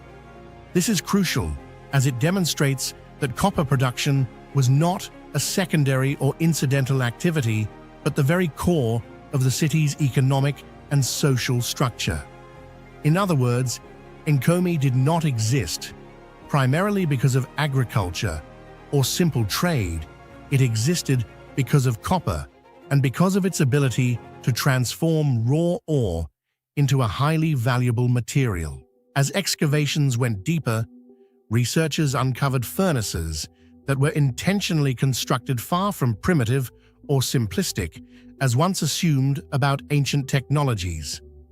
These furnaces were often positioned to take advantage of natural wind currents, ensuring a steady supply of oxygen necessary for combustion, a critical factor in reaching the high temperatures required to extract copper from ore. Surrounding these furnaces were processing areas where raw materials were crushed, sorted, and prepared before being fed into the smelting system.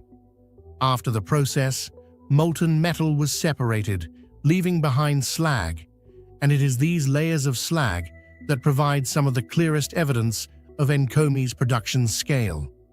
Rather than appearing sporadically, slag accumulates in thick, extensive layers across large areas, indicating continuous metallurgical activity over generations with output levels that far exceed what we might expect from a typical ancient city.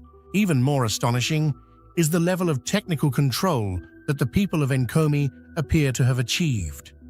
Smelting copper is not a simple matter of heating ore.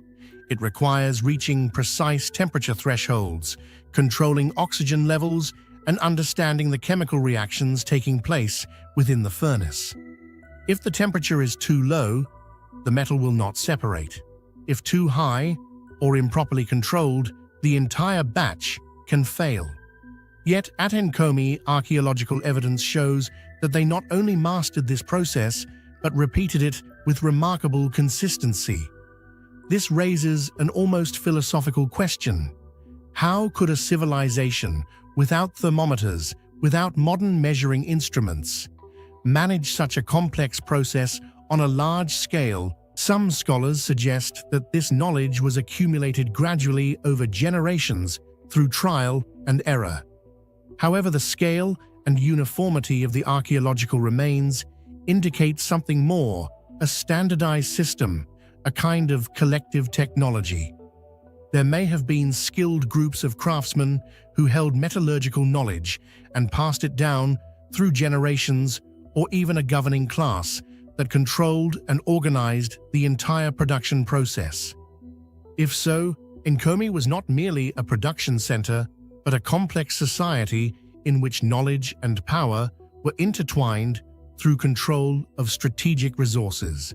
Beyond production, Enkomi functioned as a distribution center within a vast Mediterranean trade network.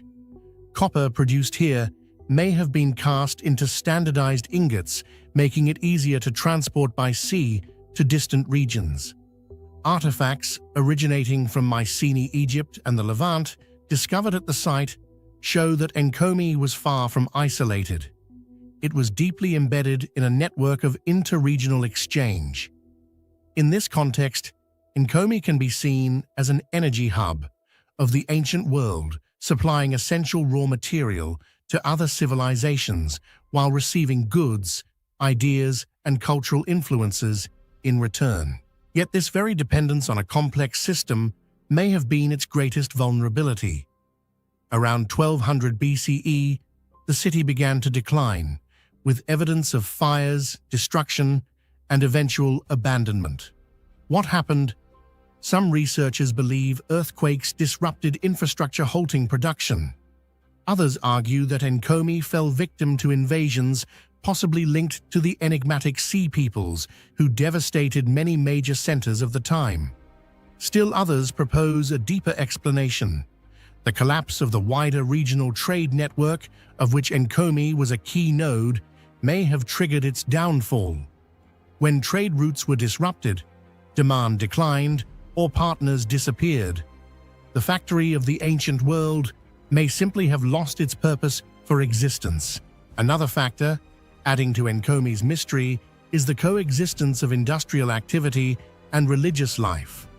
The famous horned god statue found at the site may reflect how ancient people perceived metallurgy itself.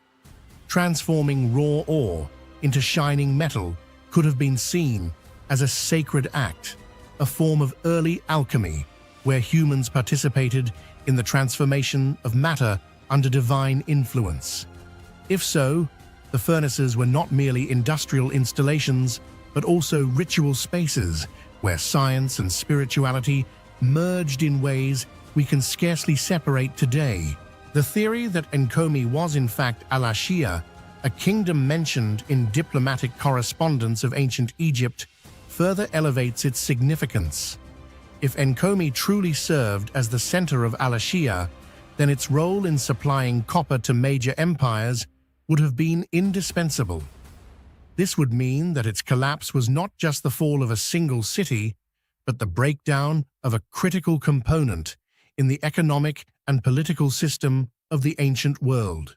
Enkomi, with its copper furnaces burning for centuries, its thick layers of slag marking the remains of an ancient industry, and its precisely planned streets, stands as a powerful testament to human ingenuity and organization thousands of years ago. At the same time, it serves as a haunting reminder of the fragility of complex systems. A city can function like a perfectly tuned machine for centuries, yet a single chain of events, whether natural disaster warfare or economic collapse, can bring everything to an end. And it is within this intersection of technology, power, and mystery that Enkomi continues to challenge our understanding, reminding us that the ancient world may have been far more advanced and far more complex than we have ever imagined. So, what do you think truly caused the collapse of a workshop of the ancient world like Enkomi natural disasters warfare, or its deep dependence on a fragile economic system? And is it possible that ancient civilizations may have come closer to an early form of industrialization than we have ever believed? Share your thoughts in the comments below. I'd really like to hear your perspective.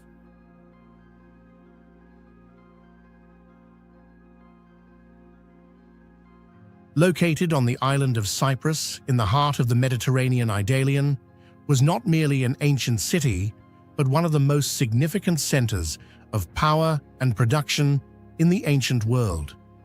The remains discovered today continue to raise more questions than answers for archaeologists. From around the 2nd millennium BCE, Idalian developed into a prosperous city-kingdom with remarkably organized systems of governance, religion, and economy. It reflected a society that was not only wealthy, but also highly structured, surpassing many contemporary regions in complexity. However, what truly makes Idalian unique and mysterious lies not in its temples or inscriptions, but beneath the ground, where one of the largest copper mining and smelting centers of the ancient world once operated, a massive metal workshop whose scale and technological sophistication still astonish researchers today. Cyprus has long been famous for its abundant copper resources. Even the English word copper originates from the Latin name of the island Cuprum. Yet it was Idalion that transformed this natural resource into real power. Unlike small, scattered mining operations, metallurgical activity at Idalion was highly organized and systematic, reaching a scale comparable to early industrial production. Archaeological evidence reveals the presence of large furnaces, extensive slag heaps, and traces of centralized production zones where multiple stages, from extraction and smelting to refining and crafting, were carried out continuously. This raises a fundamental question: how could an ancient civilization, without modern machinery, sustain such a complex and large-scale production chain? Beyond extraction, Idalion also functioned as a major distribution hub, exporting copper across the Mediterranean. Artifacts and chemical analyses indicate that copper from Cyprus, particularly from the Idalian region, has been found in distant areas from the Levant to Greece and even farther. This demonstrates that the city was not only a production center, but also a crucial node in ancient international trade networks. What is particularly striking is the efficiency of this system, as if it had been optimized over generations.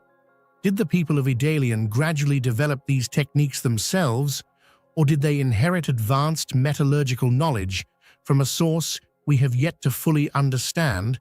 One of the greatest enigmas lies in their metallurgical technology.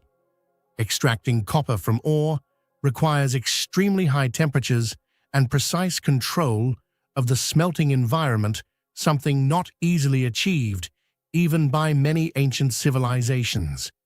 Yet evidence from Idalians suggests that they not only mastered this process, but did so consistently and at scale. This implies a deep understanding of materials thermodynamics and production techniques, fields not typically associated with ancient societies. Some hypotheses suggest they may have used specialized furnace designs or sophisticated ventilation systems to reach the necessary temperatures, but no explanation has yet been entirely conclusive. Beyond technology, the scale of production at Idalian raises important questions about its social organization. Such extensive metallurgical activity would have required a large labor force, a steady supply of fuel, such as charcoal, and efficient systems for management and distribution. This indicates that Idalian was not merely a mining center, but a complex society where economic activities were carefully coordinated. What enabled such a level of organization? Was there a powerful ruling class overseeing operations, or an advanced administrative system that remains only partially understood? The wealth generated by copper undoubtedly contributed to Idalian's rise as a center of power, and this is reflected in discoveries such as the Idalian tablet, a bronze inscription documenting a legal agreement in which a physician was rewarded with land for treating wounded soldiers. This text not only demonstrates the existence of a legal system, but also reveals how resources, land, and indirectly wealth from copper were distributed within society. It suggests that prosperity from copper production may not have been concentrated solely among elites, but could have extended to other social groups, contributing to a more stable societal structure. However, dependence on copper may also have been a double-edged sword. When trade routes shifted or resources became depleted, a center like Idalian could rapidly decline. Historical records indicate that the city was eventually conquered by the Persians and never regained its former prominence. Yet questions remain: was Idalian's fall purely due to military conquest, or did it begin with internal disruptions in its copper-based economy? If trade networks were interrupted or production costs exceeded returns, even a powerful center could collapse swiftly. Another intriguing aspect of Idalian is the intersection of industry and religion. The city was not only a production hub, but also a center of worship, dedicated to deities such as Athena and Aphrodite. The presence of major temples highlights the importance of spiritual life, but also raises questions. Was there a connection between metallurgy and belief systems? In many ancient cultures, metalworking was considered a mysterious, almost sacred process. Perhaps in Idalian, transforming raw ore into gleaming metal carried symbolic or spiritual significance beyond its economic value. Today, what remains of Idalian are scattered ruins, yet beneath the surface lie the traces of a once vast and efficient production system. Slag heaps, ancient furnaces, and recovered artifacts all tell the story of a city that once stood at the center of a wide-reaching economic network. However, the more archaeologists uncover, the more they realize how much remains unknown. How advanced was Idalian's metallurgical technology truly? Where did this knowledge originate? And why was such an efficient system not sustained or further developed in later periods? Idalian is therefore not just an archaeological site, but a reminder that human history may be far more complex and advanced than we often assume. It reveals that even in ancient times, societies were capable of organizing production, trade, and governance on a scale we typically associate with much later civilizations. And it is precisely this blend of what is known and what remains hidden that makes Edakkal one of the most fascinating mysteries of the ancient world, a place where every discovery answers old questions while opening many new ones. After everything we've explored about Edakkal, what do you think truly made this city so advanced for its time? Was its massive copper industry the result of gradual human innovation, or could it have been influenced by knowledge that has since been lost? And more importantly, why did such a powerful and efficient system eventually disappear? Share your thoughts and theories in the comments below.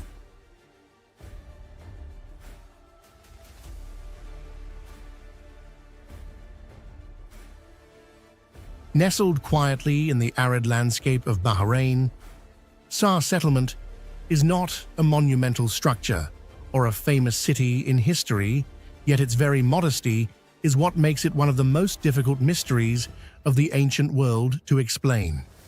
Belonging to the Dilmun civilization and dating back to around 2,000 years BCE, Sar appears like a living record of how ancient humans organized life under harsh conditions, where every small detail reflects a level of thought far deeper than its simple appearance suggests. There are no massive pyramids, no towering walls, no grand displays of power, yet Sar continues to puzzle archaeologists with the near-perfect logic in its construction and operation. This level of organization is so precise that it raises a compelling question. Was this truly just a village, or the product of a highly developed and mature system of social planning? From the moment it was excavated, Sar stood out as fundamentally different from other settlements of the same era. Rather than developing organically and chaotically, it bears the marks of deliberate planning. The roads are not winding, but relatively straight, forming a clear internal network that connects different parts of the settlement efficiently. Houses are not crowded together randomly, but arranged in clusters with space and order, creating the impression that each area served a specific function. This level of uniformity makes Sar resemble an early prototype of modern urban planning, where people did not simply build to survive, but to optimize how they lived. This leads to a major question: did the inhabitants of Sar possess a form of social organization strong enough to control construction? Or was this the result of a long-standing tradition maintained with strict consistency over generations? The architecture of Sar's houses further deepens the mystery. Most homes share nearly identical layouts, featuring a central room that served as the main living space, surrounded by smaller rooms used for storage, rest, or food preparation. This repetition suggests not only practicality, but also the existence of a shared construction standard, an unwritten rule followed by all inhabitants. In the context of the Bronze Age, where settlements were typically more spontaneous, such uniformity is extremely rare. And within these seemingly simple homes, a small yet crucial feature begins to emerge: water wells. It is here that Sar reveals its greatest mystery, the water system. Located near the Persian Gulf, the region is surrounded by salt water, while freshwater sources are extremely scarce. The hot, dry climate, low rainfall, and harsh natural conditions make sustaining a stable community nearly impossible. Yet Sar not only survived it, functioned in an organized and sustainable way. This could only have been possible if its inhabitants possessed a remarkable understanding of water, one that went beyond locating it, extending to its extraction, distribution, and preservation. The wells discovered in Sar were not dug randomly. They appear in carefully selected positions, often near clusters of houses or in easily accessible locations. This indicates that identifying water sources was not a matter of luck, but of knowledge. In a world without modern science, measuring tools or geological maps, locating underground water with such precision was an extraordinary achievement. The people of Sar seemed to understand how to read their environment from terrain and soil color to vegetation patterns to determine where water might exist beneath the surface. This represents a highly refined form of empirical knowledge built through long-term observation and passed down across generations. Beyond discovery, their water extraction techniques also demonstrate impressive skill. The wells were deep enough to reach stable water sources and reinforced to prevent collapse, no simple task given the primitive tools available. This suggests they understood not only water but also soil and rock structures, working with nature rather than against it. Some theories even propose that Sar's inhabitants tapped into freshwater lenses floating above saltwater underground, a phenomenon characteristic of Bahrain. If true, this would mean they grasped not only the presence of water but also its physical behavior, knowledge that many civilizations took thousands of years to develop. The way water was distributed in Sar also reveals a more complex social structure than expected. Some houses having private wells may indicate resource ownership or social differentiation, while shared spaces suggest communal access. Water, therefore, was not just a survival necessity, but the core of social organization, shaping relationships, responsibilities, and possibly even power. Those who controlled water may have held influence within the community. If so, Sar was not merely a village, but a society structured around a single, vital resource. Because of its deep dependence on water, Sar was also highly vulnerable to environmental changes. If groundwater levels declined, if the climate became harsher, or if saltwater began infiltrating freshwater sources, the entire survival system could have collapsed. Notably, there is no evidence of sudden destruction. No signs of war, no clear natural disaster, only silence.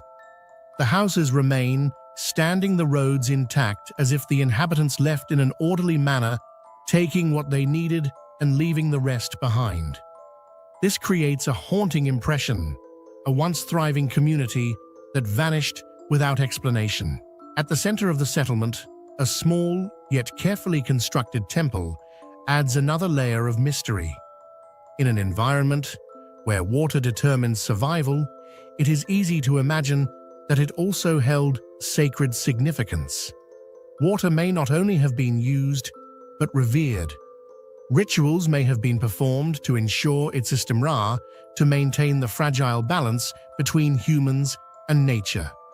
If so, Sar's water system was not merely a technical achievement, but also a spiritual one, where science and belief intertwined, and where water was both understood and honored.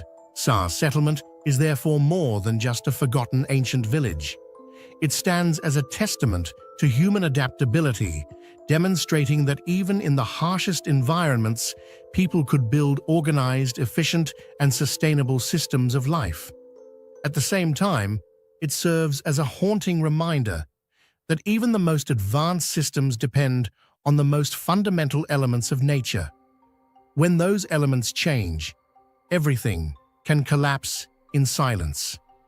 And in that silence, Sar leaves us with an unanswered question.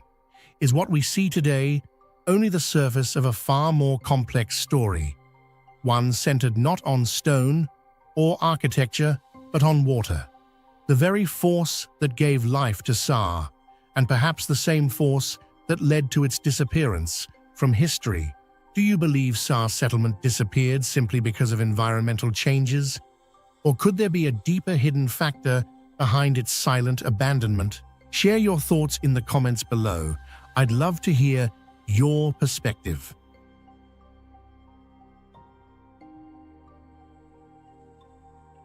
Hidden within the arid lands of ancient Central Asia, Varakhsha Palace is not merely the ruins of a vanished royal residence, but a profound mystery of art, power, and technology that remains only partially understood to this day.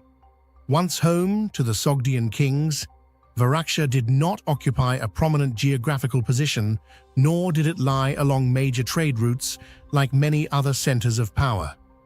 Yet it is precisely this out-of-place nature that makes it more puzzling than ever. Why would a palace of such royal magnitude be constructed in a remote location in a region with no clear economic or military advantages? Perhaps this was not simply a residence, but a space of ritual symbolism, or even a hidden power center deliberately separated from the outside world, where power was not openly displayed, but expressed through more subtle and sophisticated means. Venturing deeper into Varakhsha, the most striking feature is not its scale or structure, but the murals stretching across its walls, works of art that seem far ahead of their time in both thought and technique. Scenes of hunting elephants, lions, and mythical creatures are not merely images. They are moments of motion, frozen in space. Viewers can sense force, direction, speed, and even emotion, something rarely seen in ancient art, which is typically static and symbolic. Warriors charge forward, beasts roar, and energy seems to surge through every composition, transforming the walls into vivid, living scenes. This raises a difficult question. How could artists, more than a millennium ago, without modern anatomical knowledge or advanced perspective techniques, create such a convincing sense of motion? Yet, if the imagery alone were all Varakhsha, would not perplex scholars as deeply as it does. The greatest and most profound mystery lies in the colors of these murals, an element that appears simple but challenges our entire understanding of ancient materials. After more than 1,000 years of exposure to harsh climates, extreme temperatures, wind, sand, and environmental change, the reds, yellows, and blues of Varakhsha remain astonishingly vivid. While most artworks of the same era have faded, peeled away, or vanished entirely, the colors here seem to have preserved their original soul, as if they were painted only recently. This is not merely a case of good preservation, but a genuine scientific enigma. What pigments were used that could resist oxidation, fading, and decay over millennia? How did these colors adhere so firmly to the walls without flaking, when ancient construction materials typically lacked such durability?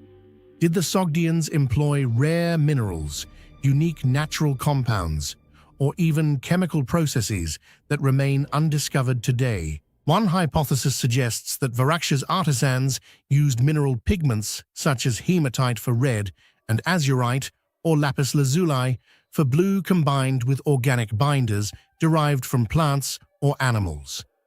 However, what makes this explanation insufficient is the extraordinary longevity of the colors, far exceeding what such materials would normally achieve. This leads to the possibility that they not only used specific materials, but also possessed highly sophisticated surface treatment techniques, perhaps involving special ground preparation, moisture control, or invisible protective coatings that shielded the paintings from environmental damage. Another possibility is that the pigments were applied in multiple layers, each serving a distinct function, forming a complex protective system.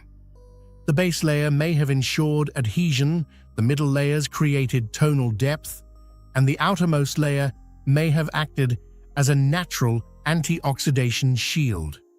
Remarkably, modern science has yet to fully replicate this technique with the same level of precision. This raises a larger question. Could there be lost knowledge of materials and art from the past, secrets that modern humanity, despite advanced technology, has yet to recover? Beyond technique, color at Varakhsha carries deep symbolic meaning. These vibrant hues were not merely decorative, but may have formed part of a language of power, a means of conveying strength, dominance, and the status of the ruling elite. Hunting scenes featuring animals such as elephants, creatures not native to the region, may not represent reality, but rather symbolize power that extends beyond borders, the ability to command what is distant and unattainable. In this sense, color is not just visual, it is a tool to impress, to evoke emotion, and to reinforce authority. The architecture of Varakhsha further reinforces this idea. Unlike fortresses built for clear defensive purposes, the palace features a complex layout of open spaces, corridors, and grand halls seemingly designed for rituals and performances. This suggests that the site functioned as a stage of power, where every element from space and light to color was orchestrated to create a controlled experience, leaving a powerful impression on those who entered. Every wall, every image, every hue may have been part of a larger script, where power was not only held, but deliberately displayed. Yet, like many ancient mysteries, Varakhsha did not endure. The city and its palace were eventually abandoned, leaving no clear trace of why. There is no evidence of large-scale destruction, no signs of devastating warfare, only silence and a near-complete disappearance from history. What happened to a place that was once a center of refined power and artistry? Was it the decline of the Sogdian civilization, shifting trade routes that stripped it of importance, or political and religious changes that led to its abandonment? In the end, Varakhsha Palace is more than an archaeological site. It is an open question about the true capabilities of humanity in the past. It challenges our assumptions about the limits of ancient technology, especially in materials and art. The colors that have endured for millennia are not just a preservation miracle, but a reminder that we may not yet fully understand what our ancestors once knew. Is Varakhsha merely a forgotten palace, or evidence of a level of technical mastery that history has underestimated? And more importantly, are the secrets hidden within its layers of color still waiting to be uncovered, or will they remain buried forever with time? In your opinion, what is the greatest mystery of Varakhsha? The pigment technology, the symbolic meaning of the murals, or the silent disappearance of an entire center of power? Share your thoughts in the comments below.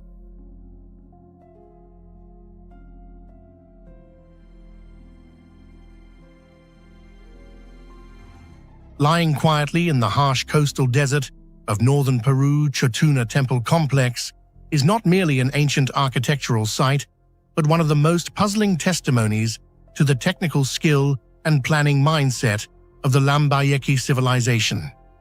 At first glance, Chotuna can easily be mistaken for ordinary adobe ruins, sun-dried clay structures eroded by time. But the closer one looks, the clearer it becomes that nothing here is truly random or primitive. On the contrary, the entire complex bears the imprint of deliberate design, a form of master planning that even many later civilizations may not have achieved at the same level. It is precisely this intentionality that forms the starting point of all the mysteries surrounding Chotuna. The first striking feature is how the structures within Chotuna are arranged along clearly defined spatial axes, not just one, but multiple intersecting axes forming a network of orientation that, when viewed from above, reveals an astonishing balance. The earthen pyramids, huacas, ceremonial plazas, and functional areas are not scattered randomly, but appear to follow a specific geometric logic, with distances, proportions, and orientations repeating in patterned regularity. Some studies suggest that these axes may align with the sun's position during key times of the year, such as solstices and equinoxes, or even correspond to constellations considered sacred by the Lambayeki people. Yet the question remains, how could a civilization, without compasses or precise measuring instruments, achieve such refined spatial orientation? Did they rely solely on long-term observation of nature, or did they possess a structured body of astronomical and geometric knowledge that we have yet to decode. Beyond its overall planning, Chotuna's construction techniques present another profound mystery. The adobe walls here are not simply piles of earth stacked together, but are built in clearly defined layers, often several meters thick, forming massive structures with a load-bearing capacity far beyond what would be expected from clay materials. This layered construction not only enhances durability, but may also function as a natural shock-absorbing system, reducing the impact of strong winds and the constant expansion and contraction caused by extreme temperature shifts between day and night. Some wall hatvats reveal the use of nearly uniform bricks arranged in repeating patterns with remarkable precision, creating a form of modular construction, a concept that in modern architecture is considered essential for efficiency and optimization. This suggests that the Lambayeque people were not building purely by intuition or experience, but had developed a standardized system for material production and construction, enabling them to control both quality and scale. Yet this almost modern rationality only deepens the mystery. Achieving such a standardized construction system and coherent urban planning would require a highly stable social organization, a reliable method of transmitting knowledge across generations, and an efficient system of resource management. However, to this day, there is no clear evidence of a fully developed writing system among the Lambayeque in the traditional sense. So how did they preserve and transmit such complex technical principles without distortion over time? Perhaps they relied on collective memory systems combined with hands-on training passed from generation to generation, or perhaps there existed a form of geometric symbolism or non-verbal conventions acting as living blueprints during construction, a type of knowledge we struggle to recognize today because it does not exist in written form. Another factor that intensifies the enigma is the remarkable consistency in construction methods across different parts of Chotuna. Despite being built and expanded over multiple historical phases, the structures maintain a unified architectural language from brick arrangement and wall proportions to spatial organization. This indicates not only the existence of an initial master plan, but also a continuous system of supervision and control, ensuring that later expansions remained faithful to the original design. This is something even many modern cities struggle to achieve, as development often becomes fragmented and inconsistent over time. What allowed Chotuna to maintain such coherence across generations? A centralized authority with absolute power, a religious system strong enough to enforce strict adherence to shared principles, or a sacred master plan that was never allowed to change, preserved as an untouchable legacy. The role of the environment cannot be ignored when analyzing Chotuna's construction techniques. In a desert where wind and sand constantly erode surfaces, choosing adobe as the primary material might seem risky, even illogical. Yet upon closer examination, it may be precisely the flexibility of adobe that made it ideal. Rather than resisting nature with rigid materials, the Lambayeque may have chosen to adapt, creating structures capable of controlled erosion. The layered bricks could act as sequential protective layers, where the outermost layer absorbs environmental damage and gradually wears away, while inner layers remain intact. This reflects a highly advanced engineering philosophy, not resisting destruction, but managing it. If this interpretation is correct, then Chotuna is not merely architecture, it is a system designed to endure within constant change. Some researchers propose that Chotuna's layout is not purely technical, but deeply symbolic, representing a form of cosmic map based on ancient beliefs. The main axes may correspond to sacred directions. Open spaces may symbolize natural elements such as water, earth, and sky, and the entire complex could function as a miniature model of the Lambayeki worldview. If so, then construction and planning at Chotuna were not only practical endeavors, but also a form of non-verbal language, an architectural expression of abstract ideas, a way for humans to communicate with the divine through physical space. The deeper we study Chotuna, the clearer it becomes that its true significance lies not only in what we can observe, but in what we cannot yet explain. Every wall, every axis, every layer of brick appears to follow a tightly structured internal logic, yet that logic does not fully align with the technical principles we understand today. It is neither entirely alien nor entirely familiar, as if we are witnessing a system of knowledge developed along a different path, a technological evolution that history did not continue. And perhaps this is where Chotuna Temple Complex reaches its greatest value, not merely as a site to be studied, but as a question to be contemplated. How could a civilization without modern technology create such a complex system of construction and planning? What knowledge has been lost over time? And are we underestimating the true intellectual capabilities of ancient societies? Chotuna offers no clear answers, but it is precisely this silence that makes it one of the most profound and captivating mysteries of the ancient world. Do you think the mystery of the Chotuna Temple Complex lies more in lost ancient knowledge or in a way of thinking and building that modern science still doesn't fully understand? Share your thoughts in the comments below.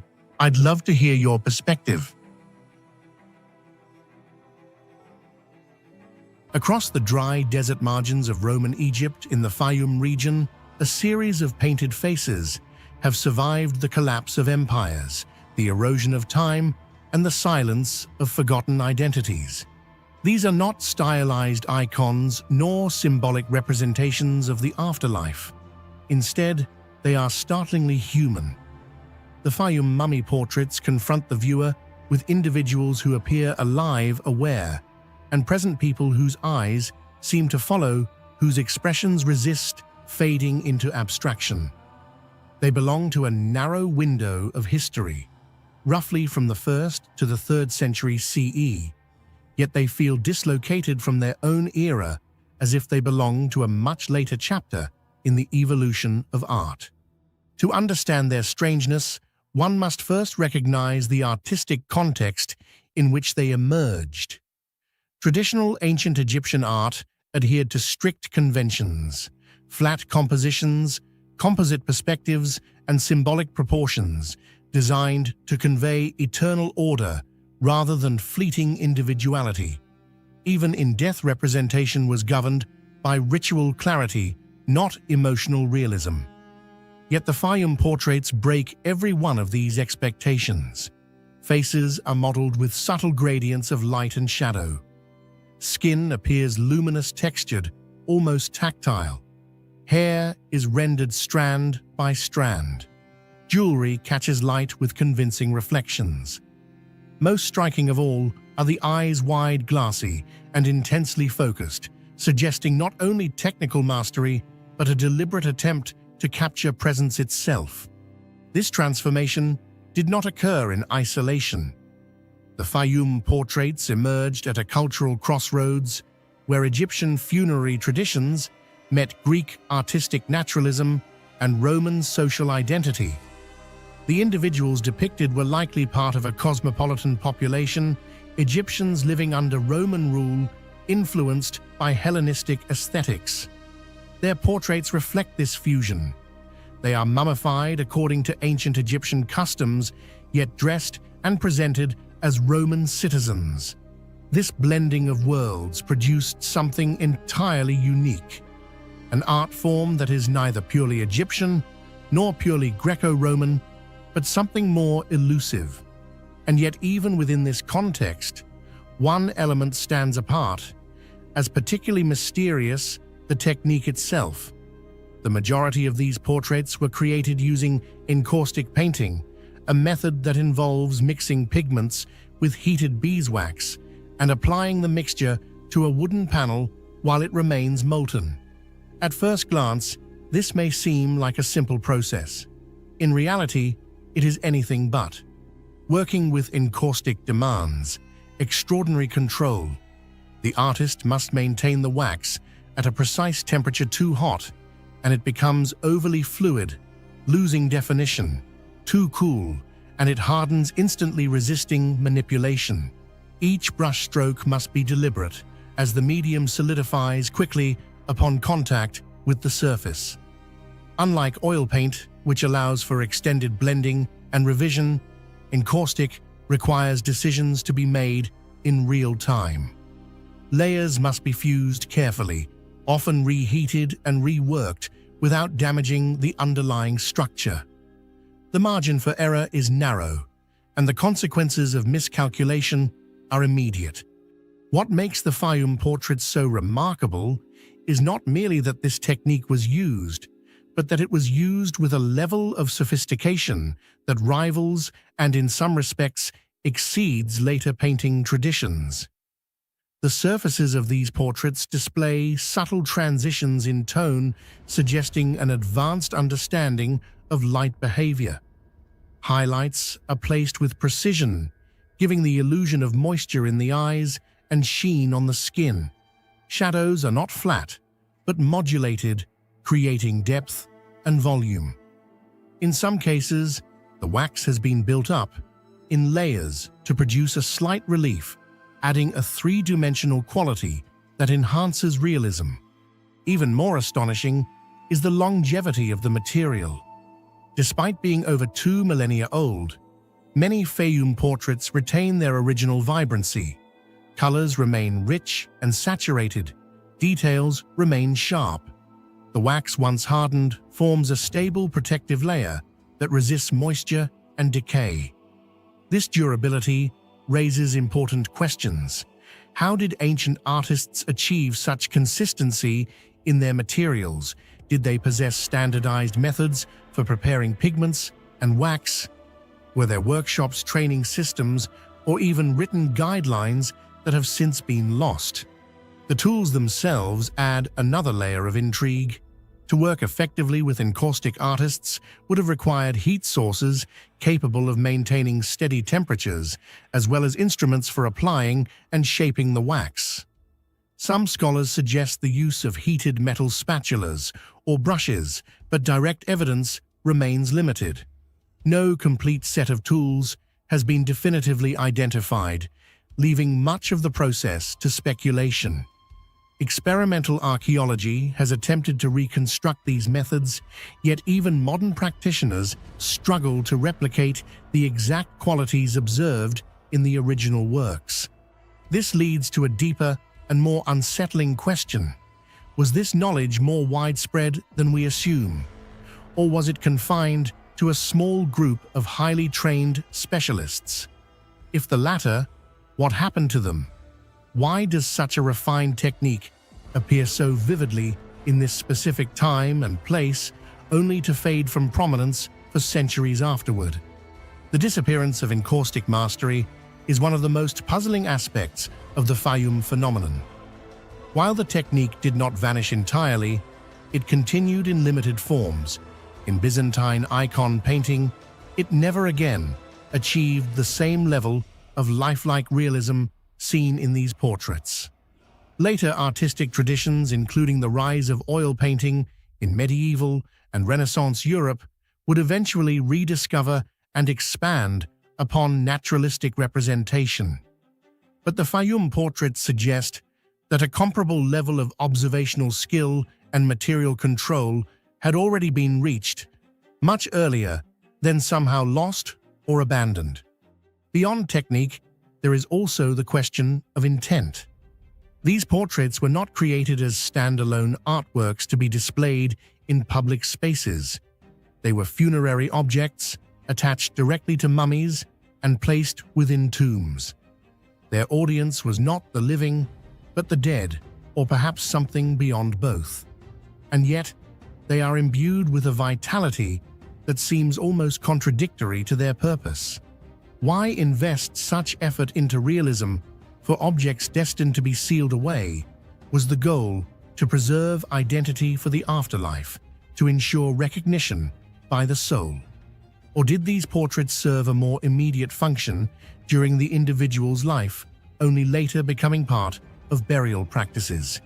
Some evidence suggests that the portraits may have been painted while the subjects were still alive, possibly displayed in the home, before being incorporated into funerary rites. If true, this would further explain their lifelike quality. The artists were not reconstructing faces from memory or imagination. They were observing real people, capturing subtle asymmetries, expressions, and signs of age. Wrinkles, scars, and individual features are rendered with honesty, not idealization. This commitment to realism reinforces the idea that these works were deeply personal, tied to identity in a way that transcended mere ritual. And yet, even with this explanation, the technical execution remains difficult to account for. The combination of observational accuracy, material mastery, and long-term preservation suggests a level of knowledge that is only partially understood today.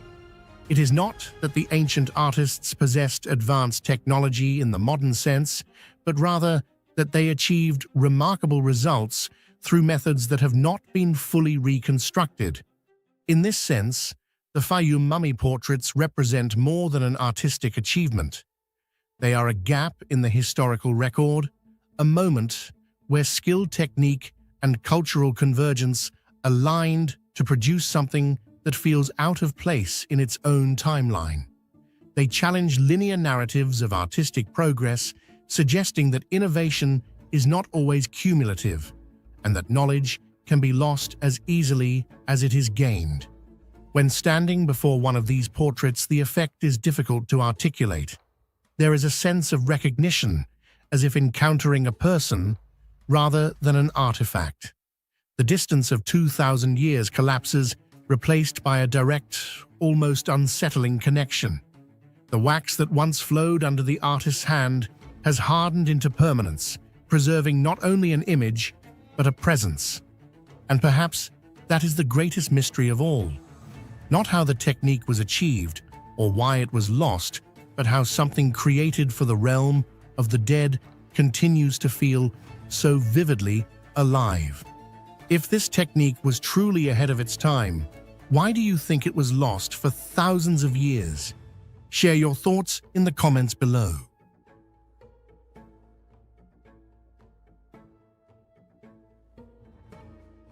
Hidden within the central landscapes of Zambia, the Mumbwa Caves stand as one of the most quietly profound archaeological sites in Africa. At first glance, these rock shelters appear unremarkable: weathered stone, shadowed interiors, and layers of dust accumulated over millennia. Yet beneath this modest exterior lies something far more extraordinary, a continuous record of human presence, stretching back over 300,000 years. Few places on Earth offer such an uninterrupted narrative of human occupation, and even fewer raise as many questions about the nature of that presence. What makes Mumbwa Caves so compelling is not merely their age, but their persistence. Across vast stretches of time, through climatic shifts, technological revolutions, and the rise and fall of entire cultural systems, humans kept returning to this same place. Generation after generation, separated by thousands of years, and often possessing vastly different tools, behaviors, and knowledge, found their way back to these caves. This repetition is not easily explained, and it is here, in this pattern of return, that the deepest mystery of Mumbwa begins to emerge. Archaeological excavations reveal a complex stratigraphy, with each layer representing a distinct chapter in human history. The lowest levels date back to the Middle Stone Age, containing primitive stone tools shaped by early humans whose cognitive abilities were still developing. Above these layers, more refined tools begin to appear, evidence of gradual innovation, adaptation, and learning. Yet this progression is not linear. In some strata, technological sophistication seems to regress, with simpler tools replacing more advanced ones. This irregular pattern suggests that different groups, perhaps unrelated or only loosely connected, occupied the caves at different times. Each brought their own traditions, skills, and ways of understanding the world. Traces of fire are scattered throughout these layers, indicating that the inhabitants of Mumbwa caves had at various points learned to harness one of humanity's most transformative discoveries. Charcoal deposits and ash lenses suggest repeated use of controlled fire, likely for warmth, cooking, and protection. However, the exact nature of this fire use remains uncertain.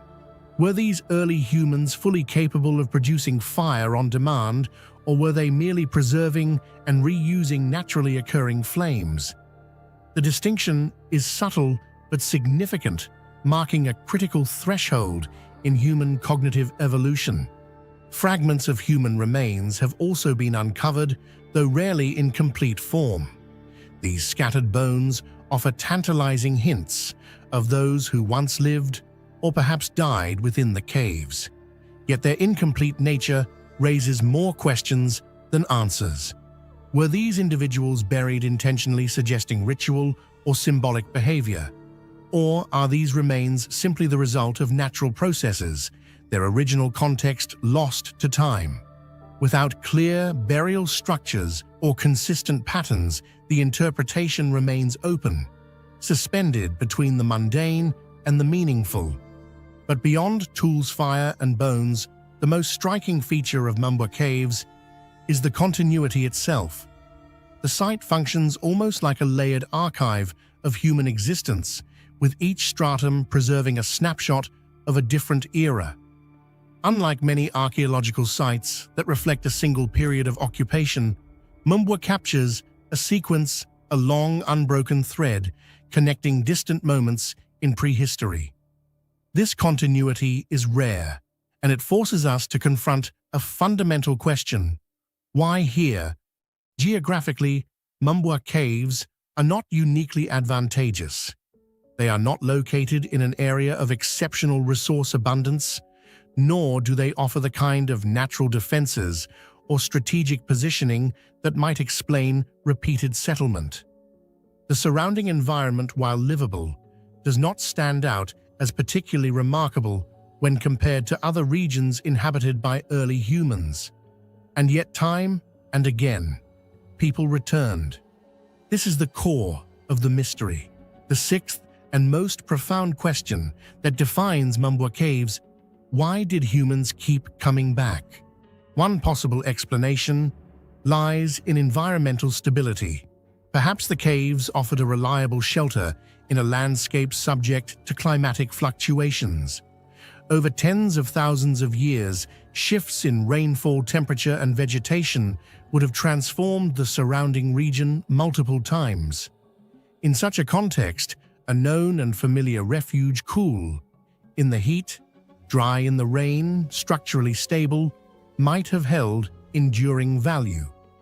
Knowledge of such a place could have been passed down through generations, becoming a fixed point in an otherwise changing world. Yet this explanation, while practical, feels incomplete. It accounts for survival, but not for persistence across such vast spans of time. There are countless caves across Africa, many offering similar or even superior conditions. Why then does Mumbwa stand out as a site of repeated return? Another possibility is that the caves held some form of symbolic or cultural significance. Even among early humans, there is growing evidence of abstract thought, ritual behavior, and the assignment of meaning to specific places. Mumbwa caves may have been more than a shelter. They may have been a landmark, a gathering place, or even a sacred site. Over generations, stories could have formed around it, embedding the caves within a shared cultural memory. In this sense, returning to Mumbwa would not merely be a practical decision, but a continuation of tradition, a reenactment of something deeply ingrained. There is also the possibility of what might be called path dependency in human movement. Early migration patterns often followed familiar routes, water sources, animal paths, seasonal cycles. If Mumbwa lay along such a route, it may have naturally become a recurring stop. Over time, this repetition could reinforce itself, turning coincidence into habit and habit into expectation. Future groups, even if culturally distinct from their predecessors, might independently rediscover the same advantages and make the same choice. But perhaps the most intriguing explanation is also the most difficult to prove, that Mumbwa caves represent an early form of place-based memory, a kind of proto-heritage site. Long before written language or formal history, humans may have recognized certain locations as meaningful simply because others had been there before. The presence of old tools, fire pits, or even bones might have signaled that this was a place of human activity, a place worth returning to. In this way, Mumbwa could have functioned as a silent marker across time, drawing people back, not through explicit knowledge, but through subtle traces of prior existence. If this is true, then Mumbwa caves are not just a record of human occupation, they are evidence of an early awareness of continuity itself. A place where the past and present overlapped, even if only faintly guiding human behavior in ways we are only beginning to understand. Ultimately, the mystery of Mumbwa caves resists a single explanation. It exists at the intersection of environment, culture, memory, and chance. Each layer of soil adds detail, but also deepens the enigma. The caves do not offer clear answers. Instead, they present a pattern, one that challenges our assumptions about how and why early humans moved through their world. In a broader sense, Mumbwa forces us to reconsider the nature of human history. We often imagine progress as a straight line, a steady ascent from simplicity to complexity. But the evidence here suggests something far more intricate: cycles of advancement and regression, occupation and abandonment, forgetting and rediscovery. And within this complexity, certain places, like Mumbwa, remain constant. Not because they are extraordinary in appearance, but because they occupy a deeper, less visible role in the human story. A role that we are still trying to understand.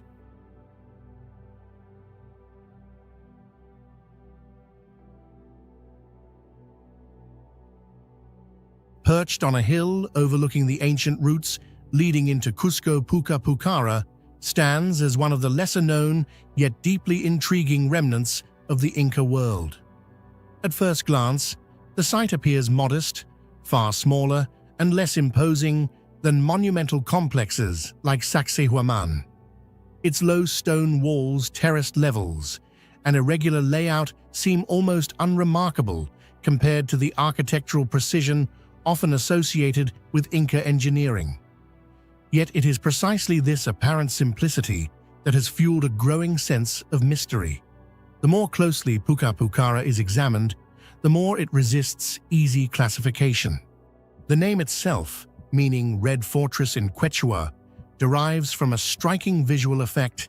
At sunset, the stones of the structure take on a deep reddish hue.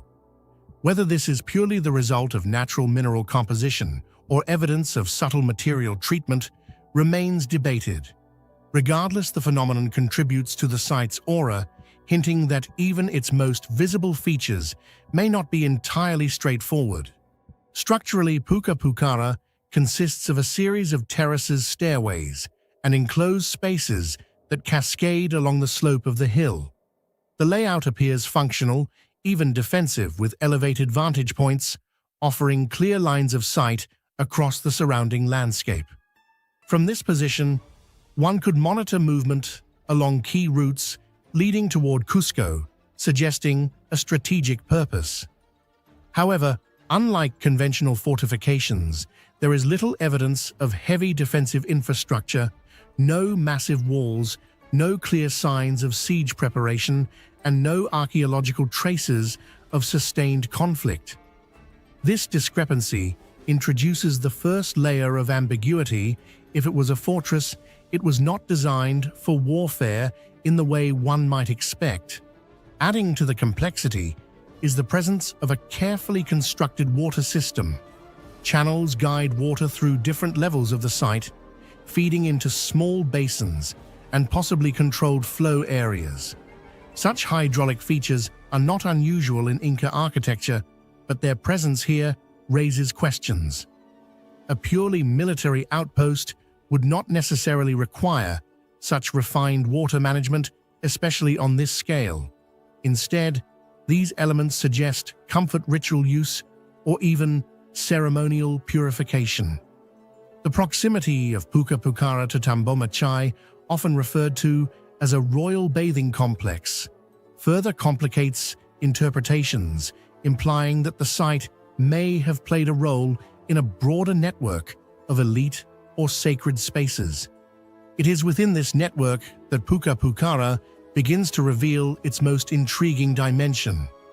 Nearby sites, such as Chenko and Saksai Huaman, are widely understood to have ceremonial and symbolic significance beyond their practical uses. Together, they form a landscape that appears deliberately organized, possibly aligned with religious practices, astronomical observations, or royal processions. In this context, Puka Pucara may not be an isolated structure at all, but rather a component of a larger integrated system, one whose full purpose has yet to be deciphered. This brings us to the central mystery that defines Puka Pucara. What was its true function? Several competing theories attempt to answer this question, yet none fully account for all of the evidence. The traditional interpretation identifies the site as a military fortress. Its elevated position, segmented layout, and commanding views certainly support this idea. It could have served as a checkpoint guarding access to Cusco and monitoring travelers or potential threats. However, the absence of clear defensive features and the lack of evidence for conflict weaken this explanation.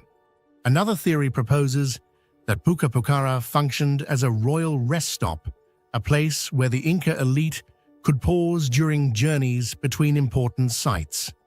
The presence of water channels, the manageable scale of the structures, and its proximity to Tambomachai lend credibility to this interpretation.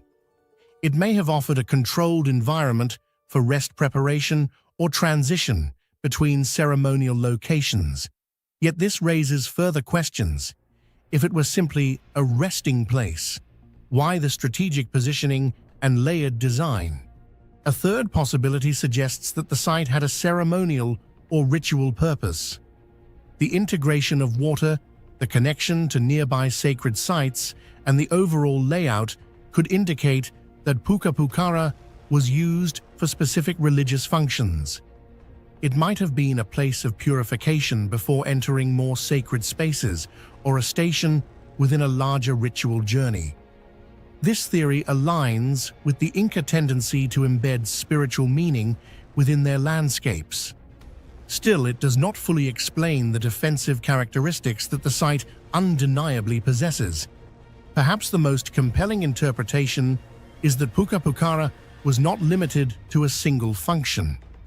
Instead, it may have been a multifunctional site, simultaneously serving as a checkpoint, a ceremonial station, and a temporary residence for elites.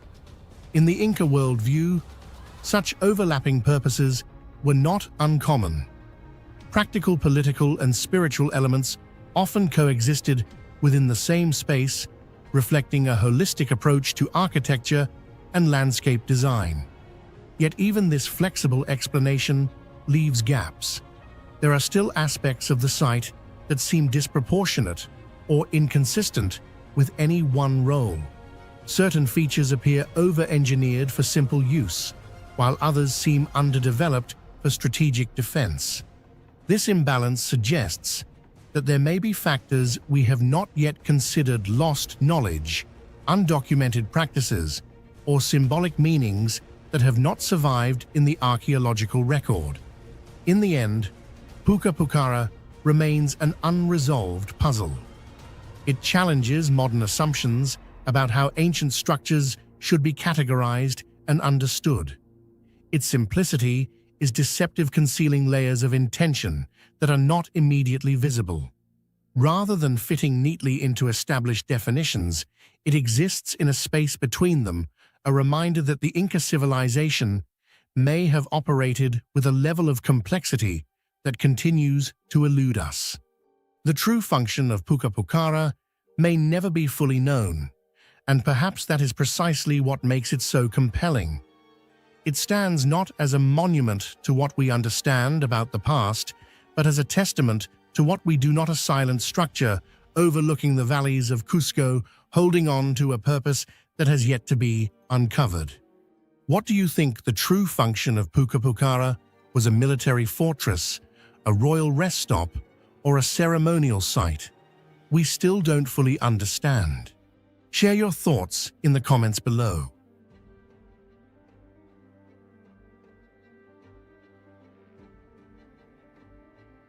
In the shadow of catastrophe, where destruction and preservation collide in a paradox that defies intuition, the story of the Herculaneum Scrolls begins. In the year 79 AD, the catastrophic eruption of Mount Vesuvius unleashed a sequence of events so violent and sudden that entire cities were erased in a matter of hours. Among them was Herculaneum, a coastal Roman town, buried not just in ash, but in a dense, superheated surge of volcanic gas and debris.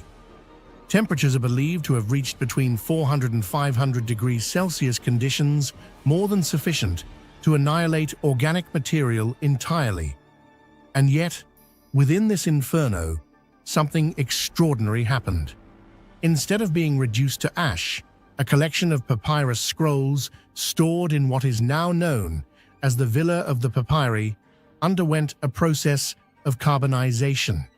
The intense heat drove out moisture and volatile compounds, transforming the delicate plant fibers of papyrus into a brittle charcoal-like substance. At first glance, this seems like a total loss. The scrolls are blackened, fragile, and fused into tight cylinders that crumble at the slightest touch. For centuries, they were considered unreadable relics, ghosts of texts that could never be recovered. But paradoxically, this very process of carbonization is what preserved them. Unlike papyrus, exposed to normal environmental decay, which would have decomposed entirely over the course of centuries, these scrolls were effectively sealed in a carbonized shell. Their structure remained intact, layer upon layer, frozen in time. What appeared to be destruction was in fact a rare form of preservation, one that locked ancient knowledge inside a material that resisted biological decay but resisted human access just as stubbornly. The Villa of the Papyri, where these scrolls were discovered in the 18th century, represents the only intact library from the Greco-Roman world ever found. More than 1,800 scrolls have been recovered, most of them containing philosophical works, particularly those associated with the Epicurean school. Names like Philodemus emerge from within these texts, offering a glimpse into intellectual traditions that once flourished but are now only partially understood.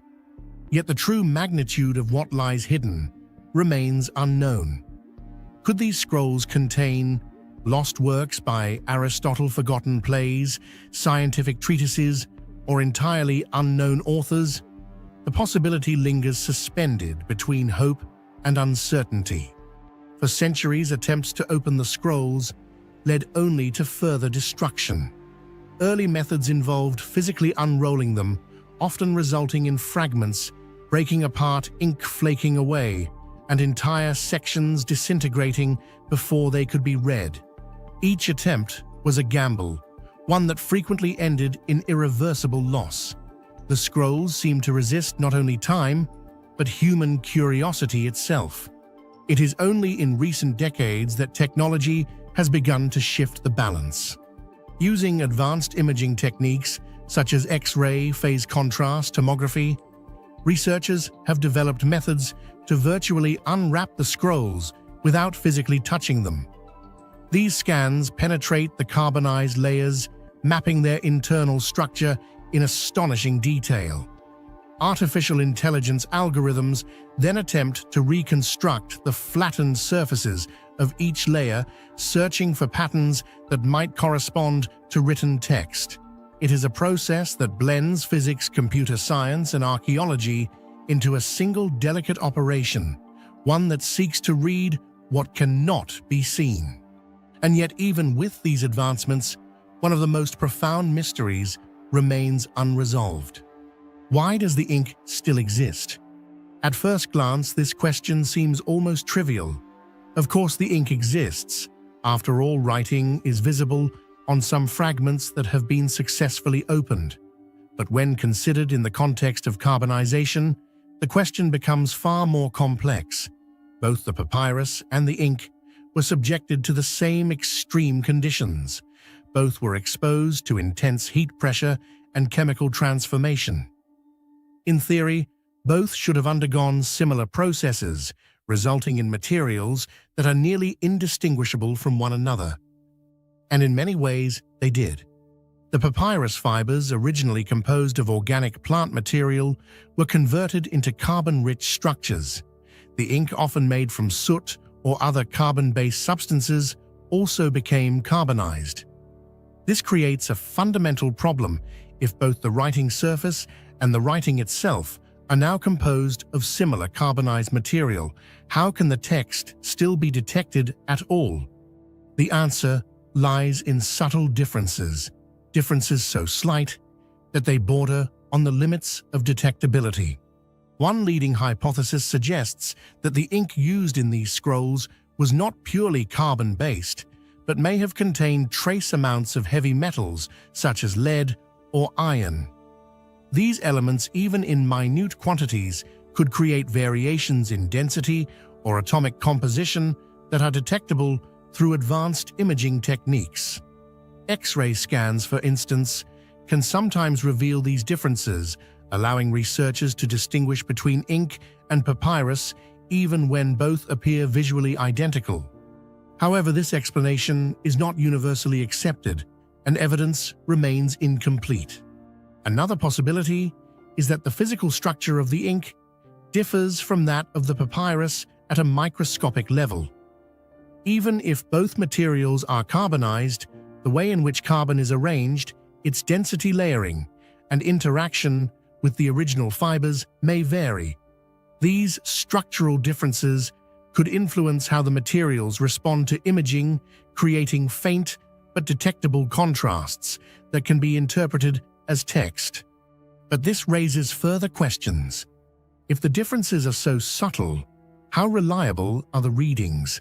Are we truly seeing the original text, or are we interpreting noise patterns that resemble writing but may not correspond to meaningful content? The role of artificial intelligence in this process adds another layer of complexity. Machine learning algorithms are trained to recognize patterns, but they are also capable of generating false positives, especially when working with incomplete or ambiguous data. In this sense, the act of reading the Herculaneum Scrolls is not just a technical challenge, it is an epistemological one. It forces us to confront the limits of knowledge itself. How do we know what we know when the evidence is buried beneath layers of transformation and uncertainty? The survival of the ink, therefore, is not just a chemical or physical phenomenon. It is a threshold, a boundary between what can be recovered and what remains lost. It represents the fragile persistence of information in the face of overwhelming forces, a reminder that knowledge can endure even when its medium is fundamentally altered. And yet the majority of the scrolls remain unread. Despite all technological progress, only a fraction of the texts have been partially deciphered. Many scrolls have yet to be scanned, and even those that have been scanned often yield only fragments of legible text. The process is slow, painstaking, and uncertain. Each new discovery is incremental, a small step forward in a landscape defined by limitations. But the potential remains immense. Some researchers believe that we are on the verge of a breakthrough, that improvements in imaging, resolution data processing, and AI interpretation could soon unlock entire scrolls in ways that were previously unimaginable. If this happens, the implications could be profound. Entire works of ancient philosophy, literature, and science could re-emerge after nearly 2 millennia of silence. Or perhaps they will not. It is equally possible that many of the scrolls contain texts that are already known, or works that hold limited historical significance. The anticipation of discovery is balanced by the risk of disappointment, a reminder that not all mysteries lead to revelation. And yet the mystery itself is part of the story. The carbonization of the Herculaneum Scrolls represents a unique intersection of destruction and preservation, of loss and possibility. It is a phenomenon that challenges our assumptions about time, materiality, and the resilience of knowledge. It forces us to reconsider what it means for something to survive, not in its original form, but in a state that is both altered and intact. In the end, these scrolls are more than artifacts. They are messages from a world that was abruptly silenced, encoded in a form that resists easy interpretation. They remind us that history is not always written in clear lines, but often hidden in shadows, waiting for the right tools, the right questions, and perhaps the right moment to be understood. And until that moment arrives, the ink within these carbonized scrolls will remain one of the most haunting mysteries of the ancient world, visible yet unreadable, preserved yet inaccessible, a voice that endures but has not yet fully spoken. If one day we could fully read these scrolls, do you think they would reveal lost knowledge that could change history, or just ordinary texts? Share your thoughts in the comments below. Along the desolate edge of the Nile Valley, far from the river's modern banks, lies one of the most enigmatic archaeological discoveries in ancient Egypt, the boat burials of Abydos. Dating back to the First Dynasty, around 3000 BCE, these vessels were not mere symbolic artifacts or decorative relics. They were full-scale boats, carefully constructed, deliberately dismantled, and methodically interred in long, narrow pits beside royal funerary enclosures. At first glance, their presence seems almost paradoxical. Boats belong to water, to movement, to life along the Nile. Yet here they are, buried deep in the desert, far from any navigable channel. This contradiction immediately raises a deeper question. What role did these vessels truly serve? Were they practical tools, sacred symbols, or something that existed in the blurred boundary between the two? The arrangement itself suggests intention. The boats were placed in parallel alignments, each within its own pit, forming what appears to be a carefully planned funerary landscape. This was not random disposal. It was choreography, ritual, precise and meaningful. Each vessel seems to have been positioned as part of a larger design, one that we are only beginning to understand. Ancient Egyptian cosmology offers one possible explanation. In their worldview, death was not an end, but a transition, a journey into another realm. The pharaoh, as both ruler and divine intermediary, required the means to navigate this journey. And in a civilization defined by the Nile, the most natural vehicle for passage was the boat. The concept of the solar bark, used by the sun god Ra to traverse the sky and the underworld, provides a powerful symbolic parallel. Just as Ra sailed through darkness to be reborn each dawn, so too would the king embark on his own eternal voyage. In this context, the Abydos boats may have functioned as more than grave goods. They were instruments of transformation vehicles that enabled the deceased to move between worlds. Yet the absence of explicit inscriptions leaves room for uncertainty. No text definitively states their purpose. Instead, archaeologists must rely on spatial relationships, construction details, and comparative analysis. The result is a compelling but incomplete picture, one that invites interpretation rather than providing clear answers. What truly elevates the Abydos boat burials from ritual curiosity to technological mystery is the extraordinary sophistication of their construction. These vessels were not crude or experimental. They exhibit a level of craftsmanship that appears in many ways fully matured, almost as if the technology had already undergone a long period of refinement before these examples were ever built. The hulls were assembled using wooden planks joined not by metal fasteners but through intricate systems of lashings.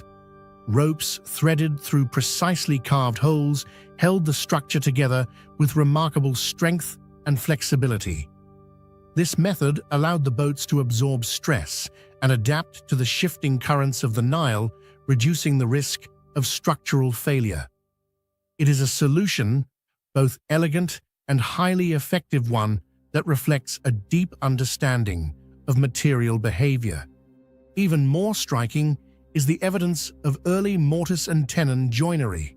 This technique, involving interlocking wooden components, would later become a hallmark of advanced shipbuilding in the Mediterranean.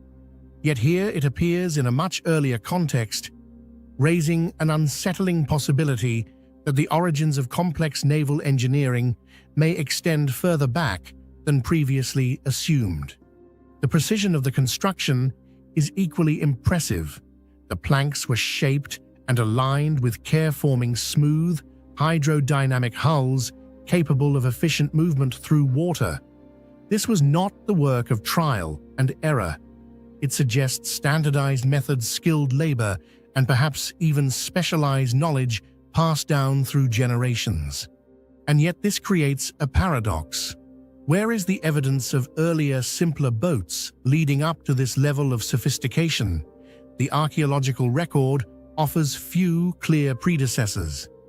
Instead, the Abydos vessels seem to emerge almost fully formed, as if representing a technological leap rather than a gradual evolution.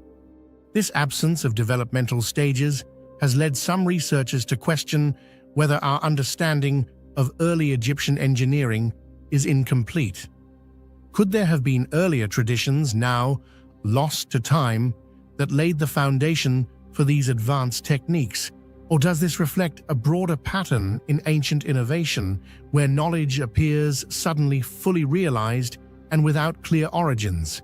Adding another layer to the mystery is the possibility that these boats were not built solely for burial.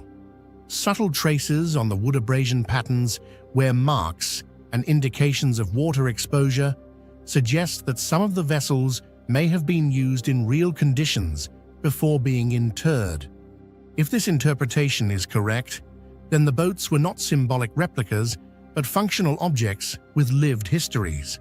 They may have carried people goods, or even participated in ceremonial processions along the Nile. Only later were they dismantled and buried, transformed from tools of the living world into offerings for the dead. This practice, if intentional, reflects a profound cultural logic. Rather than creating objects specifically for the afterlife, the Egyptians may have chosen items imbued with real-world significance. In doing so, they ensured that the king's journey beyond death was supported by objects that had already proven their value in life.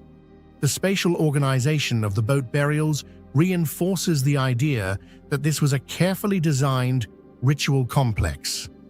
The vessels are not randomly scattered, but arranged with deliberate orientation and spacing. Their alignment may correspond to symbolic directions, cosmological beliefs, or ceremonial pathways that are no longer visible. Each boat, though similar in form, may have served a distinct role within this system.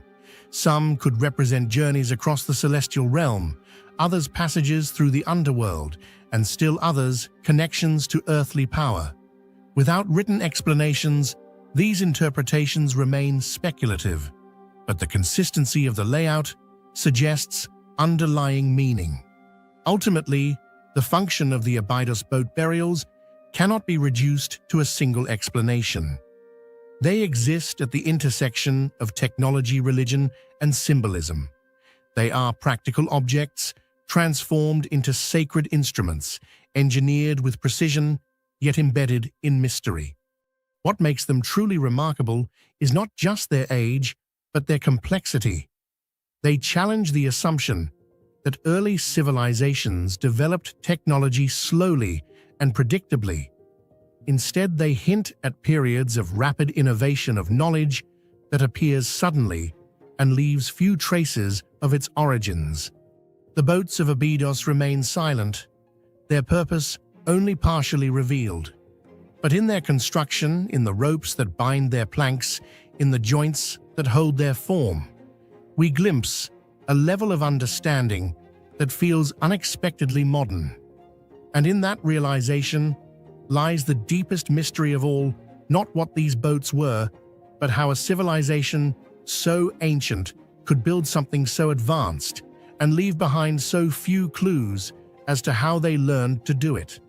What do you think is the most mysterious aspect of the Abydos boats, their advanced construction technology, or their true purpose in the afterlife? Share your thoughts in the comments below.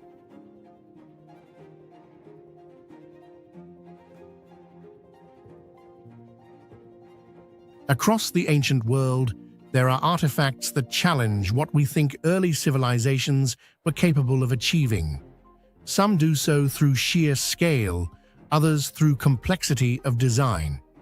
But occasionally, an object appears that is small, almost modest in size, yet deeply unsettling in what it implies. The liver of Piacenza is one of those objects.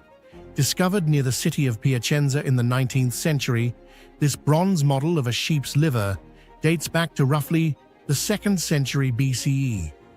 At first glance, it appears to be a ritual object associated with the divination practices of the Etruscan people.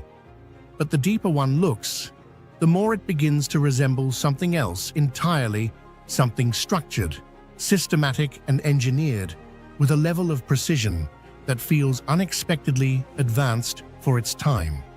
The artifact is shaped like a liver, but it is not an anatomical study in the modern sense. Instead, its surface is divided into approximately 40 distinct compartments. Each of these sections is inscribed with the name of a deity from the Etruscan pantheon. The divisions are not random. They are organized in a way that suggests hierarchy, orientation, and possibly even directional meaning. Some scholars believe that the liver was used as a teaching tool for haruspices, priests trained to interpret the will of the gods by examining the entrails of sacrificed animals. Others suggest that it functioned as a standardized reference model, ensuring that interpretations followed a consistent symbolic system. Yet the real mystery is not the purpose alone. It is the structure itself. The layout resembles a cosmological diagram more than a biological organ. It implies that the Etruscans saw a direct correspondence between the internal anatomy of a living being and the structure of the universe. In this worldview, the liver becomes a microcosm, a scaled-down version of a divine order. This is where the liver of Piacenza becomes truly difficult to explain. The craftsmanship is not merely good, it is extraordinarily precise. The artifact was cast in bronze, a material that requires careful control of temperature timing and mold design. Even slight inconsistencies during casting can result in warping bubbles or loss of detail. Yet the surface of this object is remarkably smooth and consistent, indicating a high level of mastery over metallurgical processes. More striking still are the inscriptions. Each compartment contains finely engraved text, and these inscriptions maintain clarity and proportional consistency across a curved, uneven surface. This alone presents a significant technical challenge. Engraving on a flat plane is one thing. Engraving on a convex, irregular form while maintaining alignment, spacing, and legibility is something else entirely. The divisions themselves are equally precise. The boundaries between sections are clean and deliberate, suggesting that the layout was planned in advance, not improvised. This implies the use of a conceptual grid or template, possibly transferred onto the mold before casting or carefully marked afterward. Either scenario raises important questions. How did the artisans achieve such accuracy without modern measuring tools? What methods did they use to ensure proportional consistency across the entire surface? One possibility is that the Etruscans employed highly refined lost wax casting techniques. This method allows for intricate detail, but it also requires a high degree of planning and skill. The model must first be sculpted in wax, with all inscriptions and divisions carefully carved in reverse. It is then encased in a mold, the wax is melted away, and molten bronze is poured into the cavity. Any mistake at the wax stage becomes permanent in the final product. If this is indeed how the liver of Piacenza was made, then the artisans were not only skilled metalworkers, but also precise planners, capable of visualizing complex layouts in reverse and executing them flawlessly. This level of coordination between design and execution suggests a tradition of craftsmanship that was both advanced and highly disciplined.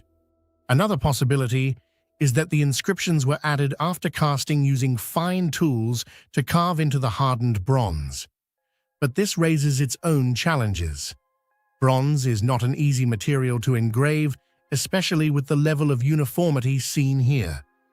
Maintaining consistent depth line thickness and spacing across dozens of compartments would require exceptional control and possibly specialized tools.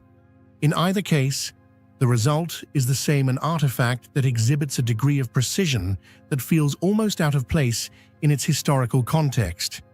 It does not look experimental. It does not look crude. It looks deliberate, measured, and refined. Despite its apparent sophistication, the liver of Piacenza does not come with a manual.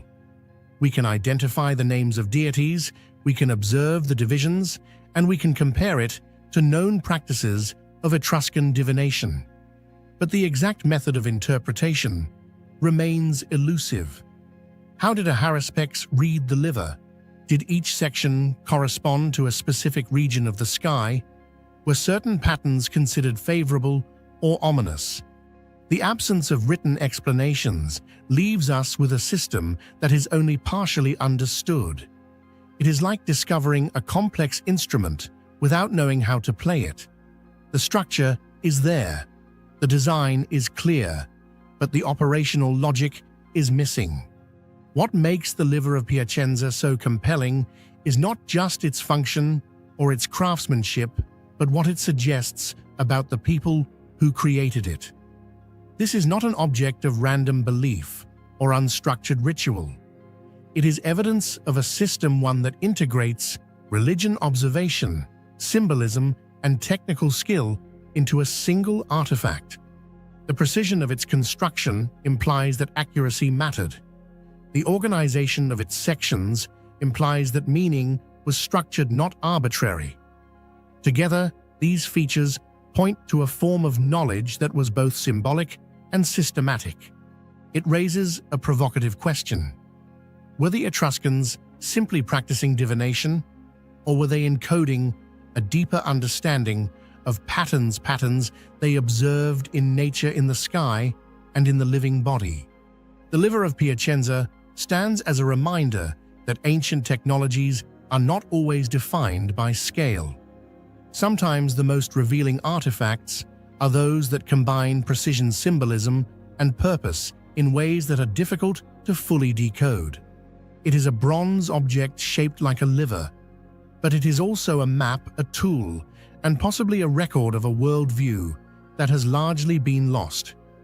Its craftsmanship challenges our assumptions about ancient capabilities. Its structure challenges our understanding of ancient thought. And perhaps most intriguingly, it suggests that the line between ritual and knowledge in the ancient world may have been far thinner than we tend to believe. What do you find more unbelievable about the liver of Piacenza?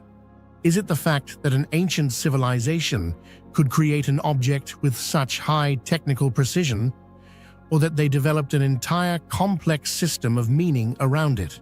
Share your thoughts in the comments below. Are you more impressed by their technology or their way of thinking?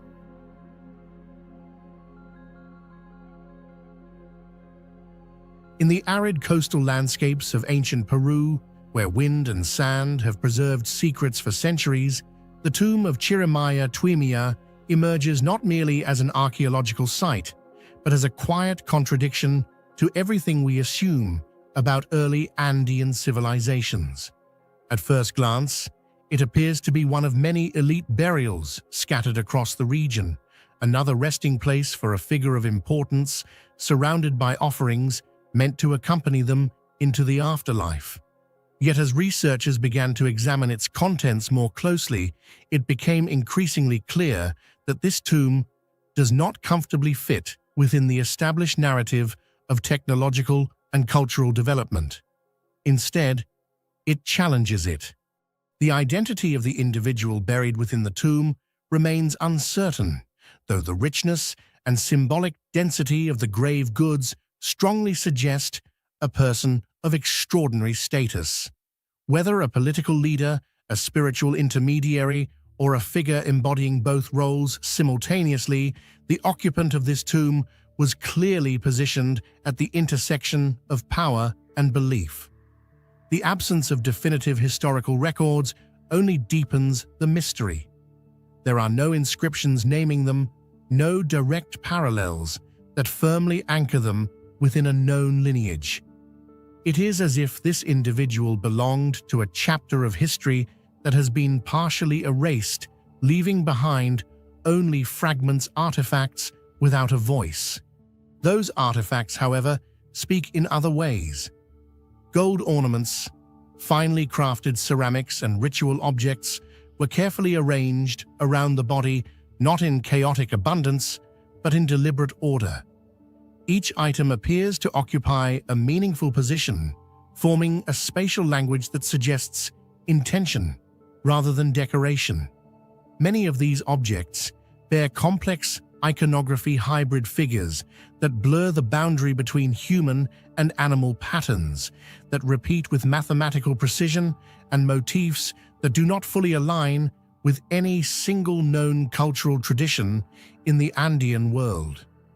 This blending of styles raises a compelling possibility that the tomb belongs to a transitional culture, one that absorbed influences from multiple sources while developing its own unique symbolic system.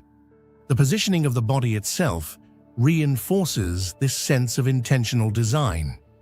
Placed in a tightly flexed posture, reminiscent of a fetus, the deceased appears to be symbolically returning to a state of origin.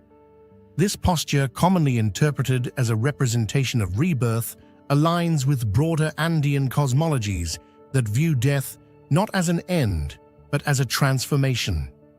The orientation of the burial, possibly aligned with solar or celestial events, further suggests that the tomb was conceived as part of a larger cosmic framework.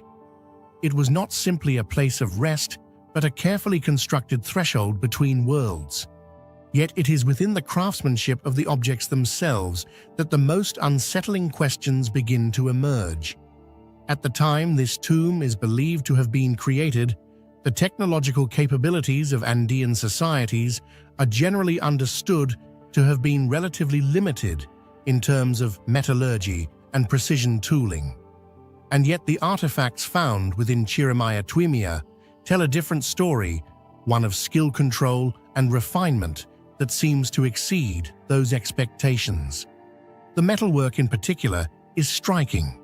Gold surfaces appear smooth and uniform, with an almost polished finish that shows little evidence of the rudimentary hammering techniques typically associated with early metallurgy. Edges are clean, curves are consistent, and decorative elements are executed with a level of symmetry that suggests careful planning and exceptional control. In some pieces, the detailing is so fine that it challenges the limits of what could reasonably be achieved using the tools believed to have been available at the time. There are no obvious signs of trial and error, no irregularities that would hint at experimentation. Instead, what we see is confidence and assurance in technique that implies long-standing mastery. This raises an uncomfortable question: if these objects were created using known methods, why do they appear so far removed from what those methods should produce? One possibility is that our understanding of ancient Andean technology is incomplete. Techniques may have existed that left little archaeological trace methods passed down through generations and lost before they could be documented. Another possibility is that the tools themselves were more advanced than we currently assume, perhaps made from perishable materials that did not survive the passage of time. Organic abrasives, specialized polishing compounds, or even forms of controlled heating could have played a role in achieving these finishes. The ceramics present a similar puzzle. Their surfaces are not only finely shaped, but decorated with intricate patterns that maintain consistency across the entire object. Achieving such uniformity would require not only artistic skill, but also a precise understanding of material behavior, how clay responds to pressure, how pigments interact with heat, and how to control firing conditions to avoid distortion. In an environment without modern kilns or temperature regulation, this level of control is difficult to explain. And yet the evidence is undeniable.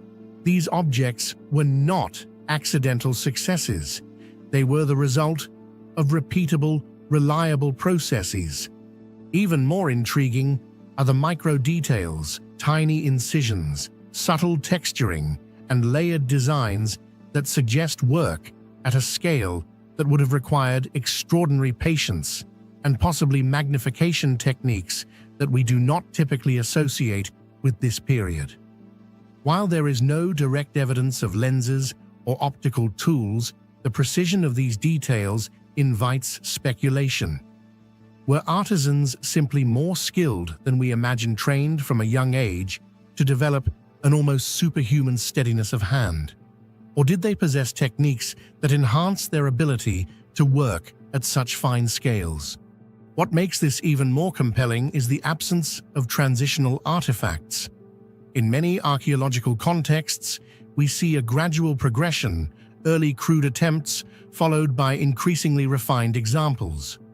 But in the tomb of Chirimaya Twimia, the objects appear fully realized, as if the techniques behind them had already reached maturity. This lack of visible evolution suggests that the knowledge required to produce these items was already well established, even if the broader archaeological record does not clearly reflect it. Taken together, these observations point toward a conclusion that is both fascinating and unsettling. The people who created these objects may have possessed a level of technical sophistication that has been underestimated or misunderstood. Not in the sense of modern machinery or industrial processes, but in a deeply refined, material-focused knowledge. An intimate understanding of metals, minerals, and organic compounds that allowed them to manipulate their environment with remarkable precision. And yet, despite all this, the true nature of their techniques remains elusive. No written records explain their methods. No surviving workshops provide clear evidence of their processes. What we are left with are the results objects that exist undeniably, yet resist easy explanation. They stand as silent witnesses to a body of knowledge that has for the most part disappeared.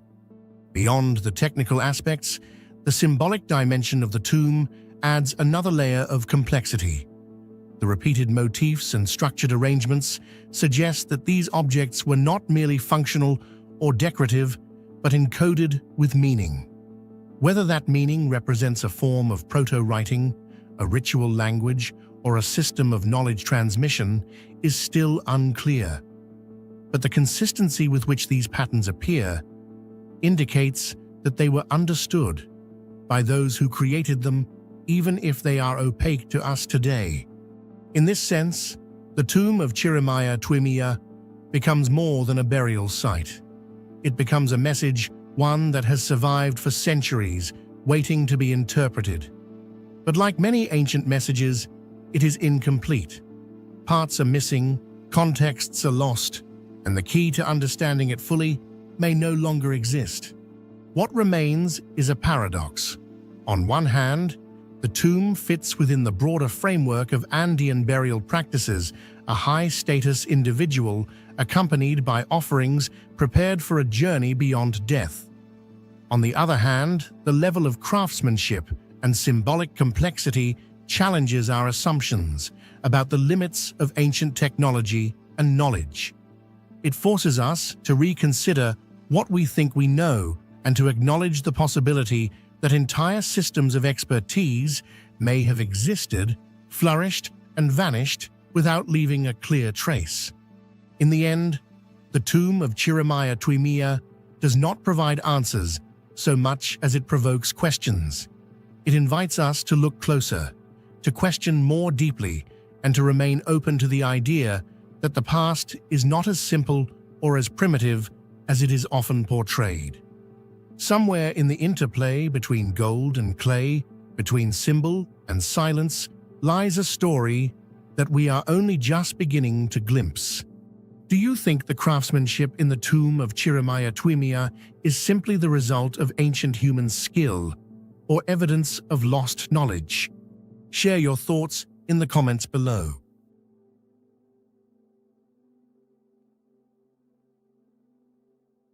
Along the arid northern coast of Peru, near the modern city of Huarmey, a silent hill known as Castillo de Huarmey rises from the desert like a sentinel frozen in time.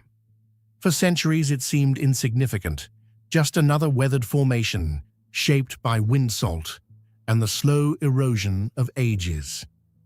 Nothing about its surface hinted at what lay beneath. And yet hidden within its core, archaeologists would uncover one of the most extraordinary burial complexes ever found in the Americas, an untouched chamber of power ritual and forgotten knowledge belonging to the enigmatic Wari civilization. This discovery did not simply enrich the historical record. It challenged it, reshaping what we thought we knew about authority, innovation, and artistic mastery in the ancient world. The name Huarmey Burial Towers conjures images of vertical monuments piercing the sky. But reality tells a different story, one far more intricate and far more deliberate. Beneath the surface lies a hidden architecture, a labyrinth of subterranean chambers, engineered with precision and intent. These are not simple graves, they are constructed spaces, planned, layered, and protected. Narrow corridors guide movement into sealed inner sanctums, each chamber shielded by stone barriers and carefully placed fills. The design itself feels almost defensive, as though anticipating intrusion long before it could occur. And remarkably, it succeeded. For more than 1,000 years, this burial complex remained untouched, sealed away from looters, preserved in a state of near perfection that is almost unheard of in Andean archaeology. When the chambers were finally opened, what emerged was not disorder, but design, not chaos, but control. Inside, more than 60 individuals were discovered, many encased in elaborate funerary bundles arranged with intention and care. But it was their identity that stunned researchers. The majority were women, elite, adorned, and unmistakably powerful. They were buried with gold, silver, and finely crafted artifacts that signaled status of the highest order. These were not peripheral figures in their society. They were central to it. Their presence suggests a hierarchy in which women may have held significant, perhaps even dominant roles. It is a revelation that forces us to reconsider long-held assumptions about gender and authority in ancient civilizations, revealing a social structure far more complex than previously imagined. And yet among all the discoveries within Huame, one element stands above the rest, not in size, but in mystery. The textiles. At first glance, they seem impossibly fragile. Threads so fine they should have dissolved centuries ago. Fibers that by all logic should have returned to dust long before our time. And yet, they remain intact, vibrant, and hauntingly precise.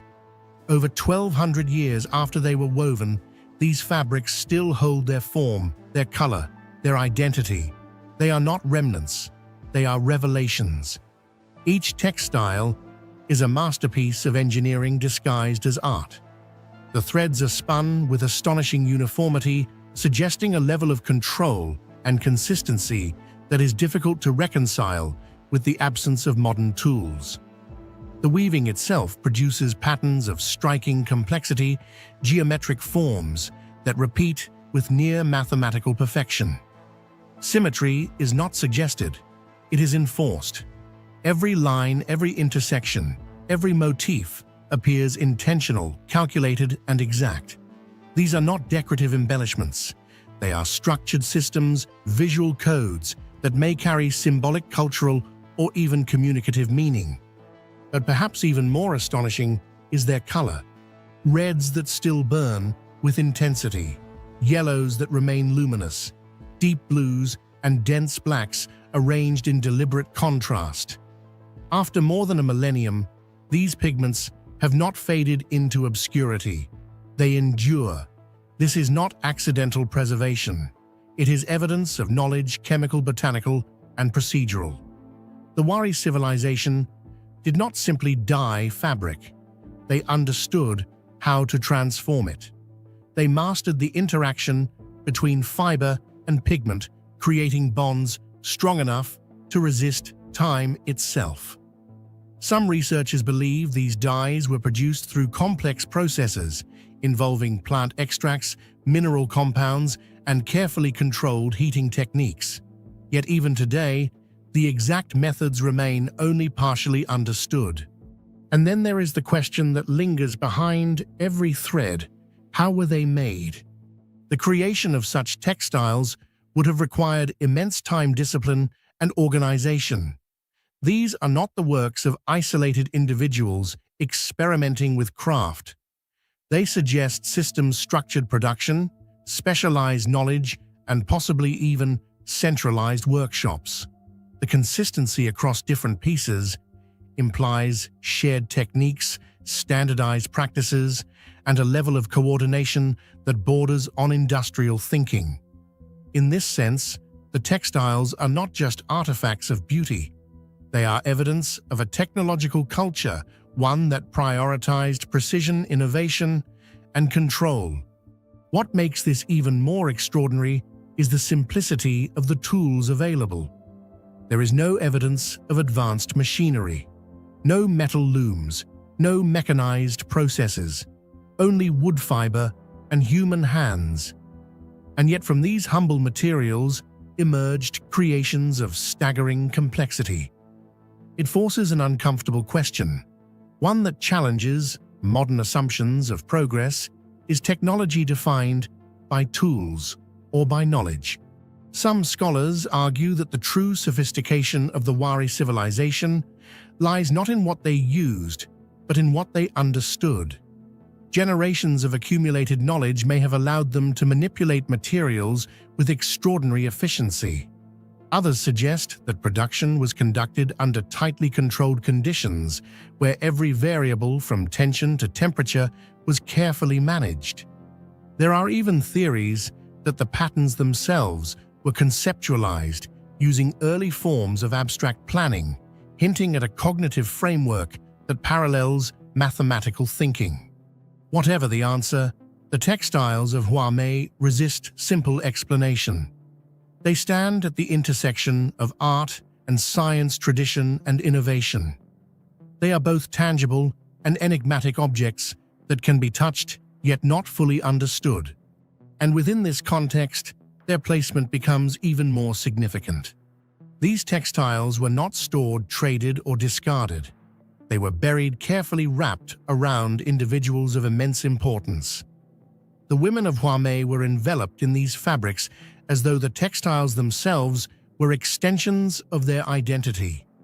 In Andean culture, cloth was never merely decorative. It was expressive. It communicated rank lineage belief. To wear such a textile was to embody meaning. To be buried within one was to carry that meaning beyond death. Here, within the sealed chambers of Huame, power was not only displayed through metal and ornamentation, but through fabric, through threads that spoke of knowledge mastery and cultural depth. And yet, for all this sophistication, the civilization behind it did not endure. The Wari civilization, once a dominant force across the Andes, eventually faded from history. No written records explain its collapse. No clear narrative marks its end. Theories point to environmental stress, internal instability, or shifting networks of trade and influence. But none fully capture the abruptness of its disappearance. It is as though a system of immense complexity simply unraveled.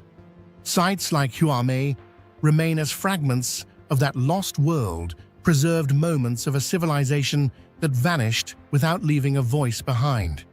In the end, the Huame burial towers are more than a burial site. They are a contradiction, a place where simplicity produces sophistication, where fragile threads outlast entire empires, where silence carries more meaning than words.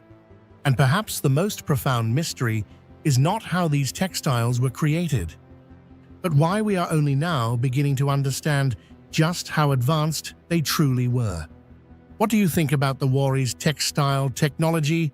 Was it simply craftsmanship, or a form of lost technology far ahead of its time? Share your thoughts in the comments below.